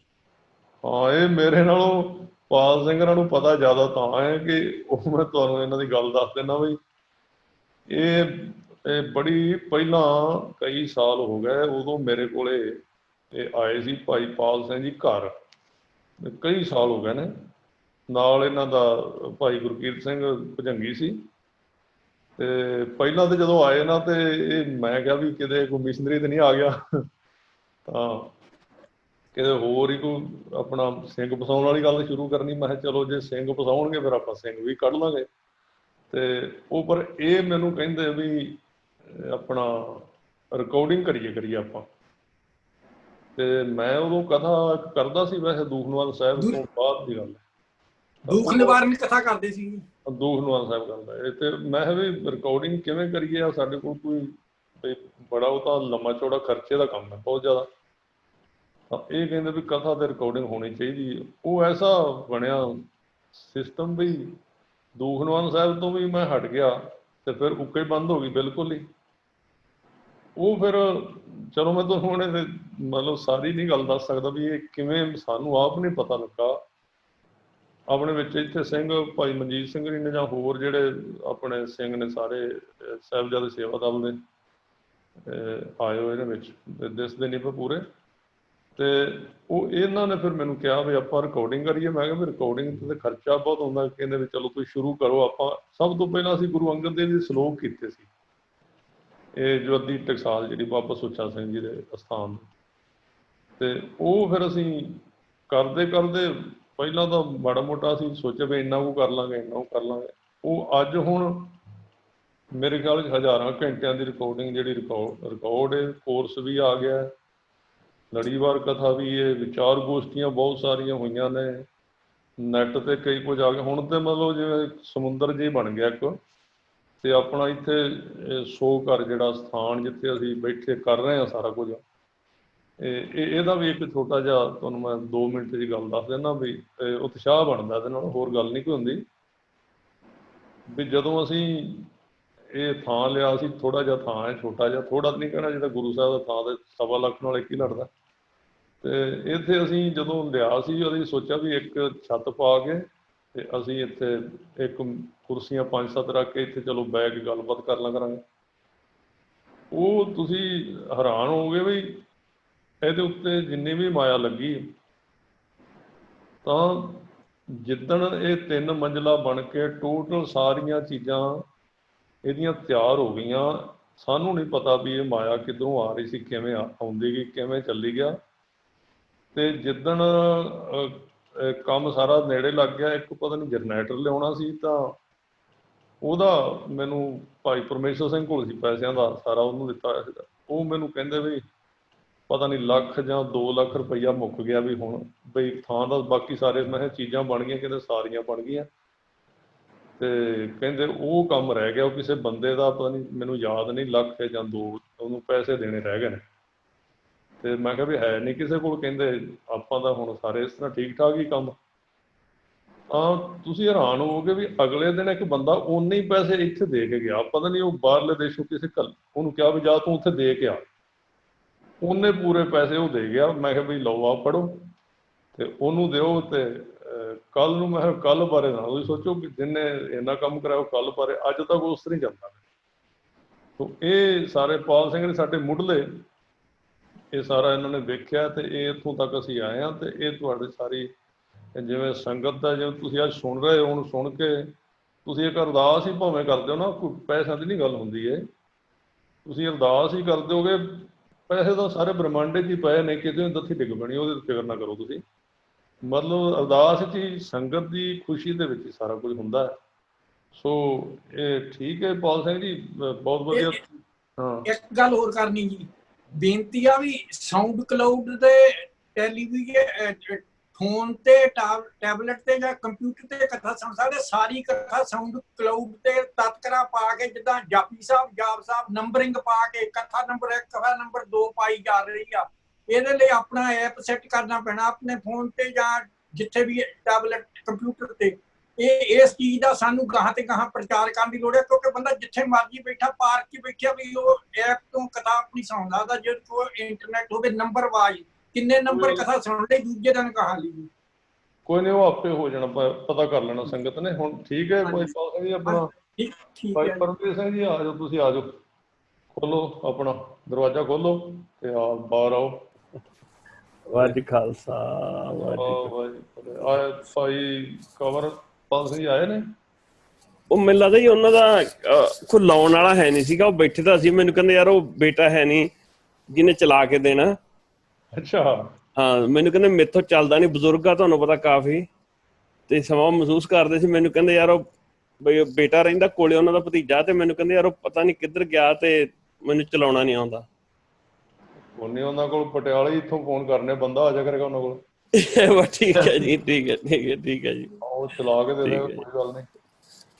ਜੀ ਜੀ ਜੀ, ਚਲੋ ਅਗਲੀ ਵਾਰ ਤੋਂ ਆਇਆ ਕਰਨਗੇ ਜੀ। ਹਾਂਜੀ ਹਾਂਜੀ ਹਾਂਜੀ, ਉਹਨਾਂ ਨੂੰ ਲਿਆ ਕਰੋ, ਕਿਉਂਕਿ ਉਹ ਮੈਂ ਸੰਗਤ ਨੂੰ ਦੱਸ ਦੇਣਾ ਚਾਹੁੰਦਾ ਬਈ ਤੁਸੀਂ ਉਹ ਰਿਟਾਇਰਡ ਨੇ ਮੇਰੇ ਖਿਆਲ, ਕਿਹੜੇ ਉਹਦੇ ਤੇ ਸਨ ਇਹਨੂੰ ਪਤਾ ਹੋਣਾ? ਰੇਲਵੇ ਚੋਂ ਇੰਜੀਨੀਅਰ ਰਿਟਾਇਰਡ ਆ ਜੀ। ਰੇਲਵੇ 'ਚ ਸਨ ਤੇ ਬੜੇ ਰੇਲਵੇ ਚੋਂ ਇੰਜੀਨੀਅਰ। ਤੇ ਜਿਹੜਾ ਉਹਨਾਂ ਨੇ ਕਿਤਾਬਾਂ ਲਿਖੀਆਂ ਨੇ, ਜਿੰਨਾ ਇਹ ਰੌਲਾ ਇਹਨਾਂ ਨੇ ਪਾਇਆ ਸਾਰਾ ਵੀ ਆਹ ਫਲਾਣੀ ਗੱਲ ਢਿੰਗੜੀ ਹੈ ਜੀ, ਇਹ ਆਹ ਨਹੀਂ ਇਤਿਹਾਸ, ਇਹਨਾਂ ਨੇ ਬ੍ਰਾਹਮਣਵਾਦ, ਇਹ ਫਲਾਣਾ ਢਿੰਗੜਾ, ਬਹੁਤ ਫਤੂਰ ਮਚਾਇਆ ਇਹਨਾਂ ਨੇ ਕੌਮ ਦੇ ਵਿੱਚ ਪਿਛਲੇ 10-15 ਸਾਲਾਂ ਤਾਂ ਮਚਾਇਆ ਇਹਨਾਂ ਨੇ 84 ਤੋਂ ਬਾਅਦ ਹੀ, ਕਿਉਂਕਿ ਇਹਨਾਂ ਨੂੰ ਪਤਾ ਲੱਗ ਗਿਆ ਸੀ ਵੀ ਮਤਲਬ ਮਾਲਿਸ਼ ਕਰਨ ਵਾਲਾ ਤੁਰ ਗਿਆ। ਜਿਹੜਾ ਮਾਲਿਸ਼ ਕਰਦਾ ਸੀ ਨਾ, ਉਹ ਜਿੰਨਾ ਚਿਰ ਉਹ ਰਿਹਾ ਉਹਨਾਂ ਚਿਰ ਐ ਸੁੱਤੇ ਰਹਿਣ ਆਰਾਮ ਨਾਲ। ਤੇ ਹੁਣ ਜਦੋਂ ਨਵਾਂ ਮਾਲਿਸ਼ ਕਰਨ ਵਾਲਾ ਆਇਆ, ਉਦੋਂ ਇਹਨਾਂ ਨੂੰ ਆਰਾਮ ਆਉਣਾ ਹੈ। ਉਹਨਾਂ ਚਿਰ ਇਹਨਾਂ ਨੂੰ ਜਵਾਬ ਜਿੰਨੇ ਮਰਜ਼ੀ ਦੇਈ ਜਾਓ, ਇਹਨਾਂ ਨੂੰ ਉਹਨਾਂ ਚਿਰ ਆਰਾਮ ਨਹੀਂ ਹੋਣਾ, ਕਿਉਂਕਿ ਇਹਨਾਂ ਦੀ ਦਵਾਈ ਉਹੀ ਹੈ, ਉਦੋਂ ਬਿਨਾਂ ਦੀ ਦਵਾਈ ਹੋਰ ਕੋਈ ਨਹੀਂ। ਤੇ ਚਲੋ ਸਾਡਾ ਦੱਸਣਾ ਫਰਜ਼ ਹੈ, ਅਸੀਂ ਸੰਗਤ ਨੂੰ ਅਵੇਅਰ ਕਰ ਰਹੇ ਹਾਂ ਵੀ ਬਚੋ ਇਹਨਾਂ ਤੋਂ, ਤੇ ਗੁਰਬਾਣੀ ਨਾਲ ਜੁੜੋ। ਤੇ ਚਲੋ ਕੋਈ ਗੱਲ ਨਹੀਂ, ਅਗਲੀ ਵਾਰੀ ਉਹਨਾਂ ਨੂੰ ਤੁਸੀਂ ਜ਼ਰੂਰ ਰੱਖਣਾ ਤਿਆਰ ਕਰਕੇ, ਤੇ ਮੁੰਡੇ ਦਾ ਕਿਸੇ ਦਾ ਪਤਾ ਕਰਕੇ ਜੀ। ਤਾਂ ਤੁਸੀਂ ਉਹਨਾਂ ਚਿਰ ਆਪਣਾ ਕੋਈ ਵਿਸ਼ਾ ਜਿਹੜਾ ਬੋਲਣਾ, ਤੁਹਾਨੂੰ ਜਿਹੜੀ ਡਿਊਟੀ ਦਿੱਤੀ ਸੀ ਉਹ ਇਹੀ ਸੀ ਵੀ ਤੁਸੀਂ ਇਹੀ ਵਿਸ਼ੇ ਤੇ ਰੱਖਣਾ ਹੈ ਕਿ ਜੀ ਇਹ ਜਿਹੜਾ ਅੱਜ ਪ੍ਰਚਾਰ ਹੋ ਰਿਹਾ ਹੈ ਸਿੱਖ ਦੇ ਬਹੁਤ ਸਾਰੀਆਂ ਸਪੋਰਟ ਕਰਨ ਵਾਲੀਆਂ ਚੀਜ਼ਾਂ ਨੂੰ ਤੋੜਨ ਦਾ, ਜੀ ਸਾਇੰਸ ਦੀਆਂ ਗੱਲਾਂ ਕਰੀ ਜਾਂਦੇ ਨੇ ਪੰਜਵੀਂ ਫੇਲ ਬੰਦੇ ਜਿਹੜੇ ਹਨ, ਇਹਨਾਂ ਨੂੰ ਨਾ ਇਹਨਾਂ ਸਾਇੰਸ ਪੜ੍ਹੀ, ਨਾ ਇਹਨਾਂ ਨੂੰ ਕੋਈ ਪਤਾ, ਹਾਸੋਹੀਣੀਆਂ ਗੱਲਾਂ ਕਰਦੇ ਨੇ। ਇੱਕ ਦਿਨ ਕਰ ਲੈਂਦੇ ਨੇ, ਦੂਜੇ ਦਿਨ ਕੋਈ ਬੰਦਾ ਉੱਠ ਕੇ ਜਿਹੜਾ ਪੜ੍ਹਿਆ ਲਿਖਿਆ ਉਹ ਕਹਿੰਦਾ ਵੀ ਇਹਨੂੰ ਬੁੱਧੂ ਨੂੰ ਹਟਾਓ, ਇਹ ਕੌਣ ਕੀ ਬੋਲੀ ਜਾਂਦਾ, ਇਹਦਾ ਸਾਇੰਸ ਵਿੱਚ ਤਾਂ ਕਿਤੇ ਲਿਖਿਆ ਹੀ ਨਹੀਂ। ਤਾਂ ਉਹਦਾ ਕਾਰਨ ਤੁਹਾਨੂੰ ਮੈਂ ਕਿਹਾ ਸੀ ਵੀ ਜਿਵੇਂ ਤੁਹਾਡਾ ਵਿੱਦਿਆ ਦਾ ਕੰਮ ਹੈ ਜੀ, ਇਹ ਮੈਨੂੰ ਇੰਝ ਪ੍ਰਤੀਤ ਹੁੰਦਾ ਸੀ ਵੀ ਇਹ ਜਿਹੜੀ ਭਾਸ਼ਾ ਹੈ ਜੀ, ਜਿਹੜੀ ਅੱਜ ਸਿੱਖਾਂ ਵਿੱਚ ਦੁਬਦਾ ਪਾ ਰਹੀ ਹੈ, ਔਰ ਇਹਨੂੰ ਸਾਡੇ ਕਈ ਬੰਦੇ ਕਹਿੰਦੇ ਵੀ ਇਹ ਅਸੀਂ ਕੁਝ ਕਹੀਏ ਕਹਿੰਦੇ ਵਿਵਾਦ ਦੀਆਂ ਗੱਲਾਂ ਕਰਦੇ ਨੇ ਜੀ। ਤੇ ਮੈਂ ਕਿਹਾ ਫਿਰ ਤਾਂ ਤੁਸੀਂ ਵੀ ਉਹ ਸਿੱਧ ਛੱਪ ਬੈਠੇ ਪਰਬਤੀ ਆਪਣੇ ਚੁੱਪ ਕਰਕੇ ਬਹਿ ਜਾਓ ਤੇ ਉਹ ਬਾਹਰ ਘੁੰਮੀ ਜਾਣਗੇ ਜੀ। ਤੇ ਇਹ ਤਾਂ ਅੱਗੇ ਜਾ ਕੇ ਪਤਾ ਲੱਗਣਾ ਜਦੋਂ ਜਵਾਬ ਮੰਗਿਆ ਗੁਰੂ ਸਾਹਿਬ ਨੇ ਵੀ ਤੂੰ ਕਿੱਥੇ ਹੈ ਜਦੋਂ ਆਹ ਗੱਲ ਹੋਈ ਸੀ ਜੀ। ਤਾਂ ਉਹ ਜਿਹੜੀ ਗੱਲ ਹੈ ਵੀ ਮੈਂ ਤੁਹਾਡੀ ਇਹ ਡਿਊਟੀ ਲਾਈ ਸੀ ਭਾਈ ਪਰਮੇਸ਼ਰ ਸਿੰਘ ਜੀ ਵੀ ਤੁਸੀਂ ਉਹ ਕਿਤਾਬਾਂ ਇੰਗਲਿਸ਼ ਵਿੱਚ ਨੇ ਸਾਰੀਆਂ ਜੀ ਜੀ ਜੀ ਜੀ ਜੀ ਜੀ ਜੀ ਜੀ ਵੀ ਮੈਨੂੰ ਇੰਝ ਲੱਗਦਾ ਵੀ ਇਹ ਇੱਕ ਕਮਿਊਨਿਸਟ ਵਿਚਾਰਧਾਰਾ ਜਿਹੜੀ ਸੀ ਮਾਰਕਸ ਦੀ ਹੀ ਜਾਂ ਹੋਰ ਇਸ ਤਰ੍ਹਾਂ ਦੇ ਵਿਚਾਰੀਆਂ ਦੀ ਸੀ ਜੀ। ਇਹਨਾਂ ਨੂੰ ਸ਼ਾਇਦ ਇਹ ਕੋਈ ਗੁਰਬਖਸ਼ ਸਿੰਘ ਪ੍ਰੀਤਲੜੀ ਹੋਇਆ ਜੀ ਜੀ ਜੀ ਉਹਨੇ ਕੋਡ ਕੀਤਾ ਸੀ। ਇੱਕ ਤਾਂ ਉਹਦੀਆਂ ਕਿਤਾਬਾਂ ਤੁਸੀਂ ਦੇਖੋ ਵੀ ਉਹ ਕੀ ਬੰਦਾ ਬੋਲ ਰਿਹਾ ਜੀ ਜੀ ਜੀ, ਉਹ ਵੀ ਇਹਨਾਂ ਸਾਰੀਆਂ ਚੀਜ਼ਾਂ ਦੇ ਉੱਤੇ ਕਿੰਤੂ ਕਰਦਾ ਸੀ ਵੀ ਇਹ ਨੌਜਵਾਨਾਂ ਨੂੰ ਇਹਨਾਂ ਨੇ ਗੁਲਾਮ ਕਰ ਦਿੱਤਾ ਹੈ, ਕਾਰ ਪਵਾ ਦਿੱਤੇ ਨੇ, ਕਿਰਪਾਨ ਪਵਾ ਦਿੱਤੀ, ਆਹ ਕਰ ਦਿੱਤਾ ਜੀ ਜੀ ਜੀ। ਉਹਨੂੰ ਹੀ ਇਹਨਾਂ ਨੇ ਚੁੱਕ ਕੇ ਅੱਗੋਂ ਉਹਦੀ ਹੀ ਵਿਆਖਿਆ ਕਰ ਕਰਕੇ, ਤੇ ਉਹਦਾ ਕਾਰਨ ਇਹ ਸੀ ਕਿ ਇਹ ਗੱਲਾਂ ਜ਼ਿਆਦਾ ਲੋਕ ਸੁਣਦੇ ਨੇ ਜਿਹਦੇ ਵਿੱਚ ਸਿੱਖੀ ਦੇ ਬਾਹਰਲੇ ਢਾਂਚੇ ਨੂੰ ਖੰਡਨ ਕੀਤਾ ਜਾਏ ਤੇ ਉਹ ਇਹ ਗੱਲ ਉਹ ਫਾਇਦਾ ਉਠਾ ਗਏ। ਤੇ ਦੂਜਾ ਕਾਰਨ ਇਹ ਸੀ ਕਿ ਜਿਹੜਾ ਇਹ ਸਾਡਾ ਦੂਜੀ ਸਾਈਡ ਆ ਜਿਹੜੀ ਆਪਣੇ ਜਿਹੜੀ ਸੰਪਰਦਾਵਾਂ ਨੇ ਜੀ ਜੀ ਜੀ, ਇਹਨਾਂ ਨੇ ਇਹਦੀ ਕੋਈ ਨੋਟਿਸ ਨਹੀਂ ਲਿਆ ਔਰ ਇਹਨਾਂ ਨੇ ਕੋਈ ਇੱਕ ਦੋ ਹੋਣਗੇ ਜਿਹਨਾਂ ਨੇ ਲਿਆ ਹੋਵੇਗਾ, ਮੈਂ ਚਲੋ ਉਹਨਾਂ ਦਾ ਸਤਿਕਾਰ ਕਰਨਾ, ਪਰ ਮੈਂ ਜ਼ਿਆਦਿਆਂ ਦੀ ਗੱਲ ਕਰ ਰਿਹਾ ਵੀ ਉਹਨਾਂ ਨੇ ਇਹਦਾ ਇੰਨੀ ਉਹਨਾਂ ਕੋਲ ਪਾਵਰ ਸੀ ਜੀ, ਇੰਨੀ ਉਹਨਾਂ ਕੋਲ ਮੈਨ ਪਾਵਰ ਸੀ, ਸੰਗਤ ਆਉਂਦੀ ਸੀ, ਇੰਨੀ ਉਹਨਾਂ ਦੇ ਕੋਲ ਮਾਇਆ ਦੀ ਪਾਵਰ ਸੀ, ਸਾਰੇ ਉਹਨਾਂ ਕੋਲ ਸੰਬੰਧ ਸਨ ਜੀ। ਉਹਨਾਂ ਨੇ ਇੱਧਰ ਧਿਆਨ ਨਹੀਂ ਦਿੱਤਾ ਕਿਉਂਕਿ ਉਹਨਾਂ ਨੂੰ ਇਹਦੇ 'ਚ ਲੱਗਦਾ ਸੀ ਵੀ ਸਾਨੂੰ ਇੱਕ ਮੈਂ ਕੋਈ ਗੱਲ ਕਰਾਂਗਾ ਮੈਨੂੰ ਕੋਈ ਦੋ ਕਰਨਗੇ, ਮੈਂ ਆਪਣੀ ਮੇਰੀ ਬਣੀ ਸੰਗਤ ਦੇ ਵਿੱਚ ਤੇ ਲੋਕ ਮੇਰੇ ਪਿੱਛੇ ਇੰਨੇ ਲੱਗੇ ਨੇ ਉਹ ਵਿਰੋਧੀ ਹੋ ਜਾਣਗੇ ਜੀ। ਉਹ ਜ਼ਿੰਮੇਵਾਰ ਨੇ ਇਸ ਚੀਜ਼ ਦੇ ਜੀ ਜੀ ਜੀ।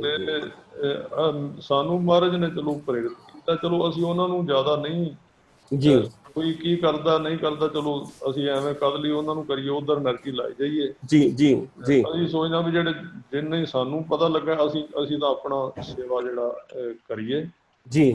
ਤੇ ਉਹਦੇ ਬਾਰੇ ਤੁਸੀਂ ਜ਼ਰੂਰ ਪੜ੍ਹਿਆ ਕਰੋ ਵੀ ਇਹ ਵਿਚਾਰ ਜਿਹੜੇ ਦੇ ਰਹੇ ਤਾਂ ਕਿ ਸੰਗਤ ਨੂੰ ਦੱਸਣਾ ਆਪਾਂ ਜੀ ਜੀ ਜੀ ਜੀ। ਇਹ ਵਿਚਾਰਧਾਰਾ 10 ਗੁਰੂਆਂ ਤੋਂ ਨਹੀਂ ਆ ਰਹੀ ਜੀ, ਇਹ ਵਿਚਾਰਧਾਰਾ ਗੁਰੂ ਗ੍ਰੰਥ ਸਾਹਿਬ ਦੀ ਨਹੀਂ ਜੀ ਇਹ ਵਿਚਾਰਧਾਰਾ ਕਿਤੇ ਹੋਰ ਲੁਕੇ ਹੋਏ ਚੋਰ ਦੀਆਂ ਕਿਤਾਬਾਂ ਵਿੱਚੋਂ ਆ ਰਹੀ ਹੈ, ਉਹਦੇ ਤੇ ਤੁਹਾਡੀ ਡਿਊਟੀ ਹੈ ਜੀ ਸੈੱਟ। ਜੀ ਜੀ ਜੀ ਜੀ ਬਿਲਕੁਲ ਅੱਜ ਬਿਲਕੁਲ। ਤੁਸੀਂ ਜੋ ਕੁਝ ਕੋਈ ਪੜ੍ਹਿਆ ਉਹਦੇ ਬਾਰੇ ਥੋੜਾ ਜਿਹਾ ਸੰਗਤ ਨੂੰ ਚਾਨਣਾ ਪਾਓ। ਹਾਂ, ਉਹ ਤੇ ਮੈਂ ਤਾਂ ਕਹਿੰਦੀ ਇਹ ਬੇਨਤੀ ਕਰਨੀ ਚਾਹਾਂਗਾ ਵੀ ਜਿਹੜੀਆਂ ਇਹਨਾਂ ਦੀਆਂ ਗੱਲਾਂ ਇਹ ਕਿਸੇ ਚੀਜ਼ ਨੂੰ ਕੰਟਰਾਡਿਕਟ ਕਰਦੇ ਆ ਆਪਾਂ, ਜਦੋਂ ਬਹੁਤ ਸੌਖਾ ਤਰਕ ਦੇ ਕੇ ਕਿਸੇ ਚੀਜ਼ ਨੂੰ ਆਪਾਂ ਮਤਲਬ ਬੜਾ ਸੌਖਾ ਉਹਨੂੰ ਨਿੰਦਣਾ। ਮੈਂ ਇੱਕ ਆਪਣੇ ਵਿੱਚ ਆਪਣੇ ਨਾਲ ਡਾਕਟਰ ਸਾਹਿਬ ਵੀ ਬੈਠੇ ਆ, ਮੈਂ ਉਹਨਾਂ ਤੋਂ ਮਾਫੀ ਮੰਗ ਕੇ ਗੱਲ ਕਹਿਣੀ ਚਾਹੁੰਦਾ ਵੀ ਆਪਣੇ ਡਾਕਟਰ ਸਾਹਿਬ ਬੈਠੇ ਮੀਟਿੰਗ ਦੇ ਵਿੱਚ ਹੀ, ਹੋਮੋਪੈਥੀ ਦੇ ਡਾਕਟਰ ਮੁਖਤਿੰਦਰ ਸਿੰਘ ਜੀ, ਹਾਂ ਉਹ ਵੀ ਮੇਰੇ ਕੋਲ ਆਏ ਨੇ। ਹਾਂਜੀ, ਤੇ ਉਹ ਬੈਠਿਆ ਤੇ ਉਹਨਾਂ ਕੋਲੇ ਆਪਾਂ ਨੂੰ ਪਤਾ ਵੀ ਕਿੰਨੀ ਮੁਸ਼ਕਿਲ ਨਾਲ ਨੰਬਰ ਆਉਂਦਾ। ਹਾਂ ਹਾਂ ਤੇ ਪਰ ਮੇਰੀ ਹੁਣ ਜੇ ਗਿਆਨੀ ਡਾਕਟਰ ਸਾਹਿਬ ਨਾਲ ਕੋਈ ਵਿਗੜ ਜੇ ਤੇ ਮੈਂ ਜੇ ਉਹਦੇ ਤੇ ਤਰਕ ਦੇਣ ਆਪਾਂ ਹੋਮੋਪੈਥੀ ਤੇ ਤੁਸੀਂ ਸਾਰੇ ਸੱਚ ਮੰਨ ਜਾਓਗੇ ਵੀ ਵਾਕਈ ਯਾਰ ਉਹ ਦਵਾਈ 'ਚ ਹੈ ਹੀ ਕੁਛ ਨਹੀਂ। ਆ ਵੀ ਇਹ ਕੋਈ ਨਹੀਂ, ਇਹਨਾਂ ਦੇ ਕੋਲ ਪਾਣੀ ਹੀ ਹੈ। ਹਾਂ, ਮੈਂ ਨਾਲੇ ਸਾਰੇ ਤਾੜੀਆਂ ਮਾਰਨਗੇ ਮਤਲਬ, ਤੇ ਮੈਂ ਪੂਰੀ ਇਹਨਾਂ ਦੀ ਜੋ ਇਹ ਅੱਜ ਕੱਲ ਆਪਣੇ ਪ੍ਰਚਾਰਕਾਂ ਦੀ ਭਾਸ਼ਾ ਨਾ ਉਹਦੇ 'ਚ ਉਹਦਾ ਐਨਾਲਿਸਿਸ ਕਰੂੰਗਾ ਸਾਇੰਟੀਫਿਕਲੀ। ਹਾਂ, ਤਰਕ ਨਾਲ ਉਹਨੂੰ ਜਮਾ ਕੱਟ ਦੂੰ, ਹਾਲਾਂਕਿ ਮੈਂ ਉਹ ਦਵਾਈ ਲੈਣਾ, ਮੈਨੂੰ ਆਰਾਮ ਆਉਂਦਾ, ਅੱਛਾ ਮੈਂ ਲੈਣਾ ਜੀ ਖੁਦ। ਤੇ ਪਰ ਜੇ ਹੁਣ ਨਿਰੀ ਆਪਣਾ ਨਿਸ਼ਾਨਾ ਤਰਕ ਦਾ ਹੋ ਗਿਆ ਤੇ ਉਹ ਬਿਲਕੁਲ ਨਾਲੇ ਪਰਮੇਸ਼ ਸਿੰਘ ਜੀ ਵੀ ਉਹਨਾਂ ਨੇ ਜਿਵੇਂ ਡਾਕਟਰ ਸਾਹਿਬ ਨੇ ਤੇ ਕੋਈ 10 15 20 ਸਾਲ ਉਹਦੇ ਤੇ ਲਾਏ ਹੋਣਗੇ ਜੀ, ਦਿਨ ਰਾਤ ਪੜ੍ਹੇ ਹੋਣਗੇ ਜੀ, ਤੁਸੀਂ ਮਤਲਬ 2 ਮਿੰਟਾਂ 'ਚ ਉਹਨੂੰ ਖੰਡਨ ਵੀ ਕਰ ਸਕਦੇ ਹੋ। 2 ਮਿੰਟਾਂ 'ਚ ਮੈਂ ਸਾਰੇ ਤਾੜੀਆਂ ਮਾਰਨਗੇ ਜੀ, ਕਹਿਣਗੇ ਵੀ ਵਾਹ ਕਿਆ ਬਾਤ, ਇਹ ਵਿਦਵਾਨ ਆ ਬੰਦਾ, ਮੈਨੂੰ ਕਹਿਣਗੇ। ਤੇ ਜਿਹੜੇ ਹੁਣ ਡਾਕਟਰ ਸਾਹਿਬ ਵਰਗੇ ਉਸ ਲੈਵਲ ਦੇ ਗੁਣੀ ਬੰਦੇ ਹੋਣਗੇ ਉਹ ਹੱਸਣਗੇ ਮੇਰੀ ਬੇਵਕੂਫੀ ਤੇ। ਪਰ ਉਹਨਾਂ ਦੀ ਗੱਲ ਸੁਣਨੀ ਕੋਈ ਨਹੀਂ, ਸੁਣਨੀ ਨਹੀਂ ਜੀ। ਇਹ ਹਾਲ ਆਪਣੇ ਪ੍ਰਚਾਰਕਾਂ ਦਾ ਜੀ। ਤੇ ਉਹ ਨਾ ਤਾਂ ਕੁਛ ਪੜ੍ਹਨ ਦੀ ਲੋੜ ਜੀ। ਕਿਹਨੇ ਭਾਈ ਗੁਰਦਾਸ ਦੀਆਂ ਜਿਹੜੀ ਤੁਸੀਂ ਅੱਜ ਵਾਰ ਸੁਣਾਈ ਹੈ, ਕਿਹਨੇ ਭਾਈ ਗੁਰਦਾਸ ਨੂੰ ਪੜ੍ਹਨਾ ਜੀ? ਸੌਖਾ ਵੀ ਕਹਿ ਦੋ ਇਹ ਤਾਂ ਬ੍ਰਾਹਮਣਵਾਦ ਹੈ ਜੀ। ਉਹਨਾਂ ਦੇ ਕਹਿੰਦੇ ਬ੍ਰਾਹਮਣ ਨੇ, ਹਾਂਜੀ, ਇਹਨਾਂ ਦੇ ਜਿਵੇਂ ਨਾ ਕੋਈ ਬੰਦਾ ਸੀ ਇਸ ਤਰ੍ਹਾਂ ਦਾ, ਤੇ ਉਹਨੂੰ ਕਿਸੇ ਆਖਿਆ ਵੀ ਦਸਮ ਗ੍ਰੰਥ ਬਾਰੇ ਕਿ ਸਿੰਘ ਕੋਲ ਗਿਆ, ਕਹਿੰਦੇ ਦਸਮ ਗ੍ਰੰਥ ਜਾ ਲਿਖਿਆ, ਦਸਮ ਗ੍ਰੰਥ ਜੋ ਲਿਖਿਆ। ਉਹ ਸਿੰਘ ਨਾ ਨਿਤਨੇਮ ਕਰਕੇ ਬੜਾ ਸ਼ਾਂਤ ਹੋਇਆ ਸੀ, ਟਿਕਿਆ ਮਨ ਤੇ। ਉਹ ਕਹਿੰਦਾ ਭਾਈ ਸਾਹਿਬ ਜੀ ਤੁਸੀਂ ਦਸਮ ਗ੍ਰੰਥ ਬਾਰੇ ਤਾਂ ਮੈਨੂੰ ਪੁੱਛ ਰਹੇ ਹੋ, ਤੇ ਗੁਰੂ ਗ੍ਰੰਥ ਸਾਹਿਬ ਤੁਸੀਂ ਪੜ੍ਹਿਆ?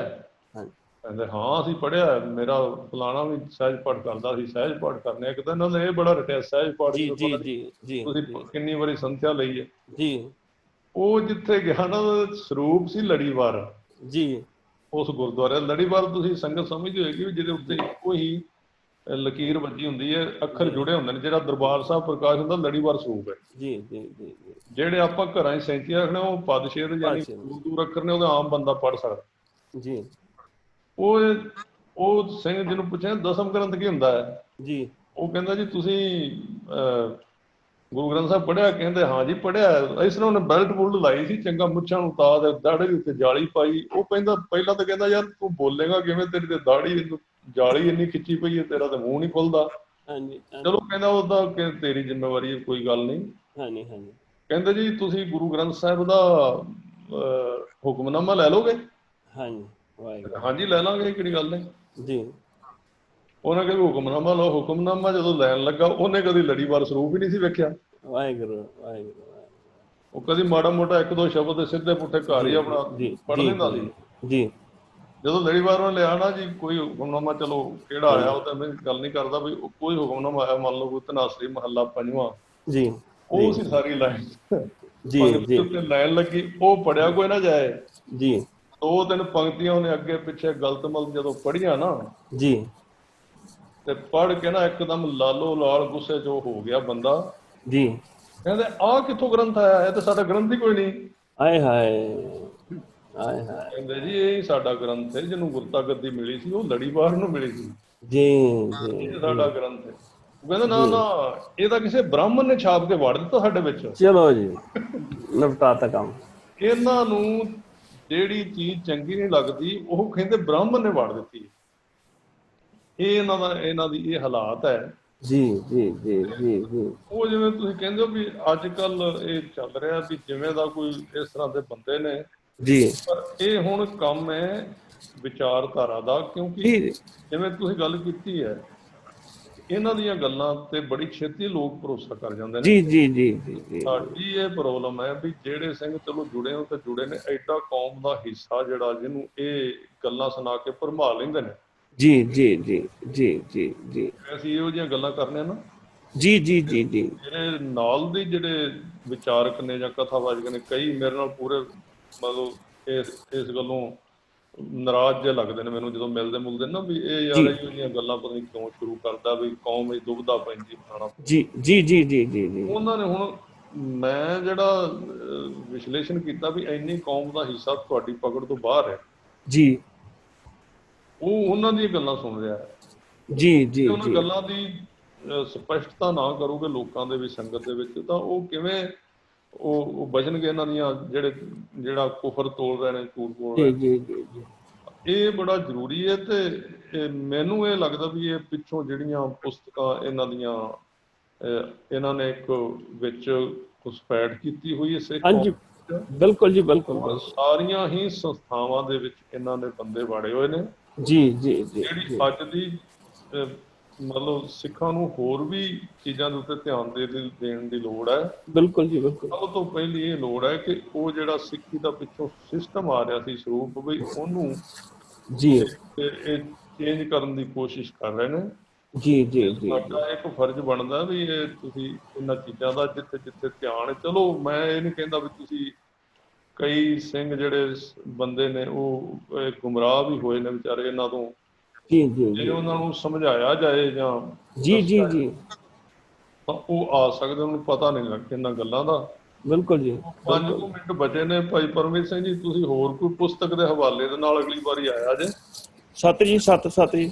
ਹਾਂ, ਤੇ ਇੱਕ ਸਾਡੇ ਵਿੱਚ ਮੈਂ ਹੁਣੇ ਵੇਖਿਆ ਸੀ ਆਪਣੇ ਨਾ ਬਟਾਲੇ ਤੋਂ ਨੇ ਸਿੰਘ, ਹਰਵਿੰਦਰ ਸਿੰਘ ਬਟਾਲੇ ਤੋਂ ਨੇ, ਉਹ ਅੱਜ ਵਿੱਚ ਆਏ ਸੀ। ਤੇ ਮੈਂ ਚਾਹੁੰਦਾ ਵੀ ਉਹ ਵੀ ਇਸ ਲੜੀ ਚ ਜ਼ਰੂਰ ਹੈ, ਜ਼ਰੂਰ ਮੌਕਾ ਦਿਓ। ਸੰਗਤ ਤੇ ਜਿਹੜੀ ਕਈ ਵਾਰੀ ਮੈਂ ਉੱਥੇ ਜਾਣਾ ਜਾਂ ਉਹ ਇੱਥੇ ਆਉਂਦੇ ਰਹੇ ਨੇ ਸਾਰੇ ਜੀ, ਇਸ ਤਰ੍ਹਾਂ ਸਾਂਝ ਕਰਾਉਣੀ ਮੈਂ ਚਾਹੁੰਦਾ ਵੀ ਸਿੰਘ ਆਪਸ ਵਿੱਚ ਕਰ ਲੈਣ। ਜਿਹੜੇ 5 ਮਿੰਟ ਆਪਣੇ ਕੋਲ ਬਚੇ ਨੇ ਜੀ, ਉਹ ਜੇ ਕਿਤੇ ਸੁਣਦੇ ਹੋਣ ਆਵਾਜ਼ ਨੂੰ, ਤਾਂ ਉਹ ਇਹਨੂੰ ਆਪਣੀ ਨੂੰ ਆਡੀਓ ਨੂੰ ਖੋਲ ਲੈਣ ਤੇ ਵੀਡੀਓ ਜੇ ਕਰਕੇ ਸ਼ਾਇਦ ਆਸੇ ਪਾਸੇ ਨੇ। ਤੇ ਕੁਝ ਮੈਂ ਗੁਰੂ ਕੇ ਮਹਿਲ ਵਾਲੇ ਸਿੰਘ ਵੀ ਆਏ ਹੋਏ ਨੇ ਵਿੱਚ। ਉਹ ਇੱਕ ਚੱਕਰ ਮੈਂ ਤੁਹਾਨੂੰ ਪਹਿਲਾਂ ਦੱਸਿਆ ਵੀ ਸਾਡੇ ਜਿਹੜੇ ਬਹੁਤੇ ਸਿੰਘ ਇੱਧਰ ਨੇ ਨਾ, ਮੈਂ ਇਹਨਾਂ ਨੂੰ ਕਹਿੰਦਾ ਨਾ ਵੀ ਥੋੜਾ ਜਿਹਾ ਤੁਸੀਂ ਕਰੋ, ਤੁਸੀਂ ਉਪਰਾਲਾ ਥੋੜਾ ਜਿਹਾ ਸ਼ਬਦ ਉਚਾਰ ਬੋਲਣ ਦੀ, ਕਿਉਂਕਿ ਇਹ ਸਾਰਿਆਂ ਨੂੰ ਜਾਂਚ ਪੈਣੀ ਹੈ ਜੀ, ਨਾਲ ਬੰਦੇ ਦਾ ਮਨ ਅੱਗੇ ਵੱਧਦਾ ਹੈ। ਜੀ ਬਿਲਕੁਲ ਜੀ, ਬਿਲਕੁਲ। ਹਾਂ, ਤੇ ਜੇ ਨਹੀਂ ਤਾਂ ਤੁਸੀਂ ਗੁਰੂ ਕੇ ਮਹਿਲ ਵਾਲੇ ਹੋ, ਤੁਸੀਂ ਤਾਂ ਵਿਦਵਾਨ ਬਣ ਗਿਆ ਹੋ ਨਾ, ਤੁਸੀਂ ਖੋਲੋ ਆਵਾਜ਼ ਆਪਣੀ, ਕੋਈ ਦੱਸੋ ਕਿੰਨੇ ਕੁ ਸਿੰਘ ਹੋ ਤੁਸੀਂ ਖੋਲੋ, ਆਓ ਅੱਗੇ, ਨਹੀਂ ਤਾਂ ਤੁਸੀਂ ਦੱਸੋ ਫਿਰ। ਇਹ ਸਿੰਘ ਬੜੇ ਉੱਥੇ ਬੜੀ ਕਿਰਪਾ, ਗੁਰੂ ਕੇ ਮਹਿਲ ਨਾ ਜਿੱਥੇ ਗੁਰੂ ਤੇਗ ਬਹਾਦਰ ਸਾਹਿਬ ਜੀ ਦਾ ਜਨਮ ਹੋਇਆ, ਇਹ ਅਕਾਲ ਤਖ਼ਤ ਸਾਹਿਬ ਵੱਲੋਂ ਦੀ ਆਪਾਂ ਚੜ੍ਹ ਕੇ ਜਾਂਦੇ ਨਾ, ਜੋੜਾਖਾਨਾ ਅਕਾਲ ਤਖ਼ਤ ਸਾਹਿਬ ਵਾਲੇ ਪਾਸੇ ਆ, ਉਧਰੋਂ ਗਲੀ ਜਾਂਦੀ 5-7 ਮਿੰਟਾਂ ਜੇ ਗੁਰਦੁਆਰਾ ਸਥਾਨ ਹੈ ਸੌੜੀ ਗਲੀ, ਉੱਥੇ ਸਿੰਘ ਬੜੇ ਸੇਵਾਦਾਰ ਨੇ ਉੱਥੋਂ ਦੇ, ਤੇ ਬੜਾ ਉੱਥੇ ਜਪ ਤਪ ਸਿਮਰਨ ਹੁੰਦਾ ਹੈ। ਤੇ ਕਥਾ ਵੀ ਕਥਾਵਾਚਕਾਂ ਦੀ ਉੱਥੇ ਲਾ ਕੇ ਸੰਗਤ ਨੂੰ ਸੁਣਾਉਂਦੇ ਨੇ ਜੀ। ਉਹ ਵਿੱਚ ਆਏ ਸੀ ਜੀ, ਤੇ ਮੇਰੇ ਕੋਲ ਉਹਨਾਂ ਨੂੰ ਮੈਂ ਬੇਨਤੀ ਵੀ ਭਾਈ ਤੁਸੀਂ ਕਿਵੇਂ, ਤੁਹਾਡਾ ਕੀ ਹਾਲ ਕਿਵੇਂ ਚੱਲਦਾ। ਹਾਂ, ਤੁਸੀਂ ਪਰਮੇਸ਼ਰ ਜੀ ਉਹਨਾਂ ਨੂੰ ਹੁਣ ਮਾੜਾ ਜਿਹਾ ਉਹ ਟਾਈਮ। ਓਕੇ ਜੀ, ਓਕੇ ਜੀ, ਥੋੜਾ ਇਹਨੂੰ ਸਾਇਲੈਂਟ ਕਰ ਲਓ। ਤੇ ਹਾਂਜੀ, ਕੀ ਹਾਲ ਚਾਲ ਹੈ ਸਿੰਘੋ? ਵਾਹਿ ਖਾਲਸਾ ਵਾਹਿ ਫਤਿਹ। ਸਟੇਜ ਤੇ ਲੱਗਦਾ ਬੈਠਿਆ ਜੀ ਜੀ, ਆਪਾਂ ਥੱਲੇ ਨਾ ਬੇਸਮੈਂਟ 'ਚ ਬਾਬਾ ਜੀ ਬੈਠੇ ਆ ਜੀ। ਹਾਂ, ਮਹਾਰਾਜ ਦੇ ਜਿੱਥੇ 9ਵੇਂ ਪਾਤਸ਼ਾਹ ਦਾ ਜਿੱਥੇ ਪ੍ਰਕਾਸ਼ ਹੋਇਆ, ਉਹਦੇ ਥੋੜੇ ਸੰਗਤ ਨੂੰ ਦਰਸ਼ਨ ਕਰਾ ਦਿਓ ਫੋਨ ਦੇ ਉੱਤੇ। 9ਵੇਂ ਪਾਤਸ਼ਾਹ ਮਾਈਕ ਲਾ ਲਈਏ, ਮਾਈਕ ਕੰਨ ਨੂੰ। ਹਾਂ, ਕੰਨ ਨੂੰ ਲਾ ਲਓ ਮਾਈਕ। ਆਪਣੇ ਸ਼ਸਤਰ ਰਹਿਣ ਪੂਰੇ ਤਿੱਖੇ ਕਰਕੇ ਰੱਖਿਆ ਕਰੋ, ਐ ਨਹੀਂ ਵੀ ਢਿੱਲਾ ਜਿਹਾ ਕੰਮ। ਆਹ ਸ਼ਸਤਰ ਹੈ ਨਾ, ਮਾਈਕ ਮੂਕ ਜਿਹੜੇ ਨੇ, ਹੁਣ ਇਹਦੇ ਨਾਲ ਹੀ ਕੰਮ ਚੱਲਦਾ। ਇਹਨਾਂ ਦਾ ਇੰਟਰਨੈਟ ਮੈਨੂੰ ਜਾਪਦਾ ਬਈ